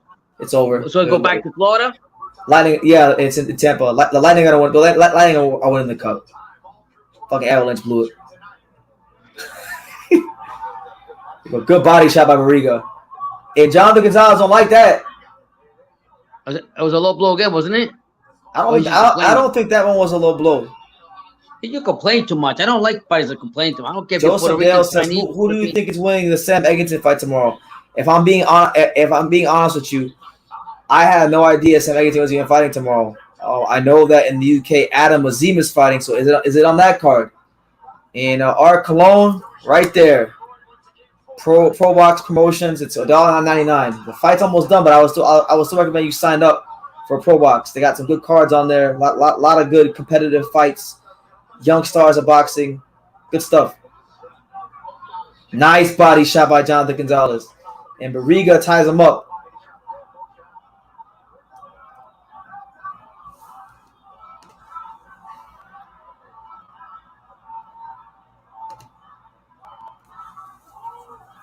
Barriga trying to box and move. Now Gonzalez is the more of the aggressor now. And Barriga ties him up again. Last minute here, round number 9. Hasn't been a great fight, but it's been an effective fight for Jonathan Gonzalez so far. Yeah, mixing it up, boxing. I thought it was Simo from Brigo though. Yeah. He says Ryan says it's a very competitive fight. I see it very close. Maybe too much holding. Yeah, that's what it is. I mean, look, I think Barriga's having some good. I think Barriga's having some good moments. I just think Barriga's been too inconsistent throughout the rounds for you to be giving him a lot of the rounds. It's my opinion. Yeah. But he's had like moments. It's not like he's fighting a bad fight. It's just I just think he's leaving a little bit to be desired. Now, don't get me wrong. Go ahead. We said the same thing about the last fight. Ooh, good round by Gonzalez nice again. shot. Yeah. 210 Boxing TV says, "What's good, fam? I'm disappointed in UBT." Well, Brandon, I'm a man of clarity, so if you could be as specific as possible as to why, please let me know, because I have no clue what you're talking about. Why are you disappointed? If you are disappointed, well, personally, I don't give a damn, because the only person I'm trying to please is God. So, shout out to you.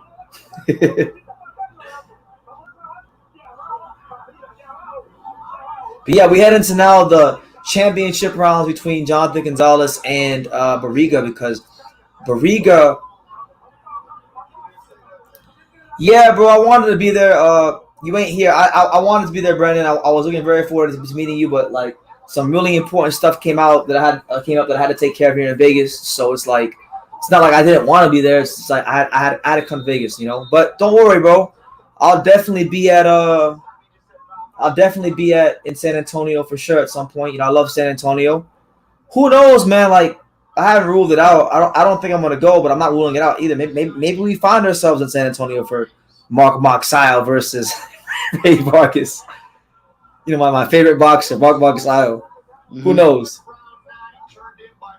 But right now that's a no. But yeah, I love San Antonio. I couldn't make it this time. I had my ticket bought and everything, but I had to give it up because I had to come to Las Vegas to take care of some things, and I'll be here for a little bit of time. So, you know, I'll see you soon, Brendan. But it's gonna be a great fight. You know, you're going to a great fight. You're going to a fight where you got one of the young stars of boxing challenging himself against one of the top killers in the sport in any weight class, in one side. So, it's gonna be a good one. All right, so round 10. Can Jonathan Gonzalez and or Mark Barriga have a defining clear-cut moment in the fight? Good faith there from Jonathan Gonzalez.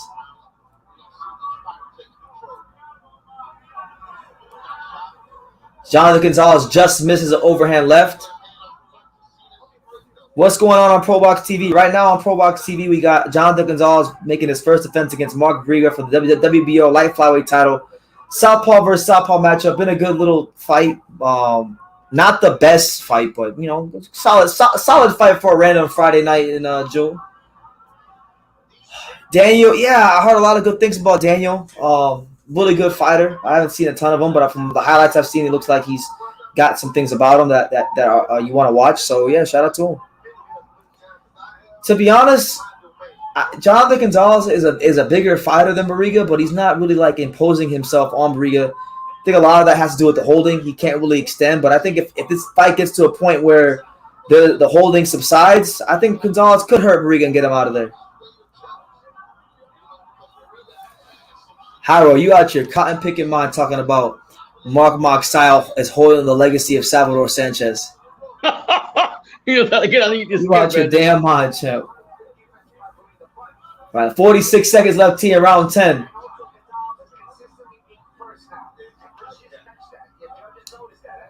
Yeah, it's a good fight so far. I think Jonathan Gonzalez is it's just been a steady performance for him. Yeah, trolling. He's trolling me, Brandon. He's trolling me. Harold's a master troll. He's probably laughing in the background.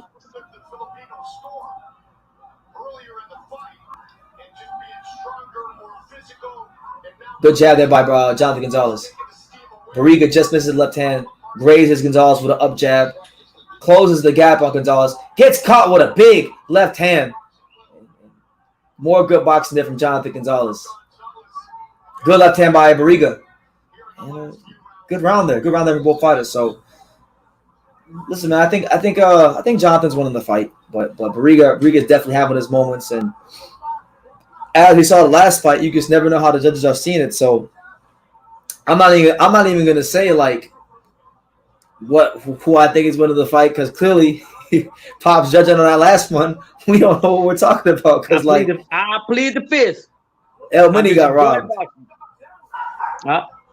I plead the fifth and just enjoying boxing. Acid Breaks has a dead even. Acid Breaks has a dead even. Wait, what do you got dead even? Hell no. This fight. No. Is Gonzalez like Tony Harrison? On his best day, he can box his ass off, but gets caught a little too much.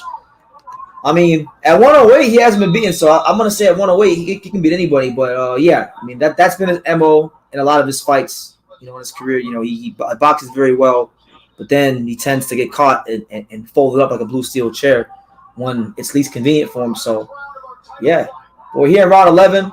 You know, Jonathan Gonzalez versus Mark Barriga, Southpaw versus Southpaw matchup. ProBox TV. Shout out to the fine folks over at ProBox Promotions. Been a good card so far. There's been some good talent on display, good prospects, couple competitive fights, and a decent world title fight. So not a bad Friday night of boxing. Not a bad way to spend your $1.99. You're getting more for your buck. Yeah, another left hand by Jonathan Gonzalez. Jonathan Gonzalez. Barriga just overextends on the left hand. Oh! Good left hand from Barriga. There you go, champ. Show him that Filipino power punch. Show him that shit. Go. Too much holding this whole fight. So much. Yeah, the holding is really ruining what a good fight this could have been. Because this man talking about this supposed to be Pacquiao versus Cotto. Man, this is the furthest thing to Pacquiao Cotto. That's what I tried to tell you. I tried to laugh when he said that. Jeez. There you go. Good jab by Gonzalez.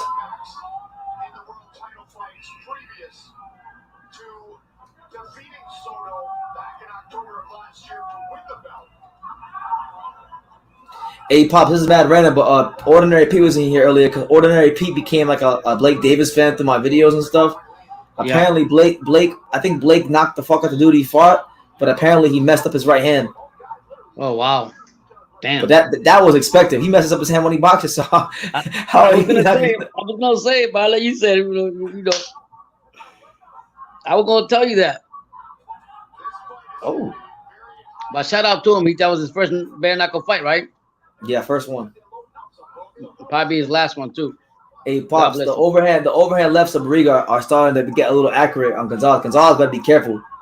Well, he put himself at risk. He got one round and some change. You better do something.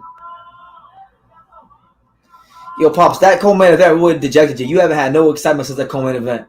No, I'm just chilling. Because this fight had me excited, but the way they've been holding too much, it's like it took a lot out of me too, you know. But yeah, Jonathan Gonzalez, the Puerto Rican Devin Haney. Yeah, hey, I still like him, man. The man's winning, the only champion for Puerto Rico, and we don't know no more. We have to wait for the results. Honestly, if I'm being honest, I think he's leaving this fight a little bit too close. You think so? Yep. I told you last fight that, you know, Axel Vega left that a little bit too close for these judges. I don't think he did. I just think that they, you know, they've seen same thing as this. Both those, this fight and that fight, they both hold too much. And I guess you're right. You got to blame it on the referee. Yeah, but no, this fight is closer than the Axel Vega fight. I think so. What's I think this fight. Sean hasn't been here for a couple rounds. Okay.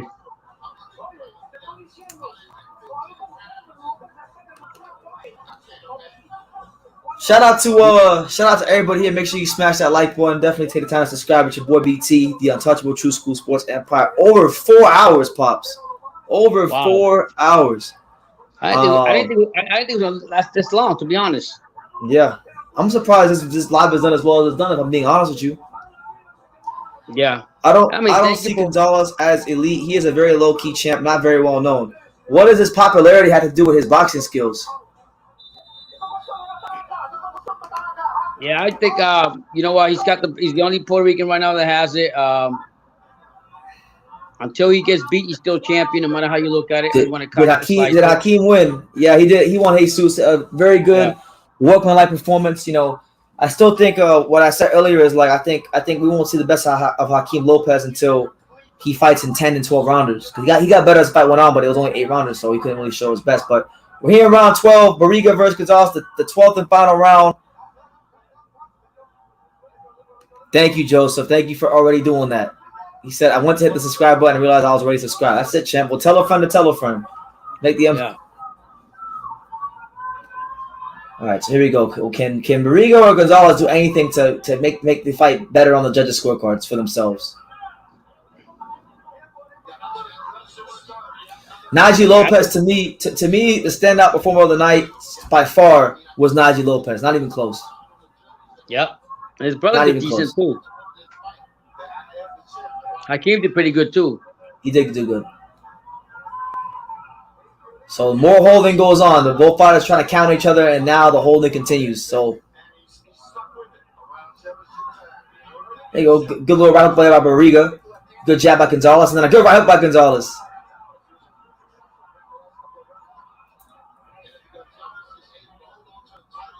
Yeah, no.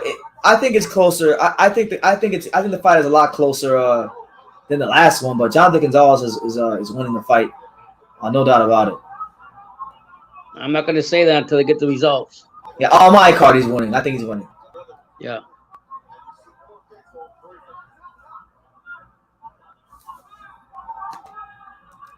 You did they told Barriga to the referee to keep the fight going? No I don't know, man. I don't know. Sam Bergo should have. I'm actually disappointed in Sam Bergo's referee job tonight. He's been not that good today. He should have taken a point from one of these dudes a long time ago, so these guys can start boxing. But the fight's turned into a very bad fight, and in a large part due to, in my opinion, and I like him, Sam Bergos.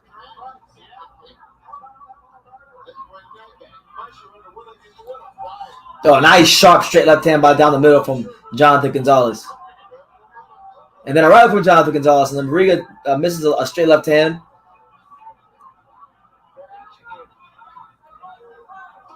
Yeah, I mean, look, it's not an impressive performance from Jonathan Gonzalez, but listen, when you're the champion, you're going to get everybody's best shot, so it's like the name of the game. The name of the game is just to defend your title any way you can.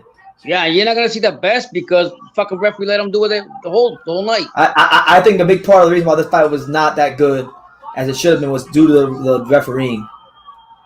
There you go, good right hook to the body from Gonzalez, and then another one.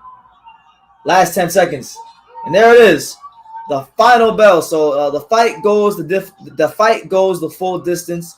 Jonathan Gonzalez, I thought, did enough to win the fight. It wasn't a great fight. I'll be honest with you, this is not a fight that I'm going to go back and rewatch after I'm done with this live, probably ever. Because it wasn't a great fight. It wasn't a great fight. But Jonathan Gonzalez, I think, the jab worked very well for him. He was very sharp early on. He was able to get the left hand going. He did what he needed to do to win. I think Barriga had some good moments, but the holding and the inaccuracy ultimately was what cost him the fight. So I think Jonathan wins. And even acid breaks pops. He has Jonathan Gonzalez winning 7-5. Yeah, I think Gonzalez won this fight. I don't think the fans got a good fight from either fighter because of the holding. No. And I think it doesn't do good for ProBox either, even if they put a good fight, because of the fact that people are going to start to realize if the referees, just like the judges, don't call things the way they're supposed to be called, it causes for a boring fight. So sometimes we get mad at referees that deduct a point right away, sometimes in a fight, whatever the case may be. But you have to at some point lay the line and take control. Yeah, but shout out to my man Felipe. He says, "What's up? What network is this on?" Felipe, it's on ProBox TV, ProBox Promotions. It's a new boxing promotional company that started up a couple months ago. This is like the third fight card. This is the third fight card they've ever done. It's an app. It's $1.99 a month. They put on about 2 to 3 fight cards on every month. And it's $18 for the whole year. To me, I think it's the best value in boxing. The streaming quality is already better than the zone, in my opinion. You got Acid Break says Gonzalez was hugging what was kind of dirty. He didn't give space on a sportsmanship fist bump. He held his hand, head locked him too much. Yeah, it was what it was, man. Not a great fight. Yeah, I'm sorry, Felipe. They got Tara, they got Malajani, the Magic Man, Tara, Malajani, and Roy Jones Jr. involved in it too. So it's on good. Commentary. Yeah. Yeah, I don't really care who wins the fight. It was boring. I'm not gonna lie, guys. It wasn't the best fight. I gotta be honest though, because the bad decision in the co-main event, and then now a lackluster fight in the main event. The the card kind of got dampened because they got off to a great start. We got some big knockouts early on from the prospects like Trinidad Vargas and Naji Lopez, who again I will reiterate, Naji Lopez had the best performance of the night. He is one of the best young, talented fighters in the USA. No doubt about it. I've been saying it since 2019. If you don't believe me, go check my archive. I watched one of the ProBox cards, and it was one of the best cards I've ever seen. Yeah, the February one with Jimmy Kelly and Kanat Islam's main event, that was a great card, top to bottom. You know, Pete Davidson versus Jose Miguel Barriga. Really good match card.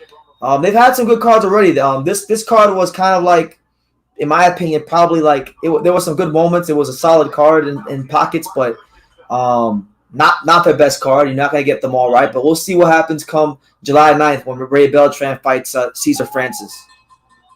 That's a good fight. So here comes the decision. Championship round, we go to the scorecards.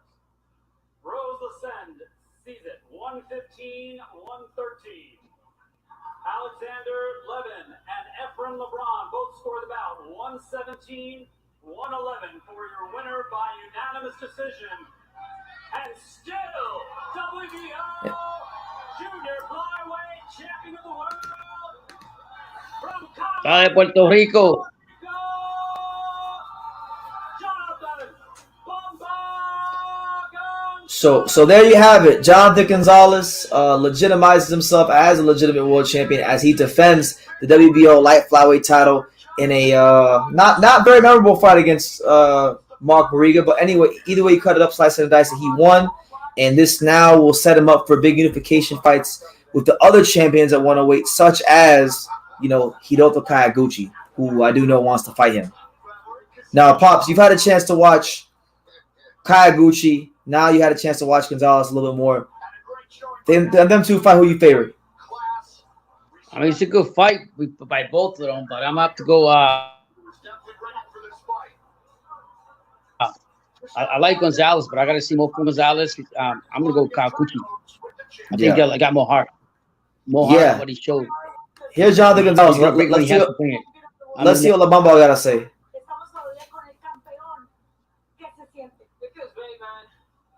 Happy. This guy, he has good footwork. It's a little bit hard to get to him.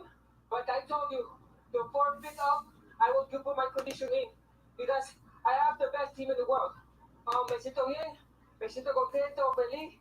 Yo lo dije en el cuarto para arriba es que yo iba a poner la presión. Yo tengo el mejor equipo del mundo y hoy lo demostramos. At the 9th round, what did your corner tell you? Because you seem to go into another gear. En el noveno salto, ¿qué te dijo tu esquina? Porque parece que te metiste en otro cambio. First thing, my two trainers, my father and Espada, they are two people that work together. And they told me, put your mind together. We have to go, get to fight 4 rounds, we need 4 rounds. Mi papá y Espada son un tremendo equipo, son de los mejores. Me dijeron, pon tu mente en la pelea, no salgas a lo loco, te están invocando. Talk about staying in your mind. There was a moment when you had the first low blow, and then there was another low blow. How frustrating was that? Hubo un golpe bajo y después hubo un segundo que no lo llamaron. ¿Qué tan frustrante fue eso? First day we worked down the gym. There's sparring that he was downstairs, and we take out 5 minutes, And these two guys work with down the gym. Estas dos personas me han dicho que los golpes bajos vienen. Are you laughing, brother? Haro says this guy speaks like Pops in Spanish. Like who? Like Pops? Jonathan Gonzalez. Oh shit! Haro, I love you, baby. You make me laugh. No, I don't want to call no one. Who wants to boxing to Diego Zavala? Who's going to fight? I will fight. Today, this guy moves a lot. It's hard to hit something that moves. And I, little by little, round by round, I demonstrate that I can work a championship round. Yo peleo con el que peleo el promotor Diego Zavala. Eso es mi trabajo es volver el miércoles al gimnasio. Y este muchacho se mueve muy bien. Es un zurdo. Tiene muchas cosas que dificultan a cualquier, no solo a mí, cualquier campeón del mundo o el campeón. Por eso le evita mucho. Por eso tiene tan pocas peleas. I don't say I talk too much in Spanish.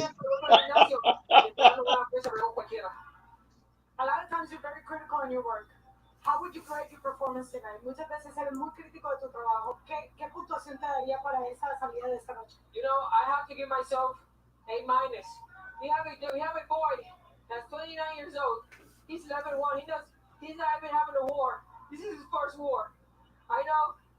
I get A-. I know we got to go back to the gym. This is like the second time I fight southpaw. It's not that easy. Este muchacho tiene 29 años, olímpico, y él vino con mucha hambre y nunca tiene una guerra como esta. Así que tiene mucho tabillaje y lució muy bien, gracias a Dios. Se merece una oportunidad para las 105 libras. Thank you very much. Congratulations again. Muchas gracias y felicidades. Thank you very much. God bless you. Back to you guys.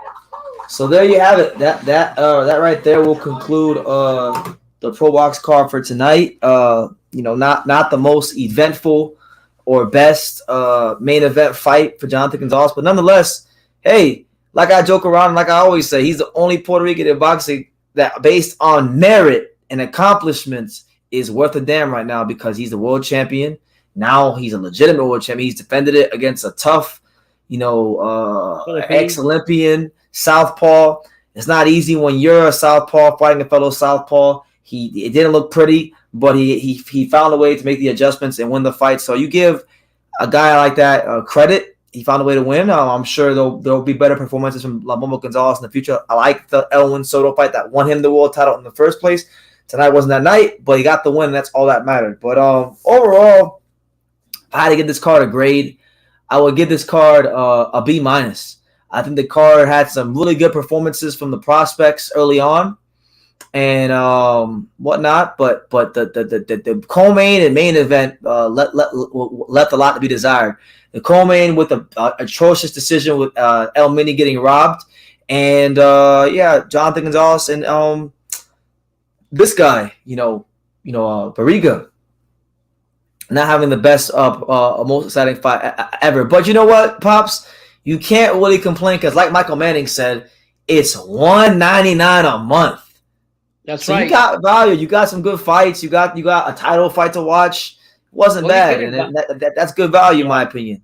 Yeah, you're getting values because you got the ex-champions and Roy Jones, Magic Tower, and Paul Malajani actually being there, giving me the commentary live, and they've been there, so they know. So, I mean, you gotta love it. For $199, you're getting your dollar's worth. Yeah. Capri Sun says the robbery in the co-main event ruined for me before the main event. What do you think? You ain't lying. Because I noticed, for you, Pops, I noticed a dramatic dip in energy when you started, when that decision was announced. You didn't help that this fight wasn't that great, but I'm saying there was a dramatic dip in energy for you. Oh yeah, I mean, because I'm tired. You didn't even get to see Naji Lopez. You missed the best performance tonight. I just seen the highlight. I just seen the knockout. They showed it on the highlight thing. He knocked the shit out of that guy twice. Yeah, that guy's coming. Don't worry about Naji. He's coming. We'll enjoy it, like you say. Hopefully, the referees get a school on how to take points away from people holding. But I mean, all in all, it's boxing. I should expect it. But I try not to get passionate. Whatever it's called, passionate. Yeah, but sometimes I like that took the. I mean, what are they seeing? They need to change their judgment system. I don't know what they got to do. Video, whatever they got to do. They got to there's a lot of changes that need to be made in the sport. They won't. I don't think a lot of things will change. To be honest with you, but it is what it is. It's unfortunate for El Mini, because he did go in there and fight a good pressure fight. But it's boxing, and we me and you go live for a lot of these fights, and they're not all home runs. Not all cards are home runs. Nope. So it's like you gotta take the good with the bad. To this card was solid. I'll say it was solid, but it wasn't like a home run like the other ProBox cards, like the Pistol Pete card that I went to when that card, home run. Yeah. The card before that they had with Jean Pascal and Fan Long Meng, home run. This card, because they set the bar so high, it's a B-, but still a solid card on the list. Not bad for $199, but listen, guys, look, we're gonna wrap it up because look, we put in almost 4.5 hours. I didn't think this live would be that long. Ooh, so I know I'm proud of myself, and I want to give myself a pat on the back for going 4.5 hours for this.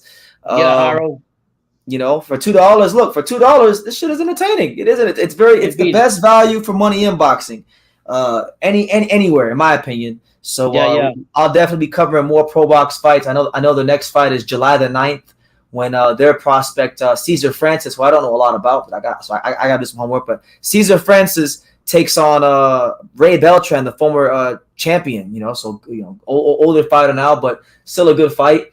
We got the fight tomorrow, guys. Bam Rodriguez, Rungvisai. That's gonna be a banger. Ain't no way tomorrow will not be a great fight. There's no way. No. If there was a fight in boxing that's signed right now that was guaranteed gonna be a great fight, it's that fight right there. And so we'll see tomorrow. Pops laugh for that. I might be live for that too with him. I'm not sure what I'm doing yet for tomorrow. I'm figuring that all out as well. But listen, I got a lot of videos to make. Always, I got a lot of content to continue popping up. We're growing here on True School Sports. We're getting better, so I'm really happy with the growth of the channel. Make sure you guys, if you haven't done so already, go check out all the content that's dropped already. There's a lot of videos, so odds are, I'm guaranteed you probably missed one or two because I've been pumping out a lot of them. But unless you're Michael, because Michael, man, be watching all these joints. But appreciate all you guys. Haro, send me that link for whatever fight that is. And I'll definitely go on. Talking about Hector Luis Garcia versus Roger Gutierrez. What is that? Nah, bro. No. No? Not working? When is that fight? That shit is tomorrow. Hell no. Oh, it's tomorrow? I don't know when it is. I'm pretty sure it's not tomorrow. The main meat meal tomorrow is the wrong side. I'll figure it out for you right now. Hold on. When is that fight? Bam Rodriguez. That's what I want to see. Okay, it doesn't say on boxing. So I will tell Pops in the comments or tell him on Instagram when that fight is. But Pops will be live for that tomorrow. Check out all the content. Tell a friend to subscribe to the channel because we're on the road to 50,000 subscribers. We're getting there pretty quickly too. And Michael Manning says, my guy, I'm on it like a Charlotte Hornet. That's right. The greatest show in basketball. Hey, speaking of the Hornets, I'll talk to you about it later, but they rehired Steve Clifford as the coach. But they didn't. They got a bum coach. No, it's Steve Clifford is the coach. He did? Yeah. Well, you should be happy because I heard somebody they were gonna pick up. I forgot who it was, and I was like, hell no. Yeah. Anyway, we'll leave it on that note. You guys just be on the lookout for the live tomorrow. Be on the lookout for any and all videos. And July 10th pops. That's when Hector Garcia versus Roger is. So yeah, July 10th. So we'll cross that bridge when we get there. But you guys take care. Have a blessed night. Thank you for joining us. Thank you for the support on the channel. Like I say in every single one of these videos, you can love me or you can hate me, but I'm just a kid from Daniel. So until next time, take care, guys. Take care, guys.